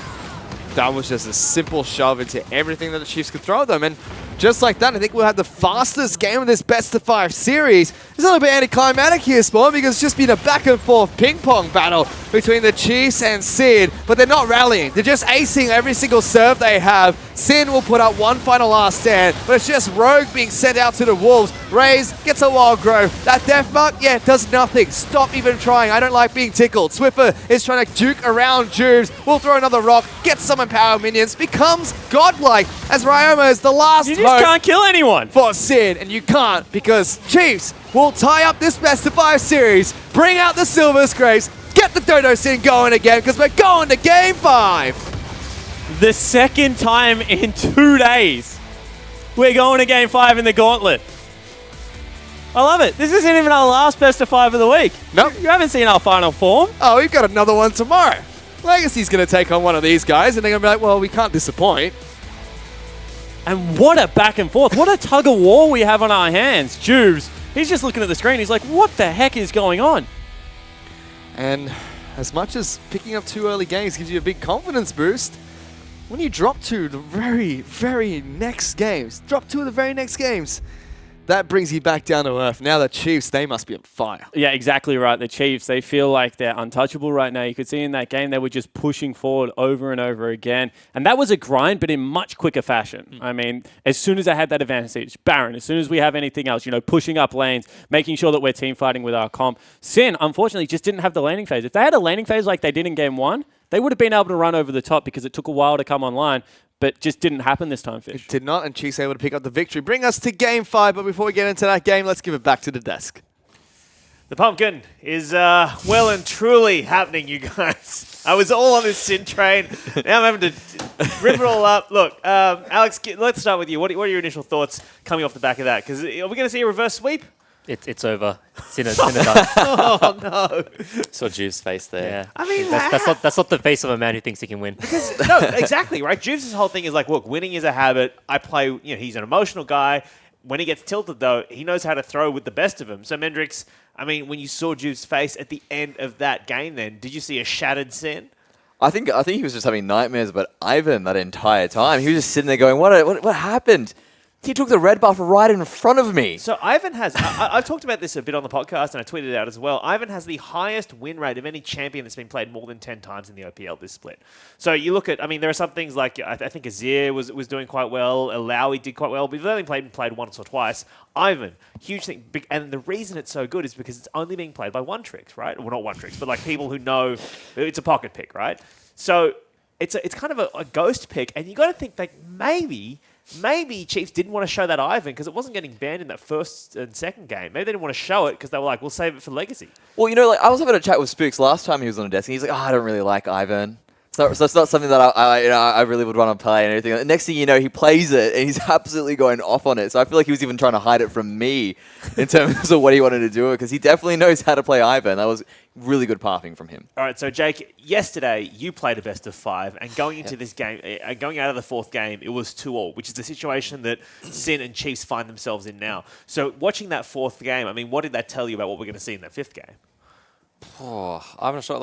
You could tell on the faces of the Sin players. Chiefs obviously have the momentum. They've won 2 games in a row. Even if you don't want to admit that it's getting to you, you could tell on Juve's face that he's worried. Yeah. What can you say? I don't know. It's just... You're such a broken soul every time. The way to play a best of 5, you got to take it one game at a time. Yeah. But it does, like I said before, it doesn't look like they're taking it one game at a time. All right, well, let's take a look at Game 4's draft because these picks and bans, again, more interesting stuff. Swiffer back on the Talia, a much better game out of him, Mendrix. But what else are the Chiefs trying to achieve with that comp? So it seems they were going back to what they were trying to do in Game 1 and Game 2. They got the Nautilus now again. That was played appropriately. You pushed up the lane, really limited what Shen could do.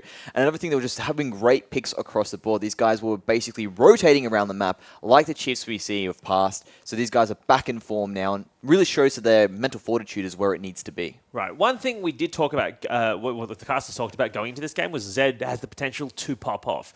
Now, what happened in that mid lane, Alex, that meant that Zed never really got ahead? Well, again, we keep coming back to this, but it's Juves, right? Yeah. Juves is not giving Ryoma the space he needs to operate on Zed.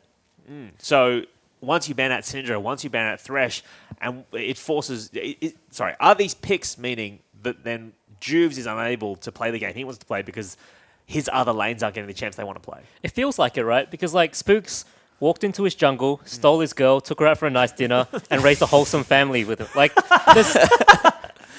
Juves had no in that game, and so in some regards, it was worse than last game. So yesterday, we saw AV banning out a lot of Thresh, and then Rogue always going to Zyra. So this time he gets Zyra, and how did the support matchup play out this time, Jay? Well, you could tell it wasn't so much the support matchup. The AD carry matchup was the really important part. The Sin have a very dominant 2v2 bot lane, but they've traded that obviously for a very strong top side with Talia into Zed, and Nautilus will have the priority on Shen. So I think Chiefs played it really well. They lost the early turret, but that's what their comp needed. They had the utility that Caitlyn doesn't have. So even if they went even or a bit behind, they were still more useful than the Caitlyn Zyra. Yeah, another thing that I really liked that they did was actually took 5 people, put them straight in that bot lane, absolutely shut down that initial starting point for Zyra because they said, yep, you're not going to have any plants now. That means we can just push up, take control of this lane, and that gives them the priority that they need in that lane as well. Yeah, that definitely delayed what Sin wanted to do in that bot lane, which was really smart by the Chiefs. All right, let's move out of draft and into the actual game itself. Mid lane, there's a tower dive Mendrix, and Chiefs are kind of like edging ahead, but this is kind of really where they start to get a big lead.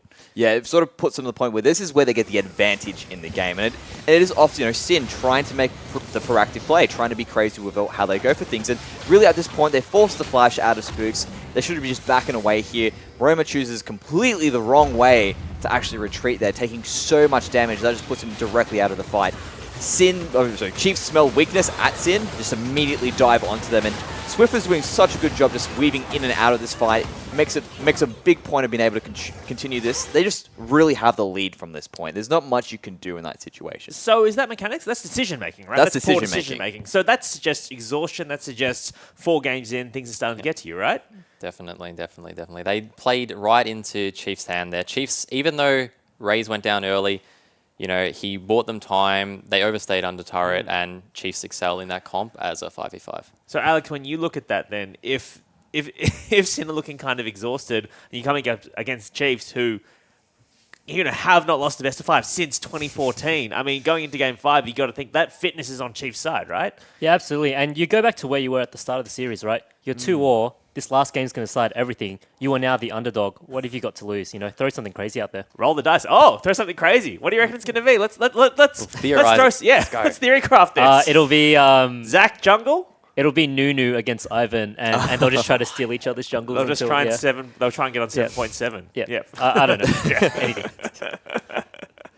Absolutely crazy. Let's talk about this mid lane team fight with Swiper Mendrix, because again, another moment where Chiefs are able to edge out in front.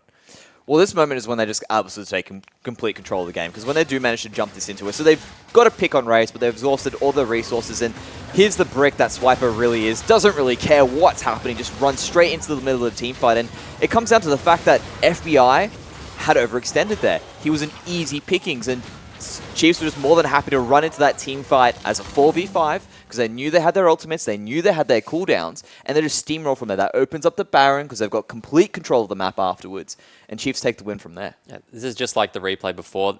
They got Raze, but they just use all their cooldowns, and they overstay too long, and then Chiefs it's too easy for them at that point. Yeah, for what it's worth, I think Raze has been struggling a little this series in terms of getting his damage off, being in the right position, but what he is doing correctly is allowing himself to be the decoy when his team needs him to be.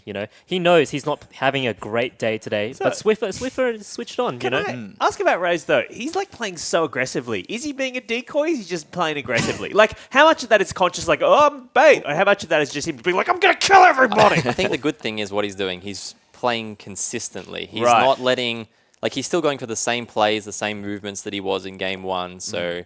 He wasn't letting the 0-2 score get to him, which is good. All right, well, let's take a look elsewhere on the map. I want to talk about top lane now, because Swiper has... Oh, sorry, we talking about Swiper or Swiffer? I apologize, Swiffer. My apologies. Sorry, at home, I'm getting this information fed to me live because I'm making the graphics live. It's live, baby! All right, let's talk about Swiffer, because this Game 3 and 4, huge improvements compared with Game 1 and 2 for him. Oh, I completely agree, and it just comes back to what Alex said.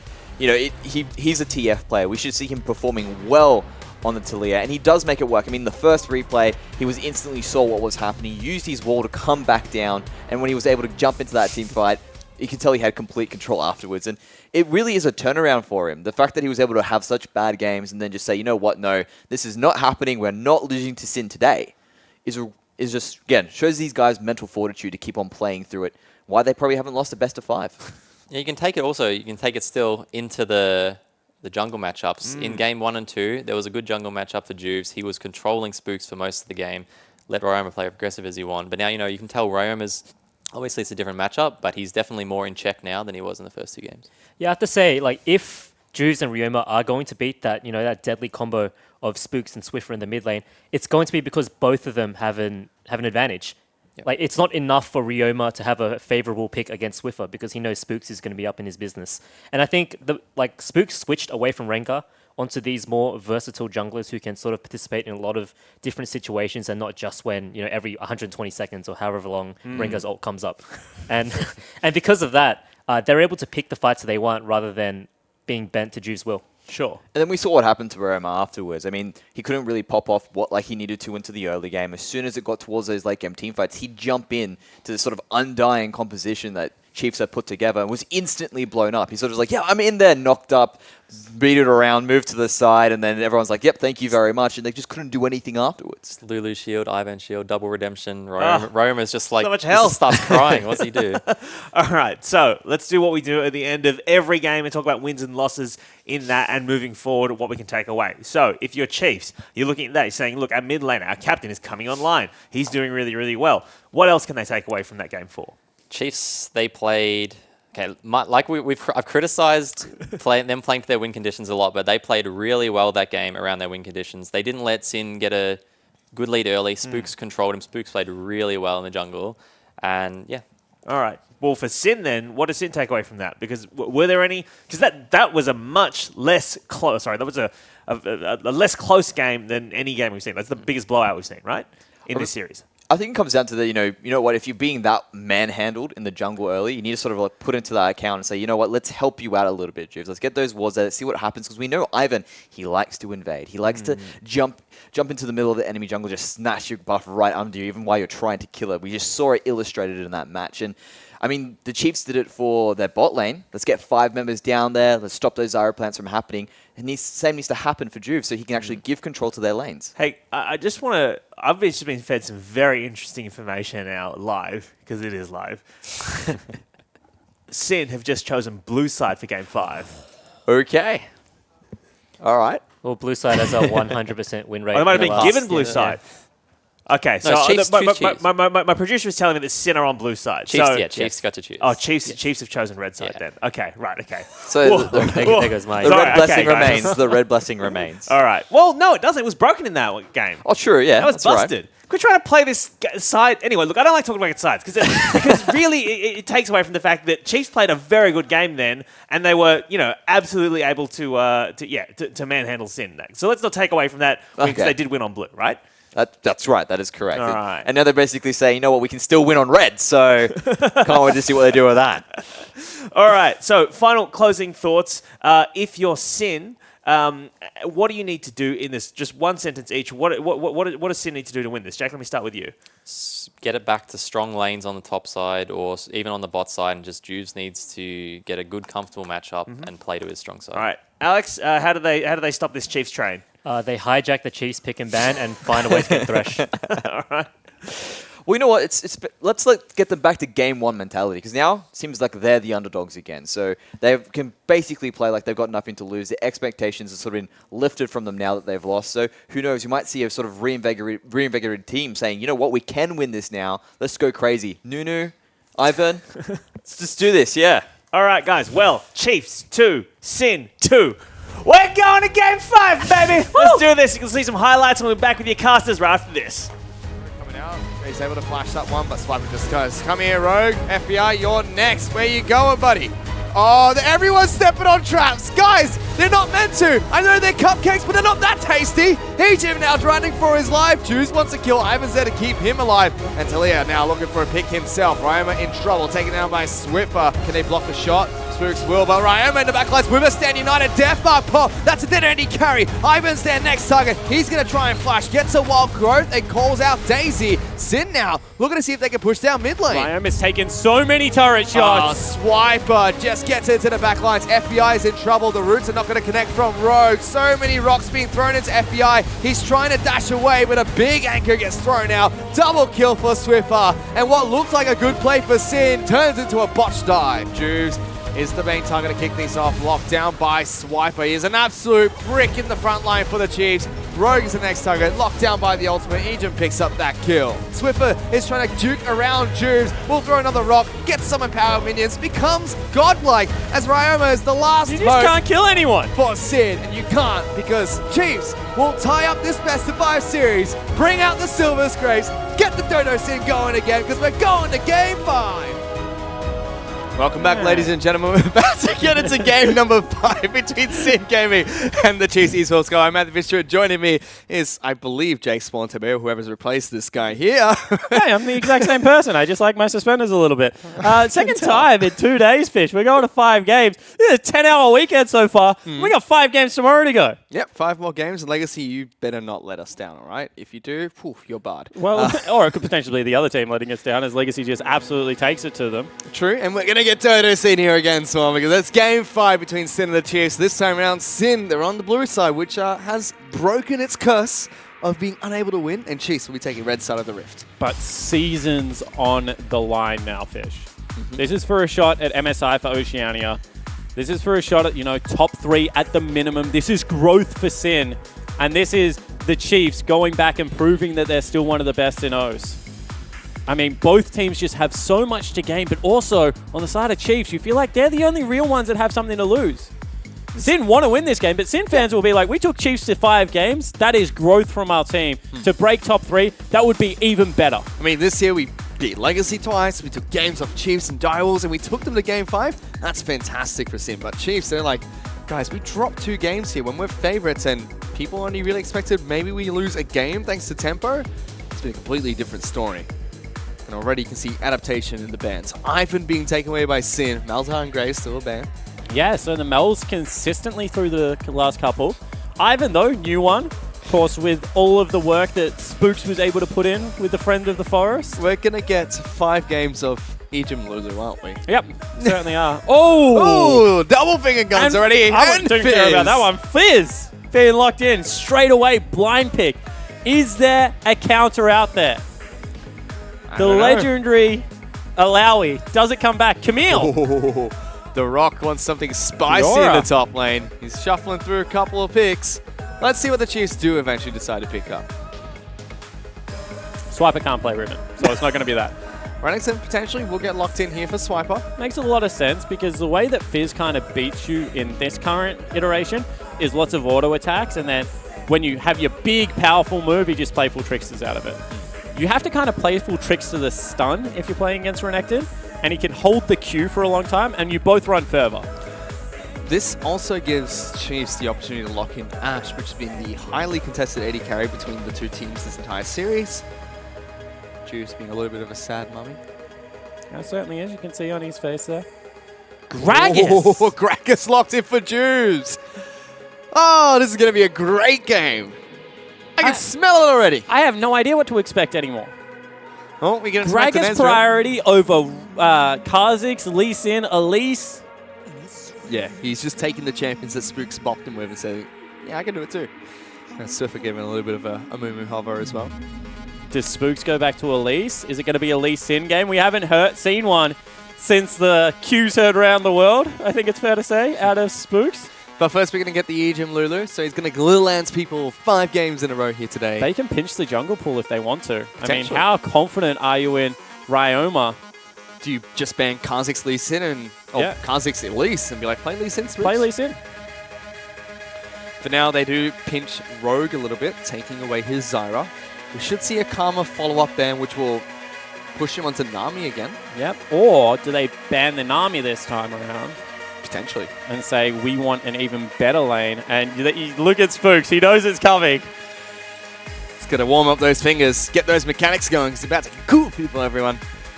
All over the He rift. still has Olaf. He still has Rek'Sai. That's I mean, true. we theorize about it a lot, but pinching a guy that like plays Olaf and Rek'Sai, even off meta, is a very dangerous thing to do, and it leaves Swiffer with counterpick to play whatever the heck he wants. So the Karma follow-up ban against Rogue, pretty standard against him. Should be picking up his Nami now. Yep. Good old Nami in the bottom lane. Oh, they actually ban Lee Sin. Now what does Spooks play? He goes towards Olaf, Rek'Sai, or Kha'Zix. Yep. There's not really any other I think it'll be meta junglers. Olaf, to be honest. Okay. They've already got some good initiation coming out of the Ashe. They're going to be able to make him massive and speed him up with the Lulu. Olaf, to me, makes a lot of sense. Kha'Zix, not a bad pick either. They pick it up. It does go well with Lulu, and Shen is available to be picked. And Orianna is available to be picked. They've already got a top laner, unless Swiffer has started playing mid lane Renekton. I mean, you never know. Just give Swift a Lulu and put Ejim on Shen. There you And go, if problem they pick solved. Vladimir... Rome has been banning it. Sin have been banning it throughout the Gauntlet. Yeah, I was going to say, I don't think you can. Orianna is still up and available. I honestly don't know if you can pick Vladimir here. And he doesn't want the Orianna. Instead, he wants Victor. And now can Swiffer potentially play the Vladimir? Are we going to see a 5th game hard carry Swiffer Vladimir coming out? Well, he's had a few good ones in Talia already. So actually, that last match was a monstrous performance from the man on your screen with the chiseled jaw. Final pick for Chiefs should be a mid laner, unless we see some big throwback to Lulu mid. It's going to be Orianna, the champion which Sin had a lot of trouble dealing with. And it makes sense. Kha'Zix flying into the back line. Renekton flying into the back line. They all start with RE. Don't blame me. There's so much good synergy on there. 5v5 again. But the big question is, can Swiper stand up to the Fizz? Because Fizz in Game 5 yesterday, what was it, 16-1? It was disastrous, I tell you that. It was a hard carry performance, regardless of what it was. 16-1 and 5. I've just remembered off the top of my head, without my producer telling me at all. You're very smart, Spawn. I am, you know, just an encyclopedia of O's League of Legends. I just absorb it. I sit there with like headphones in at night and just, you know, dream of the League of Legends, Fish. Dream of the League of Legends. It's down to the wire here. Game number 5, Sin against the Chiefs. Fizz has gone through pick ban again. Sin did it against Avant-Garde. They permanently banned out that Fizz. Now they've got it. Flares on that carry chamber, which he performed so well on. The Rock himself, Swiper, has got to stand up to this fish, man. Yeah, and I don't think it's going to be a Rock performance. I think the way you beat Fizz is fight fire with fire. I don't think you can farm underneath turret because he can dive you so simply. You actually have to try and get some form of advantage. He is on Renekton, so it is possible. Yeah, it certainly is. I mean, as far as lane bullies goes, Renekton's one of the best. He's had a couple of very good Renekton games so far.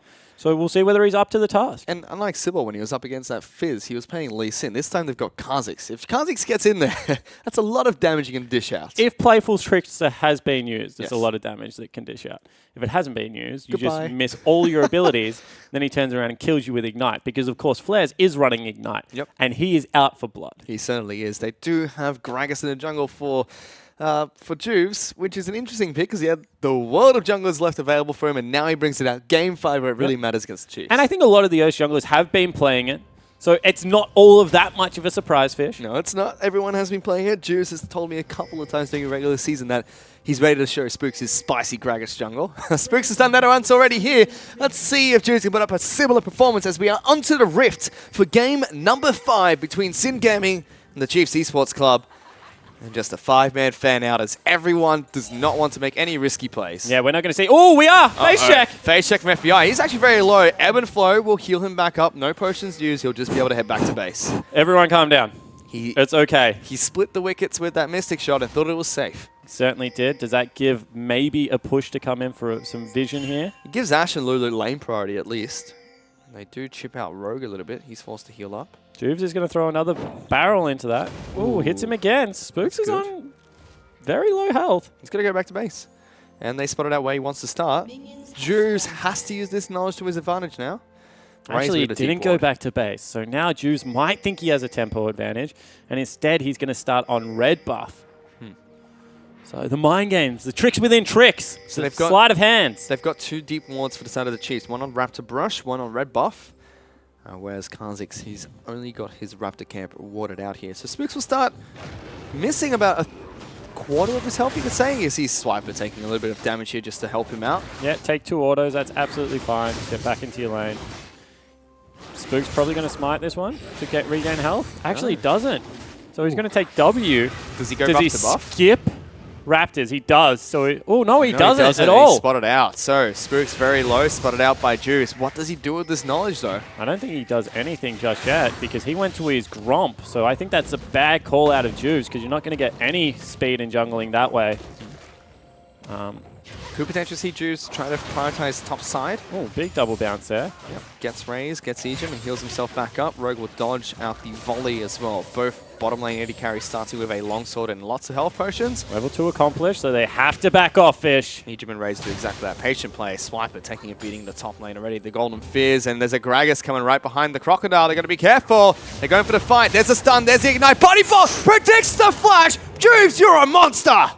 Really nice play out of Juves. The lane's going to be equalized, so Flares can technically go back for a recall here.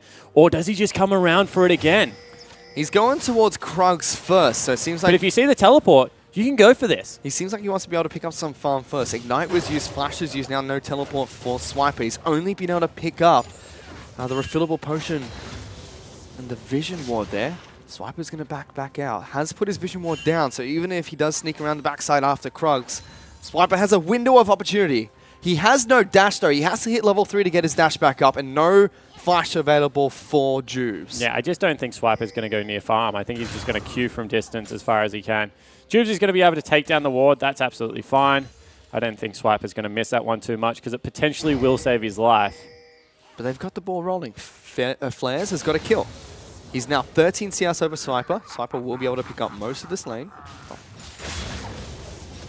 Nice and easy for him, but still, this is what we wanted out of Juice. Very proactive early game, showing some signs of life again, and he's not being out-farmed by any means. Yeah, exactly right. I mean, and he got the first blood, which gives you some good golden experience at this stage of the game.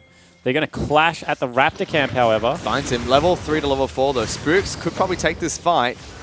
Fizz is in the mid lane, though. What is going on? Swiffer's being jumped on, tries to take down Roma. Clockwork wind-up's not going to go through because Flares gets the last auto attack. And suddenly, the nightmares of the Fizz against Avant-Garde are coming back to haunt the Chiefs. Exactly right, but Ejim and Spooks have teamed up. Might be able to take away a buff here. Rogue is here to try and back up Don't even want to go for it because they know teleport's available, so instead they just back out. And Ezreal collapsing as well, so Juves gets his jungle saved. And it's a Sheen Fizz already. Ugh, and he teleports back to lane. 4.5 minutes into the game. He's going to have Ignite coming back up quite soon. And the Chiefs, I'm sure they watched Game 5 together, might actually have a repeat here. Potentially. Oh, Juves has got a kill as well. The assist in the mid lane helps Ryan out so much because he was being bullied almost by Certainly Swiffer. was. I mean, he was about to be solo killed by Swiffer. Had burnt Very everything. But now he comes back to the lane. He's got the exist. He's got double ring, which is just so hard to put up with. Rogue is a really good Nami. I enjoy watching him play Nami. Him and Jake. Best Nami Zos. Your 2 Nami players? Yep. One's a Nami, one's a Nami. It's a difference. You can see they're trying to control Juves' jungle pathing still. Swiffer actually runs all the way to Krugs and gets a ward down there. Also potentially looking for the Swiper play. He's so annoying on Lulu.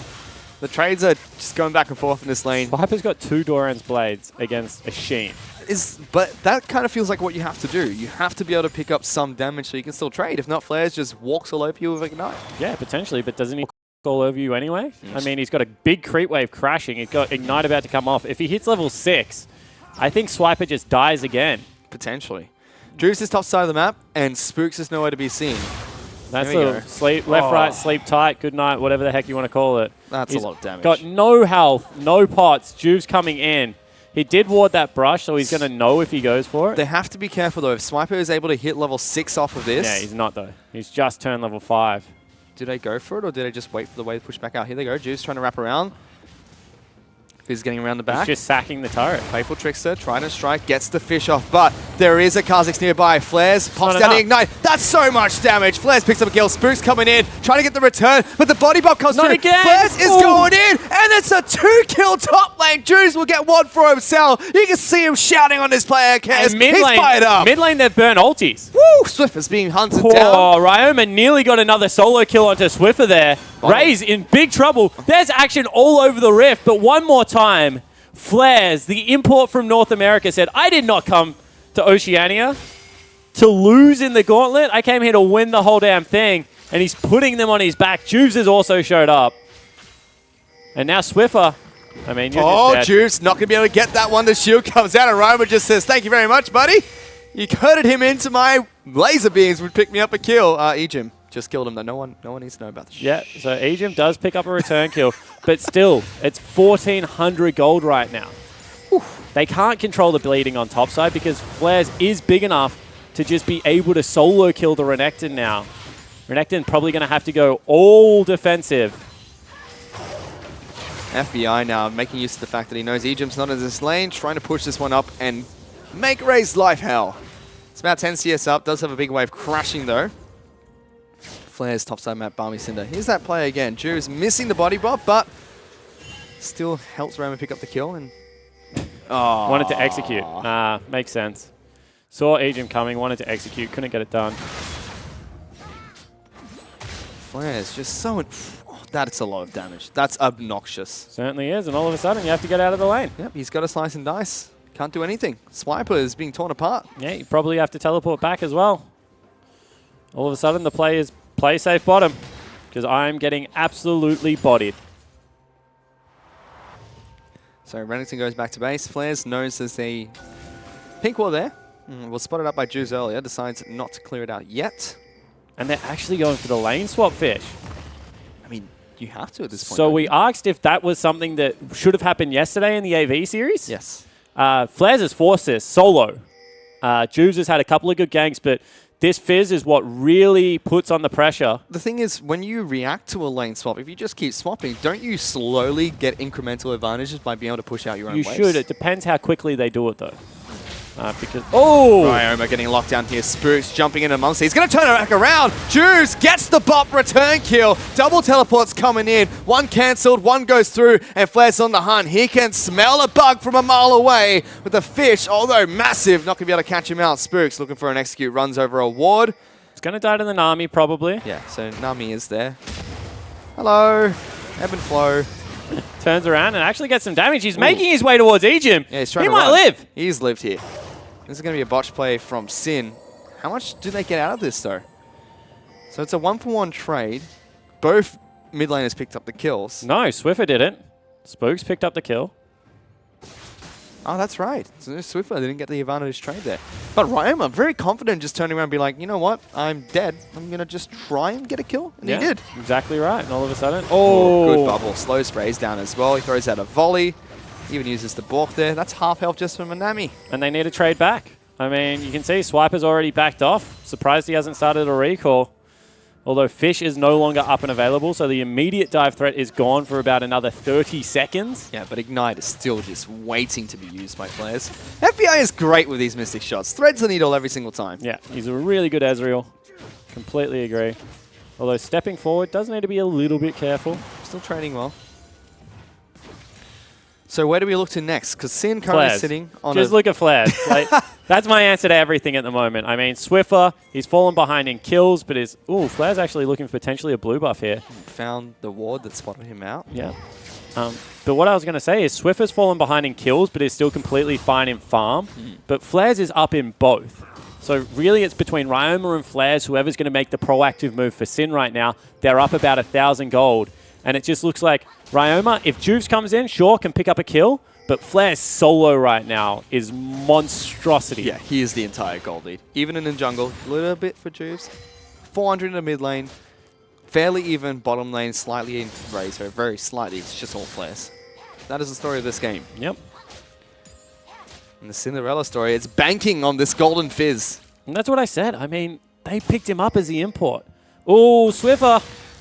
Almost getting caught out Juice by had flash body slam. Decided not to pull the trigger though. Now is spotted out walking over wards.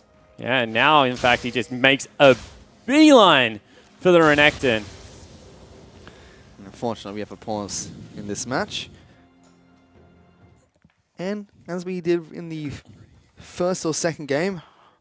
Hopefully, we'll be able to get this one resolved as soon as possible, as my cord is, all over the place. Spawn just doesn't like me. That's all right. You're a mess, mate. Yeah. But we have gone quite deep into the day again. Game 5. And Sin, with that early lead, I mean, is it just because the Fizz, I don't know, there's so many things happening right now.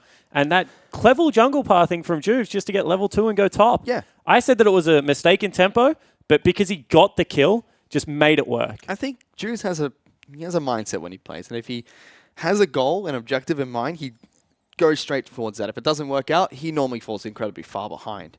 Whereas Spook's a little bit more adaptive in a jungle, can make different types of plays. But this time it's worked out for Juice. And now he just looks like he's on fire. He's missed the body slam flash. He doesn't care. But at the same time, you have to give him a lot of credit for the lead that Flares has got because he predicted the flash from Renekton. Yeah, exactly right. I mean, he body slammed to where he was and then flashed to where Renekton flashed to. Really nice play there. And this has to worry the Chiefs because, do they have all that much scaling advantage? Probably not. I mean, they're up against an Ezreal.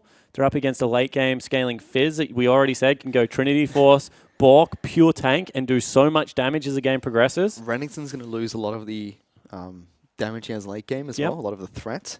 And then Victor one-shots 80 carries. That's his thing. And you've got an immobile 80 carry, well, very low mobility 80 carry in Ashe. Swift still looks pretty all right. Yeah, still giving Gives it a thumbs up. That's a little bit more of a pensive look. Yeah.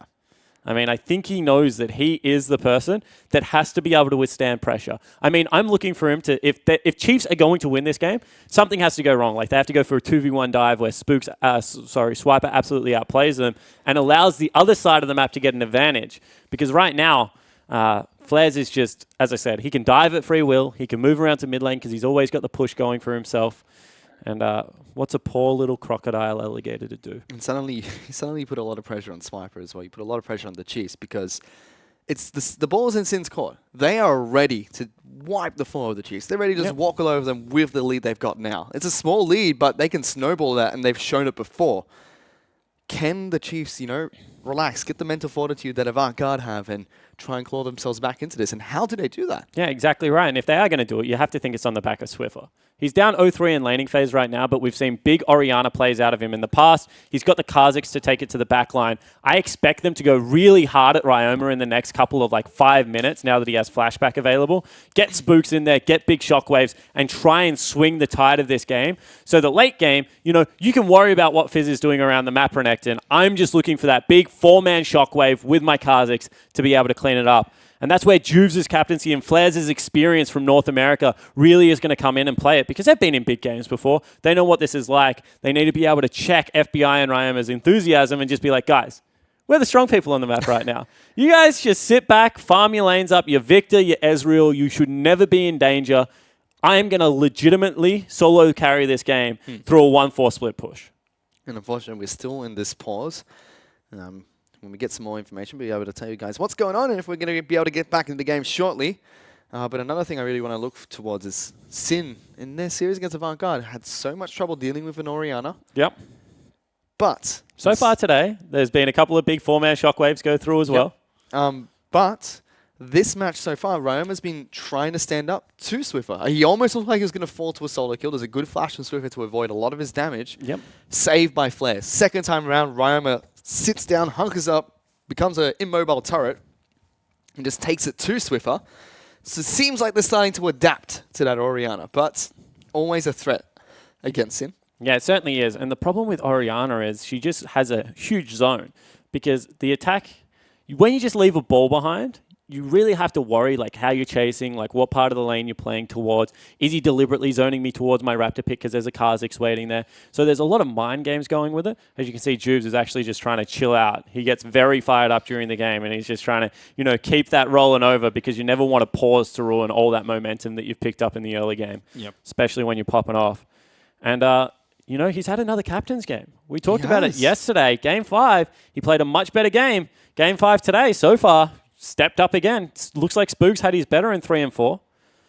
He certainly looked like it. And even the games where Juve's team won, Sin, game 1 and 2, he was being out-farmed by Spooks.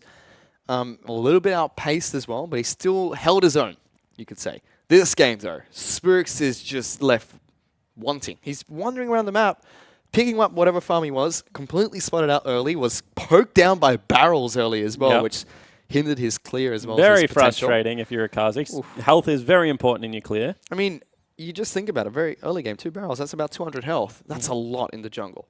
Certainly is, and you can see Ryoma also pretty chill at the moment. The rookies from Sin have been very impressive. I mean, we credited Raze last year, who came across from the Direwolves. FBI doing a very similar thing, and Ryoma in the mid lane. I actually haven't seen a mid laner like Ryoma come up for the longest time. And it really feels like Sin, they build up their rookies quite well. They make sure that they're comfortable, make sure they have good strong leadership as well. Especially with the likes of Juice on your team, it's kind of hard not to be able to rally behind him. Yeah. He gets everyone fired up. Even Rogue. I mean, Rogue's a very personable guy. And you can see that calls a lot of the shots down there in the bottom lane. Absolutely have no idea what Spooks is doing, trying to play face-off. But you can see that he's very pensive at the moment. And the Chiefs, they must be having flashbacks. They do not like Game 5s. They've lost a couple of them. They've won a couple more in recent history. Yes, but you have so much pressure on your shoulders, though, because if you're the Chiefs, as the Chiefs Esports Club, barring the previous organizations, these 4 players, without Radier, maybe without Ejim as well, who did later on join the squad, they've never lost as an org. Chiefs Esports Club are dominant in the Oceanic Pro League. And this is one of the few times where they've really been tested. Going to 5 games against Sin, a team that majority of the people in Oceania thought that, they might be able to take a game if they get lucky. They've taken them to Game 5, and now they have a lead in Game 5 as well. Yeah, exactly right. And they have a legitimate win condition through that Fizz. Because whenever they have the teleport available, ignite up, you're both looking at dives. So you have to challenge, so you have to seed a little bit. But then teleports elsewhere, so you have to be able to control the wave somewhat as a Renekton. And unfortunately for poor Swiper, perfect storm of early game, gets ganked early, kill goes over, revisit, another kill goes down.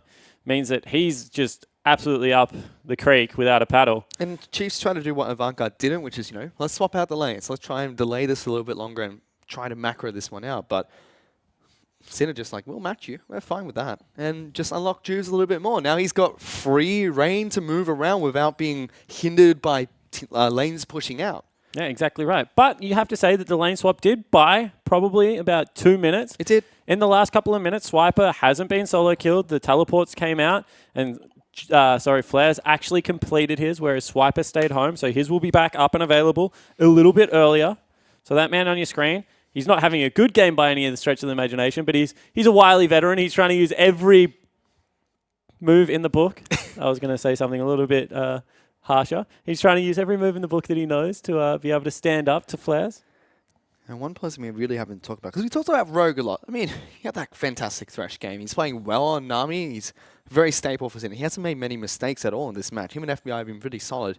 Ejim has been up and down this entire series, and he's an aggressive player. He's really well known for his Alistar, well known for Thresh as well, but he's on Lulu this time around, and although he's looking all right, just hasn't been that big playmaker that we normally see him as from the Chiefs. Yeah, he's had a couple of good games. I think that, Game 3 especially, he had a good game as we jump back into the game. Finally. Yay, we're back! And the dive is called off from Juves. But yeah, he's had great games. Ejim has had really good games so far. I mean, even this game he's playing all right. He's got a kill for himself. He found Juves inside his own jungle. But hasn't been that playmaker we usually see him from on the Chiefs. And as much as that's some criticism towards him, it's very difficult to do that when you are Lulu. Yeah, it certainly is. And you can see the Chiefs actually trying to trade a side of the map now. They say you might be able to take out Swiper in the bottom lane, but with that, we should be able to use our pressure to at least get something topside. Spooks goes over the wall again. And they're looking to pound down on this turret. Can they dive you, though? It's a race for first brick. That has to be what it is. Flares and Juves racing for it. Chiefs win. So first brick for Chiefs. Get a little bit of extra gold there. But it's still 1,000 gold lead for Sin. Yes, Chiefs will like that they got the extra gold, but who wins the advantage of having an open map now? I mean, Ash Arrow is a huge advantage. So you have to say that if they're able to control the Fizz, which they've been able to do quite okay right now, then the Chiefs with Ash Arrow should be able to generate picks. At the same time, in split push right now, 2-level advantage, huge CS, like 40 CS up. You have to give any form of, if this just turns into traditional 1-4 without any picks going through, Sin should be up that full 1,000 gold that right now Flares holds over Swiper. And although they're even level now, this is the first time Juice has been ahead of experience against Spooks in most of the games. So he will hit 9 first, which is a small power spike for every champion as they get level 5 in one of their basic abilities. See mid lane, Ryoma just standing up, taking up minion waves to try and clear this one out as fast as possible, while Swift has gone back to base, pushes the cannon minion in. Ocean Dragon's on the table, and Juice has been spotted out on Gragas in the river here. They've called Rogue down as well, and they're back to conventional lanes. We have the top laners on top side of the map. Swiper has a turret to fall back to. I think that's Teleport coming out. Oh, they're going for it. Here comes the Fizz. No time for that now. They're still going. Doesn't get cancelled. Ray's been knocked back. Juice will knock him further down the line though. And Flares throws out the fish. Not going to connect. Doesn't get the knock up. But is he still going to go? There's a big shield on towards this. Ash. And they botched the play. The flash from Rays was crucial there. Certainly was. Got him on the perfect side of the cask. And all of a sudden, Swiper breathes a big sigh of relief and says, by golly gosh, I don't have to deal with a teleport. I don't have to deal with a fish for the next 60-odd seconds. Everything's coming up Millhouse. Perfect. But that was actually a really good teleport out of Flares. Perfect storm for Rays as well, because his arrow didn't connect, that's a fish to your face. His flash didn't go off, you're back in really far away from the rest of your team. So well played from the Chiefs, able to mitigate a lot of the damage there. They've got 500, they've cauterized the bleeding by about 500 gold. But also really well played out of Sin. I mean, that's the kind of play that if it goes right, wins you this Gauntlet for now. I mean, takes you to the next level, books you a date with Legacy tomorrow. If Flares is able to get one more kill, you feel like the game is at a breaking point. He's trying to build up towards that Trinity Force. Ryoma's going to be able to pick up blue buff here. Swiper's trying to be a little bit of a nuisance, but can't quite do that. Meanwhile, Ocean Dragon will be started by the Chiefs. This should be an easy pickup for them and much needed objective. Yeah, it certainly is. And the good thing about picking up objectives is that you feel like, okay, I'm still in this game. We're getting something ticking over. Good job, guys. Like, really good job on withstanding the bottom lane pressure. Now we can just go back, reset our lanes. We're absolutely fine. Reality, you're still not fine. Flares is still probably going to be able to solo kill Swiper when this wave crashes because he's 2 levels up with a level 2 ultimate. Yeah, and you also have to remember, pro players, they don't see the gold. They don't know how much gold they're behind. They just see, oh, it's 6-3, we've got 2 turrets each, and they've got a dragon. We've got a dragon. They don't know that it's actually this close at this point in time. It's a little bit of a blessing and a curse, though, Fish. Yep. Because sometimes you also think you're much further behind than what you actually are. Fish can come out point-blank range. Said trades there. Oh, dodges out the stun, but Swiper goes back in. Still big damage from Flares. That's half health Swiper. There goes the fish. Ignite is ready, but Flares backs out while Dominus has been popped. Yeah, actually really nice play out of Flares because he didn't have to burn anything for that. You can see assist pings are going out. Swiper has to back away from the turret, you feel. Spooks is close by, and Flares doesn't have any wards to spot him out, but he's going in. Oh, that Grasp of the Undying proc. Just brutal for Flares, and he might be able to go to town on this turret. Spook still very close, taking down Krugs. Can possibly defend, if not try and take down Flares. It is a Kha'Zix, does do very well, but Ignite is still ready for Flares if he wants it. Exactly right. Now does Swiper teleport back? Does he just run it? He has been so disciplined with his teleport play. Hasn't used one of them selfishly, Fish. Nope. Making sure he's still that team player the team needs him to be. He's down about 55 CS though. Flares have just pushed another wave into his turret. Incremental advantages. They traded ultimates. Flares got more CS and damage on top lane turret. Big win for Sin. And you can see even though Chiefs were within 500 gold reach, now they're back to about 1.3 down. Exactly right. And that's all Flares again. That's why I said that's if you're a Sin fan, you were just crossing your fingers and hoping the fish goes to work. Because Swiper's actually seeded the game. From his perspective, he's going Sunfire Cape first item. Which is not too bad. Renekton's used to do this. They used to go for traditional tank. Yeah, certainly did. But does mean that all of your ability to duel is absolutely gone. Yep. He's now just team fight over. Juice has found him, knocks him back good. Flash. And Flares They're going to stick with the play, though. We'll slow him down. So they do burn summoner spells again. Juice keeps burning these spells, but thanks to the changes on Gragas, can't find the picks his team wants him to. Potential dive mid lane, though. Teleport not yet available for Flares. Watch it come off cooldown and see if they actually make a play for it. Turret getting down to about half health. So Chiefs trying to make a play, and the smart one there. Top lane turret should fall, though. Flares should be able to take this one down after pushing Swiper out of the lane twice, and this will give Sin a nice advantage for themselves.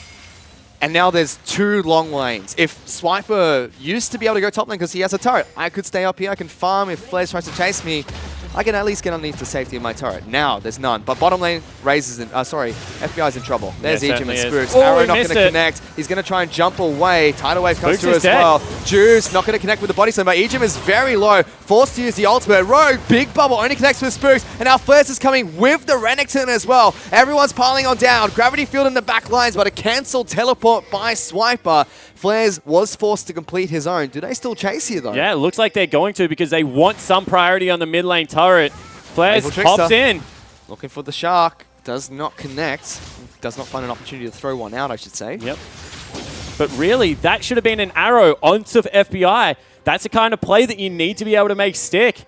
Instead, good completed teleport out of Flares zones everyone away again. And the Chiefs still playing this game heavily on the back foot. Oh, Ryoma steals red buff. Take that, Spooks. I mean, the second evolution potentially could have come out if he's able to get that. Huge play out of Ryoma in the mid lane. And we said that, you know, it's all about him not collapsing under the pressure. Looks like he's thriving in the pressure so far. Yes, and Sin are slowly, incrementally increasing their gold lead. 2,200 gold up. Flares is a long lane to deal with, and he's got a Trinity Force. Have fun, the Chiefs. Yeah, I mean, he's just a monster still. Nothing's really changed. He could kill anyone on their team. He can still kill anyone on their team, Fish. But Swiper, if he continues to get a little bit tankier, can potentially survive the dives and still have a okay amount of wave clear. Yep, he's got some health thanks to Sunfire Cape, and Fizz does do a lot of physical damage. Now we potentially should see go to Cal now. Yep, go towards Cal, mitigate the damage from Ezreal, Victor, and Gragas. The lineup from Sin is just so hard to tank. Yeah, it certainly Mixed is. damage top, mixed damage AD. Whew. You can see that one more time he's just going around the corner. And Swiper is just like, I am out of here. Oh, he played for tricks. Did get spotted though, so they know he's rotating down. Does Swiper play 2 stats behind him? Looks like he's going to. In They're fact, it getting looked like they've caught him. Have they caught him out though? Here's the playful Trickster, jumps on the Swiffer and said, there's the Shark. Not going to connect, but the Chaos still doing some damage. Avoids it. Swiffer's in trouble. Will be taken down. Egypt is the next one to fall. Sin have got a 2, and Flares is trying to run away. Juves knocks them both back into him and says, come back, not my top laner. You fight me today. Swiper trying to dash out. Double kill for Ryoma. It's 9-3, and Sin have a 3,000 gold lead. Huge team fight for Sin right there. They're also going to be able to clean up the mid lane turret. In fact, are they going to go for Baron? Potentially. They're going to pull the trigger. Blade of the Ruin King not available because Ezreal did go for Manamune first, but Flares does a lot of mixed damage and % health damage. The problem is if Spook knows and it doesn't go down quick enough, then there's always a chance he jumps in and steals this one, even if it is a 5v4. They've left Rogue to tank it. I think they could have got turrets. Little bit of nerve starting to creep into Sin's gameplay. But it's a low risk, high reward play.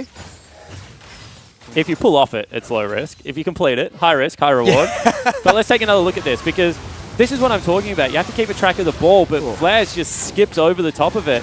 And then Swiffer burns down. And Ryoma, who's had a fantastic game so far, is just able to output so much damage. And then, yeah, as we said, poor Swiper. Absolutely nothing he can do in this game. Ryoma goes towards, what, 5 kills now, I think? He's got 4-1-2. Chiefs will be able to take a Mountain Dragon for themselves. Against the flow again. 4,000 gold, still the lead. Luden's Echo has been picked up by the Victor as well with Perfect Hex Core. Yeah, that's huge. Blade of the Ruin King being rushed now by Flares. He's not afraid to skip his tank items here. And that makes sense because you know that Swiper's honestly not outputting damage. So the lifesteal should be enough in the 1v1. I mean, that's what you got to look towards. I'm going to chip down the turrets. I'm going to go back into the creep wave. And I'm going to make it work. They're one more time laying the trap for him. No one can 1v1 him, though, like you said. But the thing is, like, how much do you take off Swiper? Because that's a huge creep wave top, and they've actually given it over to Raze and said, Swiper, go bottom. Renekton falls behind later on in the game. He's still point-and-click stun, lots of health, very tanky champion. I'll give him that. He does shred armor as well with his empowered E. Yep. The dice portion of that. But when you're 70 CS, 60 CS behind, building pure tank, you don't have a power spike. You're that brick wall the entire game and nothing else is going to come out of it. Yep, exactly. We saw him pick up double kills in their 4th match victory. And was able to, like, solo kill Ryoma as well as FBI late game. So now they're just trying to frustrate Flares. Just been told there's 9 wards where Flares is right now. Oh, making sure they got sight of everyone here. But what they have done is they've also meant that FBI probably has to go back down bottom lane. So Swiper got to push up another 2 waves. He was 70 CS down, now he's only 50. I mean, I say it like it's a good thing. This is okay for Sin, though, I guess. If FBI and Rogue go bottom lane, just clear the one now, go back towards top side. But if Raze and Ejim ever show, there's potential that they just pinch Baron. That's a very unlikely thing, and it's still a fight will still ensue, especially with Shockwave available. Fighting over a pit, never a great idea. But seems like they're both very content with farming. 4,000 gold lead for Sin. This is the lead we saw Chiefs have last game. We were like, that's it. Yep. They're just going to be able to walk away with this one. Different compositions. Seems like a more of an uphill task here. Jeez, on point with a slam away. Swiffer. I mean, that's what you have to be willing to do if you're going to face check brushes, is make sure you have the finger pointing the other way for the belly bop. That means another big cooldown for Swiffer, who's 0-4-1 in the last game, whilst Juves is 2-1-4. He's having a good game here, Juves. He's gone for the Luden's Anchor pickup on Gragas and now straight towards tank. He's like, all right, got my damage, boys. Let me soak up some. And I mean, Deadman's Plate is still really legitimate damage. Yeah. As far as junglers go, we build it on Elise a lot. See it on Lee Sin as well if you fall slightly behind. The big momentum strike off the empowered W means that you just do surprising amounts of burst. Mid lane out of turret's being chipped away by Sin as well. This is normally been the last one to fall because Swift is very good with maintaining his waves and not being pushed out. But again, Sin really happy to 1-4 or 1-3-1. So out of turrets, bottom lane, top lane have fallen. They only traded one so far, which is a good news story for them. But they might have collapsed on towards FBI. They're trying for it. There's an arrow thrown. He does Arcane Shift out though. Yeah, gets out of dodge. Really nicely played out of FBI. 0-0 out of their bottom lane, but they're continuing to scale up, and that's all you need to do. Because really, the Chiefs are starting to try and funnel resources into Raze. You can see that he's got double attack speed item already. They're looking for him to be aggressive. One more time, Flares ducks into Fog of War. Every time he does this, you have to hold your breath a little bit. But isn't this exactly where Chiefs want to be? They're like, all right, we've sacked early game. Do we just sit out and farm and let them push in? Oh, 100%. But what are you going to lose for that farming is a big question. Because Juve's looking for a flash body slam again. Swiper's continually being pushed into. And Flares is just still an absolute menace. 3 levels up over Swiper. What a machine. He's definitely got a lot of gold in his back pocket as well, ready to go back to base and get a big shot. There you go. Just dives in on top of Swiper. He's like, take that!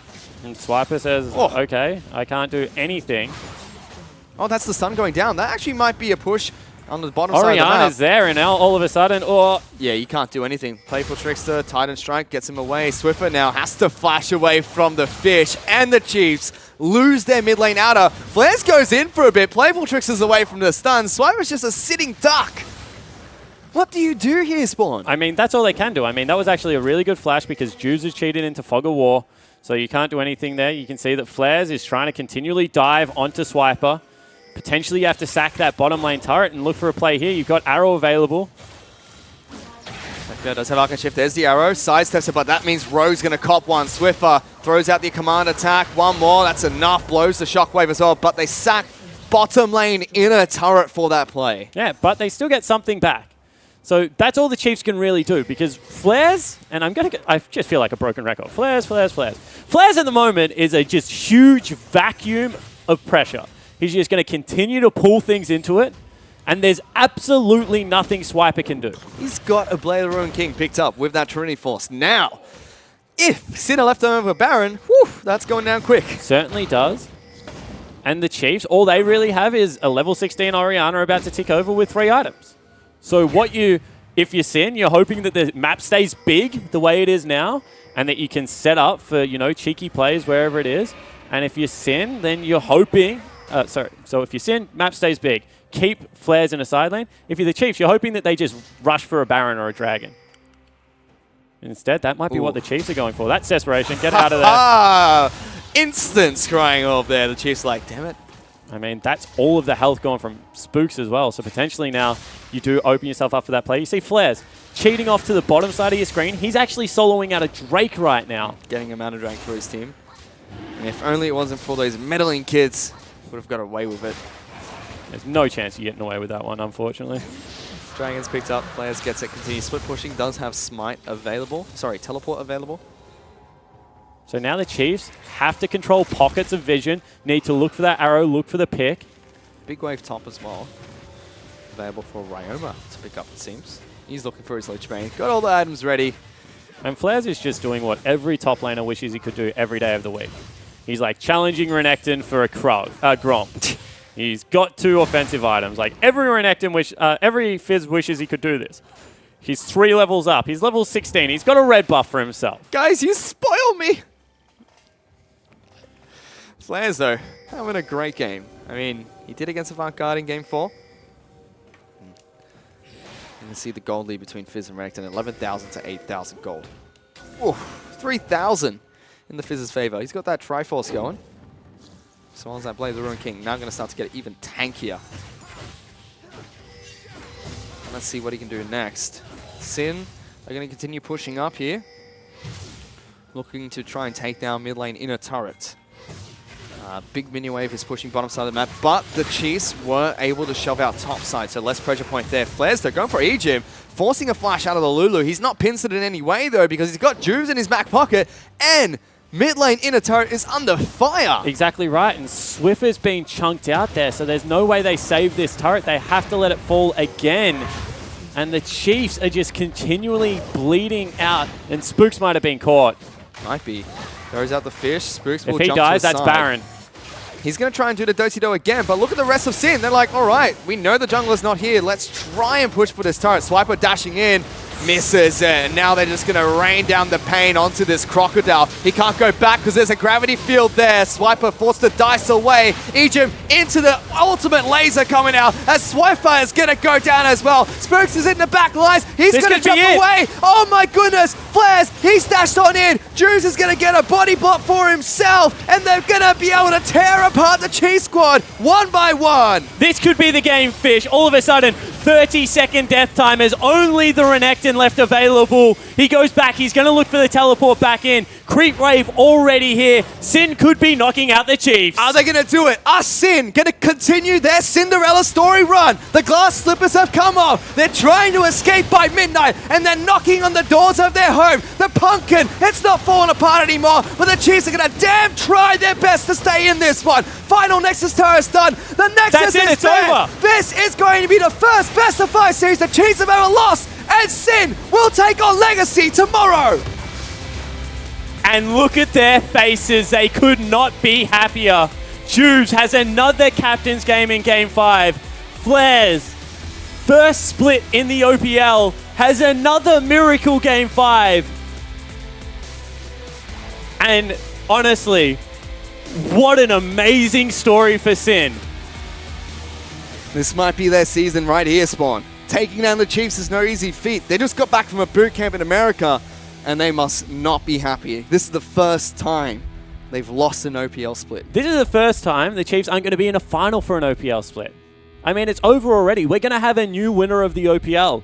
It's up to Sin, Legacy, Direwolves to be able to get this done, but we're going to crown a new victor. And today, Sin, back-to-back best of 5s. They're going for the IMA run. They certainly are. They're looking to try and take everyone down in the Gauntlet and finally face off against the Direwolves in the finals. But they've still got one more team to go through, which is tomorrow up against Legacy. And you know, if you're Legacy, you might have been sitting back and watching this game and be like, this is going to be all right. We get to scout out some knowledge. Now, after watching Sin in that run, you got to be shaking a little bit. And you've seen two sides of two completely different teams. Yesterday, a little bit sloppy, a little bit rugged. I mean, playing very much towards lane. Today, saw a lot of macros, saw a lot of 1-4, 1-3-1 setups. And, you know, if Sin show up like that, they can beat anyone. And they're trying to fall off the Cinderella story again here. They might be able to do just that. But to wrap up today, let's give it back to the desk. No one saw this coming. Nobody saw this coming. And Sin, 3-2 over the Chiefs. Let's take a look at these handshakes, shall we? Because if you're the Chiefs, you would be heartbroken right now. But if you're Sin, this is the peak. This is the pinnacle. Jake, I mean, this is kind of vindication for you. Yep. In many ways. We But are a very good team now. at the same time, though, you went to witness Flares popping off on Fizz again in Game 5. That's got to be triggering on some level. Dirty. As soon as they got those first kills in the top lane, Just your eyes flashbacks. spray over. You're like, oh, the choppers. Yeah. Alex, what are your initial thoughts on this as a Game 5 and also as a series? Because it's really cool for Sid. Nothing makes sense anymore. It's just throwing everything out to you. Might as well just. Why? Someone's got to clean that up. I don't understand what you gain from doing that. But Mendrix, talking about Game 5, Flares. Flares. That's all we can say. I mean, even Spawn said it at one point. He goes, all I feel like I'm saying is flares at the moment. And it really is just he actually made that work as well. He was the one that looked for those first early kills. He went in there, he got Juves to help him out when he did go for that initial sort of jump in to make everything work. And then he went to the bottom lane the mid lane afterwards to get the kill onto Oriana. So he really did put that game on his back there. What's incredible about this, though, is that the next stage of the Gauntlet tomorrow is against Legacy. And Sin have beaten Legacy twice already this split. So everyone was like, oh, well, Chiefs beat Sin, and then Legacy and Chiefs, that's the thing. But now it's like, well, Legacy beat Chiefs, and now it's like, well, yeah, of course. Sin beat Chiefs. Of course Sin beat Legacy. They've already done it twice. Jake? I don't know. Are they going to go all the way? Is this I the can't start? tell. You know, we thought Red Side was going to win every game, and then Chiefs broke that, and then going into tomorrow, Sin are going to be very taxed, mentally. But Are they just like, or are Sin taxed mentally, or are they like, we've already done this twice. You don't know. Now. Yeah. You say the same thing. Legacy might not be warmed up, but Legacy have a lot of games. So they got 10 games to watch, the draft and how they play. So if they use that to their advantage. I mean, Carbon said in the interview beforehand, I hope, someone knocks Sin out so we don't have to deal with them coming into this. And it just did not happen for him in the end. So, exactly. All right. Well, the biggest upset could be tomorrow when Legacy actually beats Sin, potentially. Who knows? That could be the upset of the split. Let's take a look at this pick and ban phase, this draft, shall we? Look, we can sort of spend all night talking about Fizz, but what else really sticks out to you there, Jake, on the Sin draft?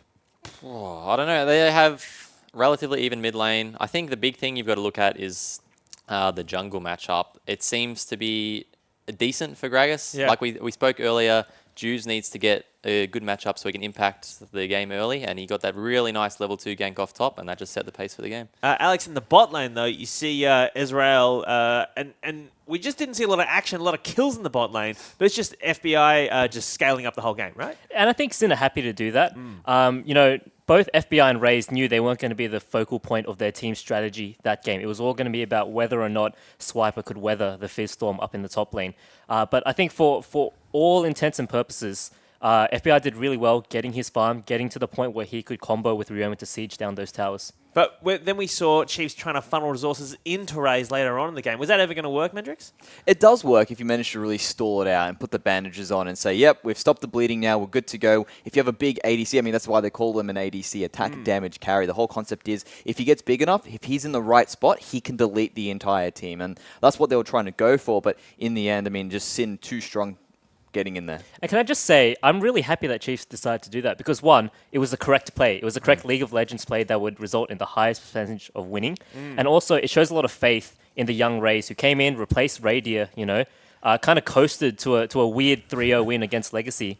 And now in probably one of the toughest best of fives of his career, he was relied on. And I think he didn't shy away from it, and I think that's credit to him. Absolutely. Well, speaking of Radiant, let's take a look at the Radiant medal winner for this series. And no surprises there, it's going to Flares, who, in the games that they won, he was the shining light. Well, specifically Game 5 when it really mattered, I guess. Well, really, that Game 5 was a great performance, but it wasn't just that as well. I mean, even the games that they lost, he was actually quite solid. His Rumble game, he managed to put out some pretty good ultimates there. The only real issue that he had was those teleports, especially towards the early game. Not really hitting the mark there, but he fixed that as time went on, so he had a bit of an evolution as well. Now, Jake, you don't get to vote in these things because, we don't let the riff-raff in. But is there anyone you want to shout out to tonight who you thought played really well?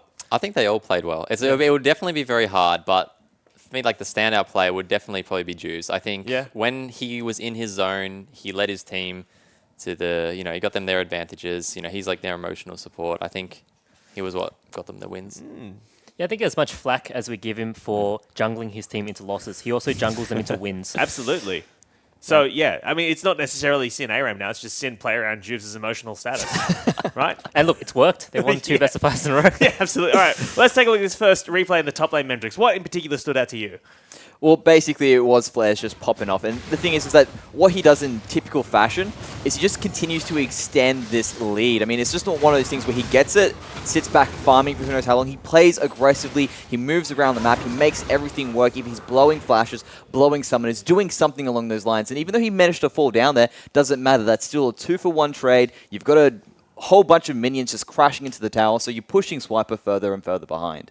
And it's what he did yesterday. He's doing it again today. Jake, when you were watching that, I know we were joking about you having to relive some trauma there, but you've watched this happen twice now. Yep. So well, I didn't watch it yesterday. You experienced it. Turn my head away. Certainly. But what is the answer to this? If Fizz gets ahead early, like, what do you do? I mean, I'm not really sure. It's a common trend with Sin. They just solo, like blind picking their solo laners, and they managed to get really good matchups. So maybe they're just ahead of the game on other people. I'm not sure. Anyone else got any ideas? I think the draft implications are going to be really weird for Legacy. They've seen Syndra and Thresh basically carry Sin into a win. Now they have to worry about Fizz. I just wonder how that's going to play out. Picks and Too many target bans. What do you do? Yeah. All right. Well, let's talk about a game-changing moment, Mendrix, because there's something specific that you want to kind of highlight here as well.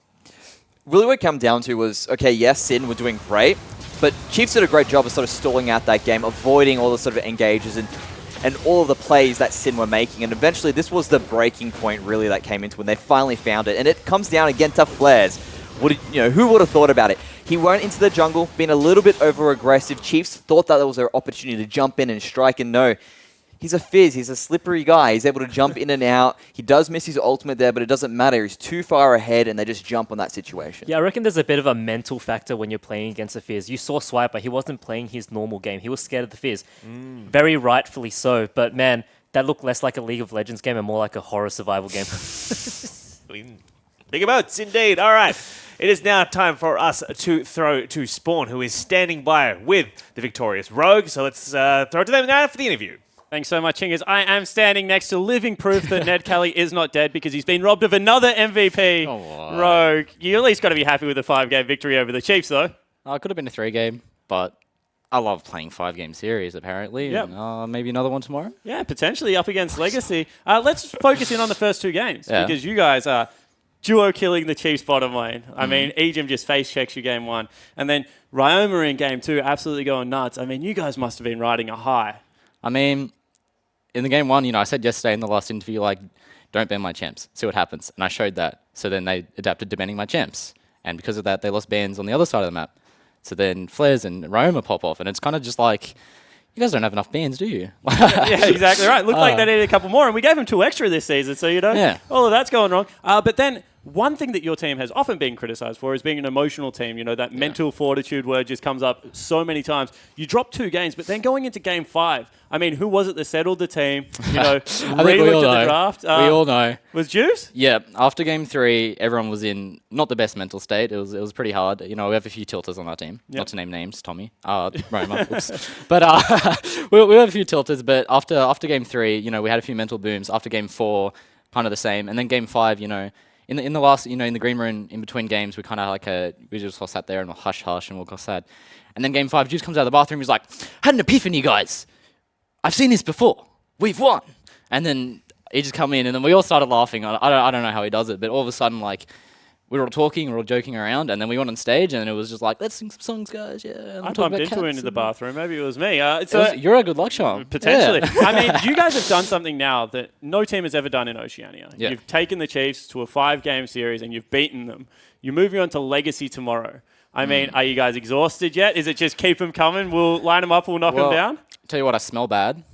You don't get time to change your clothes. No, he's all right. So after tomorrow night, I'm gonna be smelling bad. At least I get to wash it between the Direwolves game. But I mean, we're a bit worried. Well, not worried, but we've beaten Legacy before. We've beaten them every time we verse them in OPL. I guess we're their kryptonite. So we're gonna say we're confident, right? We're coming off 2 wins. All right, so you're gonna smell bad, but are you gonna smell like victory? I'm gonna smell bad and smell like victory. Yeah. All right, that is what I wanted to hear. All right, let's throw it back to the desk to round out the night. We still have Legacy versus Sig coming up tomorrow. Well, congratulations to Sin and Rogue there. Thank you for speaking to Spawn. And before we go anywhere, I want to talk about Chiefs, because where to from here? They were obviously in your drafts and in their boot camp playing towards international, right? They were preparing for MSI, but they're not going to be there, Jake. So what are they going to be doing now? Do they know what they're going to be doing? They've never, they've always gone overseas. Who knows? What do they do? Do they take a break? Reset? Maybe they'll just travel over to Brazil and just hang pretend out. like they're there. I'm not sure what they do. That's a sad image. I think maybe they're going to appreciate the time off. They Possibly. spend so much of the year traveling, boot camping, competing, and now they're going to be like, well, you know what? We'll take a bit of a They break. might come out of it better. Yeah, who knows? Maybe they'll go back to NA and just boot camp for 2 months now. Who knows? I mean, these are people who do not like to lose. No one likes to lose, but these guys especially are incredibly passionate. You saw just heartbroken team there, Mendrick. So, any advice for them? How to move on? How to reset? I mean, we're for nuffies here, but well, it's like you said, something that they've never really experienced. Where it comes down to we always go international, and this is something you could say they might have needed really to go for that soul searching and go, let's have a break. Let's enjoy the fact that we're not jet setting around the world for once this time around. And I guess I'm just going to echo what Jake said. Just look it back, take a break, reestablish why you love the game. I think that was something that was actually mentioned by Minky Wellen. Come back into it, refresh for the next season. Absolutely. Well, commiserations to the Chiefs, but congratulations to Sin. They will be taking on Legacy tomorrow, so let's get a quick preview of that as we take a look at the Gauntlet. 5 p.m. tomorrow, Sunday. It's best of 5, Sin versus Legacy. The winner will go on to play the Dire Wolves in the following Sunday, and this massive Cinderella story could keep going. Jake, let me get your predictions as we go into tomorrow, because you're going to be around tomorrow. Legacy versus Sin. I hope Sin win, so then we keep looking good. Absolutely. But Legacy, like I said, they've got 10 games to watch. If they're doing their work, they should be able to pinpoint where things go wrong in the draft and come out on top. So they banned Thresh, they banned Syndra, they banned Fizz. Does Sin have anything left in the tank, Alex? Can they beat Legacy? Look, I'm an analyst. I'm asked to analyze games, but some games are just unanalyzable, if that makes sense. Look, it's going to be 3-2. I've got a good feeling it's going to be 3-2. It's a 5-game series. I don't know which way it's going to swing. Someone's going to pick Fizz in Game 5 and probably carry. Could be Tally. I know he plays Fizz. He played in Week 10. So Absolutely. So maybe it's just a first pick Fizz from Tally then. Who knows? All right. Well, I'd like to thank our guests, Jake and Alex, for being here this evening. We're going to get out of here, but don't you go anywhere. Sorry, they're going to get out of here, but don't you go anywhere, because Mendrix and I will be back with Bensel and Juves after these highlights for the post-match lobby. See you then. There's a stun, there's the ignite. Body ball predicts the flash. Juves, you're a monster. There is a Kha'Zix nearby. Flares pops down the ignite. That's so much damage. Flares picks up a kill. Spook's coming in, trying to get the return, but the body bomb comes through. Again. Flares is going in, and it's a 2-kill top lane. Juves will get one for himself. Spook's jumping in amongst it. He's going to turn it back around. Juves gets the bop return kill. Double teleports coming in. One cancelled, one goes through, and Flares on the hunt. Here's the playful Trickster. Jumps on the Swiffer and said, there's the shark. Not going to connect, but the Chaos still doing some damage. Avoids it. Swiffer's in trouble. Will be taken down. Egypt is the next one to fall. Sin have got a 2, and Flares is trying to run away. Juves knocks them both back into him and says, come back, not my top laner. You fight me today. Swiper trying to dash out. Double kill for Ryoma. It's 9-3, and Sin have a 3,000 gold lead. Swiper dashing in. Misses it, and now they're just going to rain down the pain onto this Crocodile. He can't go back because there's a gravity field there. Swiper forced the dice away. Egypt into the ultimate laser coming out as Swiper is going to go down as well. Spooks is in the back lines. He's going to jump away. Oh my goodness. Flares, he's dashed on in. Juves is going to get a body block for himself, and they're going to be able to tear apart the Chief squad one by one. This could be the game, Fish. All of a sudden, 30-second death timers, only the Renekton left available. He goes back, he's going to look for the teleport back in. Creep wave already here. Sin could be knocking out the Chiefs. Are they going to do it? Are Sin going to continue their Cinderella story run? The glass slippers have come off. They're trying to escape by midnight, and they're knocking on the doors of their home. The pumpkin, it's not falling apart anymore, but the Chiefs are going to damn try their best to stay in this one. Final Nexus Turret done. The Nexus is there. Over. This is going to be the first best of 5 series the Chiefs have ever lost, and Sin will take on Legacy tomorrow.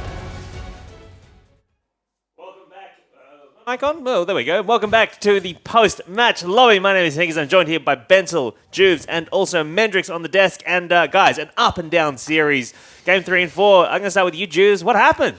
Well, when you 2-0, and I'm not trying to be rude, but like it was quite easy the 2-0. It's really hard to it's like you kind of look past the rest of the game, and you're like, it's like, oh my god, like, because Chiefs are like literally the best team in the region for so long, and like they still probably are, in my opinion. Like just because they lost one best of 5 doesn't mean that they're not the best. Sure. And it's like to reconcentrate and think like, okay, we've got to win one more game. Like you're just so hyped up, and I think like personally, I just shit the bed in some of them, and yeah. I mean, obviously, a lot of deaths in those games 3 and 4. But Bensel, a lot of drafting out of Sin that was super successful because you're picking around. The Chiefs trying to ban out your champs, and then you're just picking around them. So, like, how much 3-dimensional, 4-dimensional chess are you playing there? You kind of have to trust your gut in those situations. You have to be able to pull out champs that you trust your players to perform on. Like the Gragas, for example, blind picking the Fizz, stuff like that. Yeah. You got to be able to pull it out of your pocket in those cases, and like you have to have a lot of faith in your players. And I think I was rewarded with that on the day. Over 5 games, it showed. Yeah. Yeah. I mean, looking at that Gragas pick as well, we saw it come through before for Spooks. Was it something where you're like, all right, you know what, let's actually just take this away from him as well. We don't want him to actually be playing it. Or was it specifically, Juves, this is your pocket pick that we want to actually put you on? Well, I think I've been like a pretty exceptional Gragas player through even when it was old Gragas and his ultimate was like good. And when he got nerfed, I was quite upset because I was like, man, like probably going to get relegated now. But like when he played it, it kind of like I died heaps of times that game and it caught me off guard. Like he played really well and he used the Gragas pick to like how you should play it.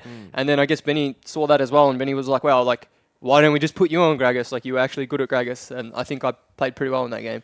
Yeah, I mean it suited the situation well as well. I mean we wanted to take Ignite on Fizz and level 2 gank it, and once you get the Fizz ahead against the Renekton, the game's over for him and Fizz can really just take control. Well, speaking of Fizz, I mean 2 game 5s in a row, Flares has been popping off on that little annoying fish man. Yeah. So how long have you known about this as being strong, and how long has he been kind of holding this as well? Actually, as soon as the Bork changes came in, I was aware of the Fizz pick. I noticed it climbing in win rate hugely and got him to start playing it. We tested out a whole bunch of different builds, but ended up like full damage. Suits him well. It's a really good build for him. I'm going to tank later, but also early double kills suit him really well as well. If you can like kind of like railroad the build into that, it's good. Yeah. I think the game's pretty much revolved around that. If you like look at the play pattern of the games, even against AV, where he gets early kills, we tend to just win the game.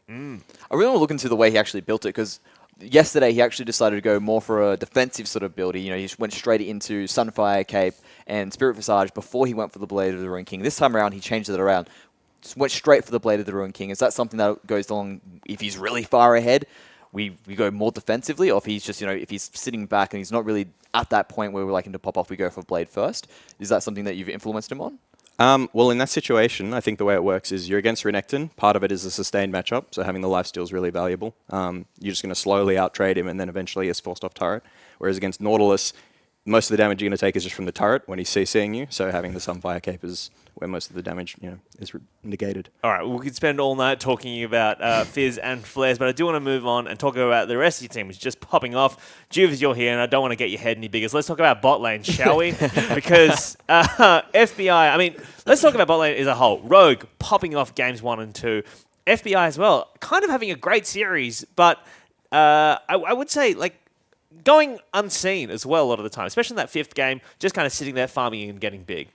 I think the whole season he's been unnoticed. I mean, we always say like, yeah, Sin bot lane's alright, FBI's alright, but like best AD carry. For the accolades, like Lost gets a lot of accolades, and like he is great and he deserves them. But I feel like FBI deserves, and not an equal, maybe not an equal amount, but yeah, he definitely deserves like a lot of accolades. Our bot lane as a whole, I think, deserves like so much because they take so much pressure off the rest of the map because they're able to play smart and like react to like what's happening on the map. And like when you're watching, you only see like pentakill and you only get excited about that. But like our bot lanes like actually has such a like important role in our team. We're maintaining CS. Yeah, exactly. And it just doesn't come down to it. Like, I mean, you've given the praise there. Jake was also singing the praise as well. T-Gun was singing the praise. These guys are both bot laners in their own right. So they know exactly who's playing well, how they're doing well, and he was doing well just dodging arrows as well in that last game. So FBI just played solidly throughout that series.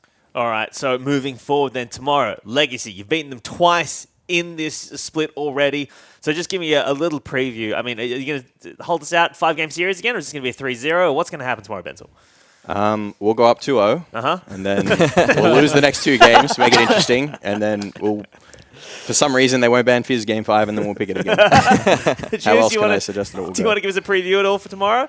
Hingers. Yeah. How many times you interviewed me this year? Oh, it'd be 12 times now. How many times I answered your prediction? Twice, maybe. And how many times did I lose those games? Twice. I'm not going to answer the prediction. All right. Well, thank you guys so much for joining us here. Best of luck tomorrow. And if you're interested in following this Cinderella story, my goodness, it is going to be 5 p.m. here tomorrow. Ooh, 5 p.m. here tomorrow. Right here. Right. This is going to be so good. Legacy versus Sin. We'll see you then. Bye. That's an ignite ticking and the heal. A flash forward. That's first blood for FBI. Raze is now in trouble. Rogue is hunting him down. The flame brings him back. The flash away from Raze. And Sin pick up first blood in the bottom lane. Sin say get in the back of the pit. Let's burst it. There's a clan. Shockwave only hits Ryoma. This is Baron. Sin pick it up. Do they fight their way out or do they flash out? So far though, Rogue has caught Raze. He lives. What a beautiful thresh hook. Swiper's gonna fall as well. Swiffer is trying to run for his life across the map. Flares has solo killed Spooks, and Sin will be able to break open the base of the Chiefs. Sin are now collapsing into the base. This is the last stand for Chiefs in game 1. Shockwave onto 4. Big arc up coming out from Swiper. Ryoma will still live. Juice will jump away as FBI goes to town in the back line. Swiffer is going to try and stop them, but Flares is hammering down the Nexus, and Sin pick up game 1 against the Chiefs. He's very low, but Juice is in the top side of map. First blood picked up by Flares. And swiping out trouble. G-Tube though, popped by Ryoma. Spooks in some trouble. Here comes the Poppy down here. It's a 2-for-1 trade. That's in Sin's favor, and it's going south as Raze has been taken down, and FBI gets the double kill. In the back line, Ryoma though, he's very low, still alive. Swiffer's dead. Swiper's in the back lines, looking to try and take anyone he can down, but FBI so far forward. Raze is trying to kite, but you can't out-kite that Poppy, and Ryoma says, come back here, Spooks. It's all over. I'm coming for game 3, boys. And 2 games in a row, Sin absolutely take it to the Chiefs. Back-to-back 28-minute victories. I don't think anyone's going to call it, but that is what they have done. My goodness, this has been absolutely amazing to watch from Sin. Game 1, absolutely smashed them. Game 2, a 28-minute victory. The Nexus turrets have fallen, and it's the start of the Cinderella story right here as Sin will take it to game 3. From a bottom lane, FBI stand, Raze and Ejim pick up a kill.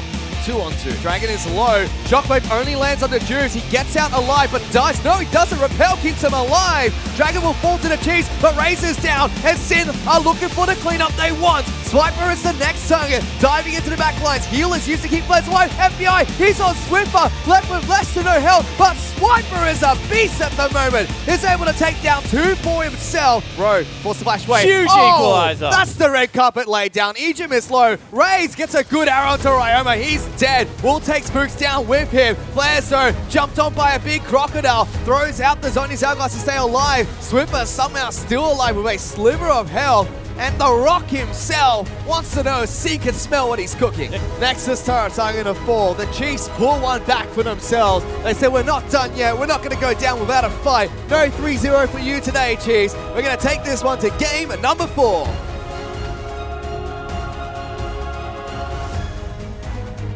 Arrow coming out. He's able to flash that one, but Swiper just goes, come here, Rogue. FBI, you're next. Where you going, buddy? Oh, everyone's stepping on traps. Guys, they're not meant to. I know they're cupcakes, but they're not that tasty. Ejim now running for his life. Juice wants to kill Ivan's there to keep him alive. And Talia now looking for a pick himself. Ryoma in trouble, taken down by Swiffer. A Swiper just gets into the back lines. FBI is in trouble. The roots are not going to connect from Rogue. So many rocks being thrown into FBI. He's trying to dash away, but a big anchor gets thrown out. Double kill for Swiffer. And what looked like a good play for Sin turns into a botched dive. Chiefs will tie up this best-of-5 series, bring out the Silver Scrapes, get the Dodo Sin going again, because we're going to game 5. They're going for the fight. There's a stun, there's the ignite. Body block predicts the flash. Juice, you're a monster. There is a Kha'Zix nearby. Flares pops down the Ignite. That's so much damage. Flares picks up a kill. Spook's coming in, trying to get the return, but the body bump comes through. Flares is going in, and it's a 2-kill top lane. Juice will get one for himself. Here's the playful Trickster. Jumps on the Swiffer and said, there's the Shark. Not going to connect, but the Chaos still doing some damage. Avoids it. Swiffer's in trouble. Will be taken down. Egypt is the next one to fall. Sin have got a 2, and Flares is trying to run away. Juice knocks them both back into him and says, come back, not my top laner. You fight me today. Swiper trying to dash out. Double kill for Ryoma. It's 9-3, and Sin have a 3,000 gold lead. Spooks is in the back lines. He's going to jump away. Oh my goodness. Flares, he's dashed on in. Juice is going to get a body block for himself, and they're going to be able to tear apart the Chief squad one by one. This could be the game, Fish. All of a sudden, 30-second death timers, only the Renekton left available. He goes back, he's going to look for the teleport back in. Creep Wave already here. Sin could be knocking out the Chiefs. Are they going to do it? Are Sin going to continue their Cinderella story run?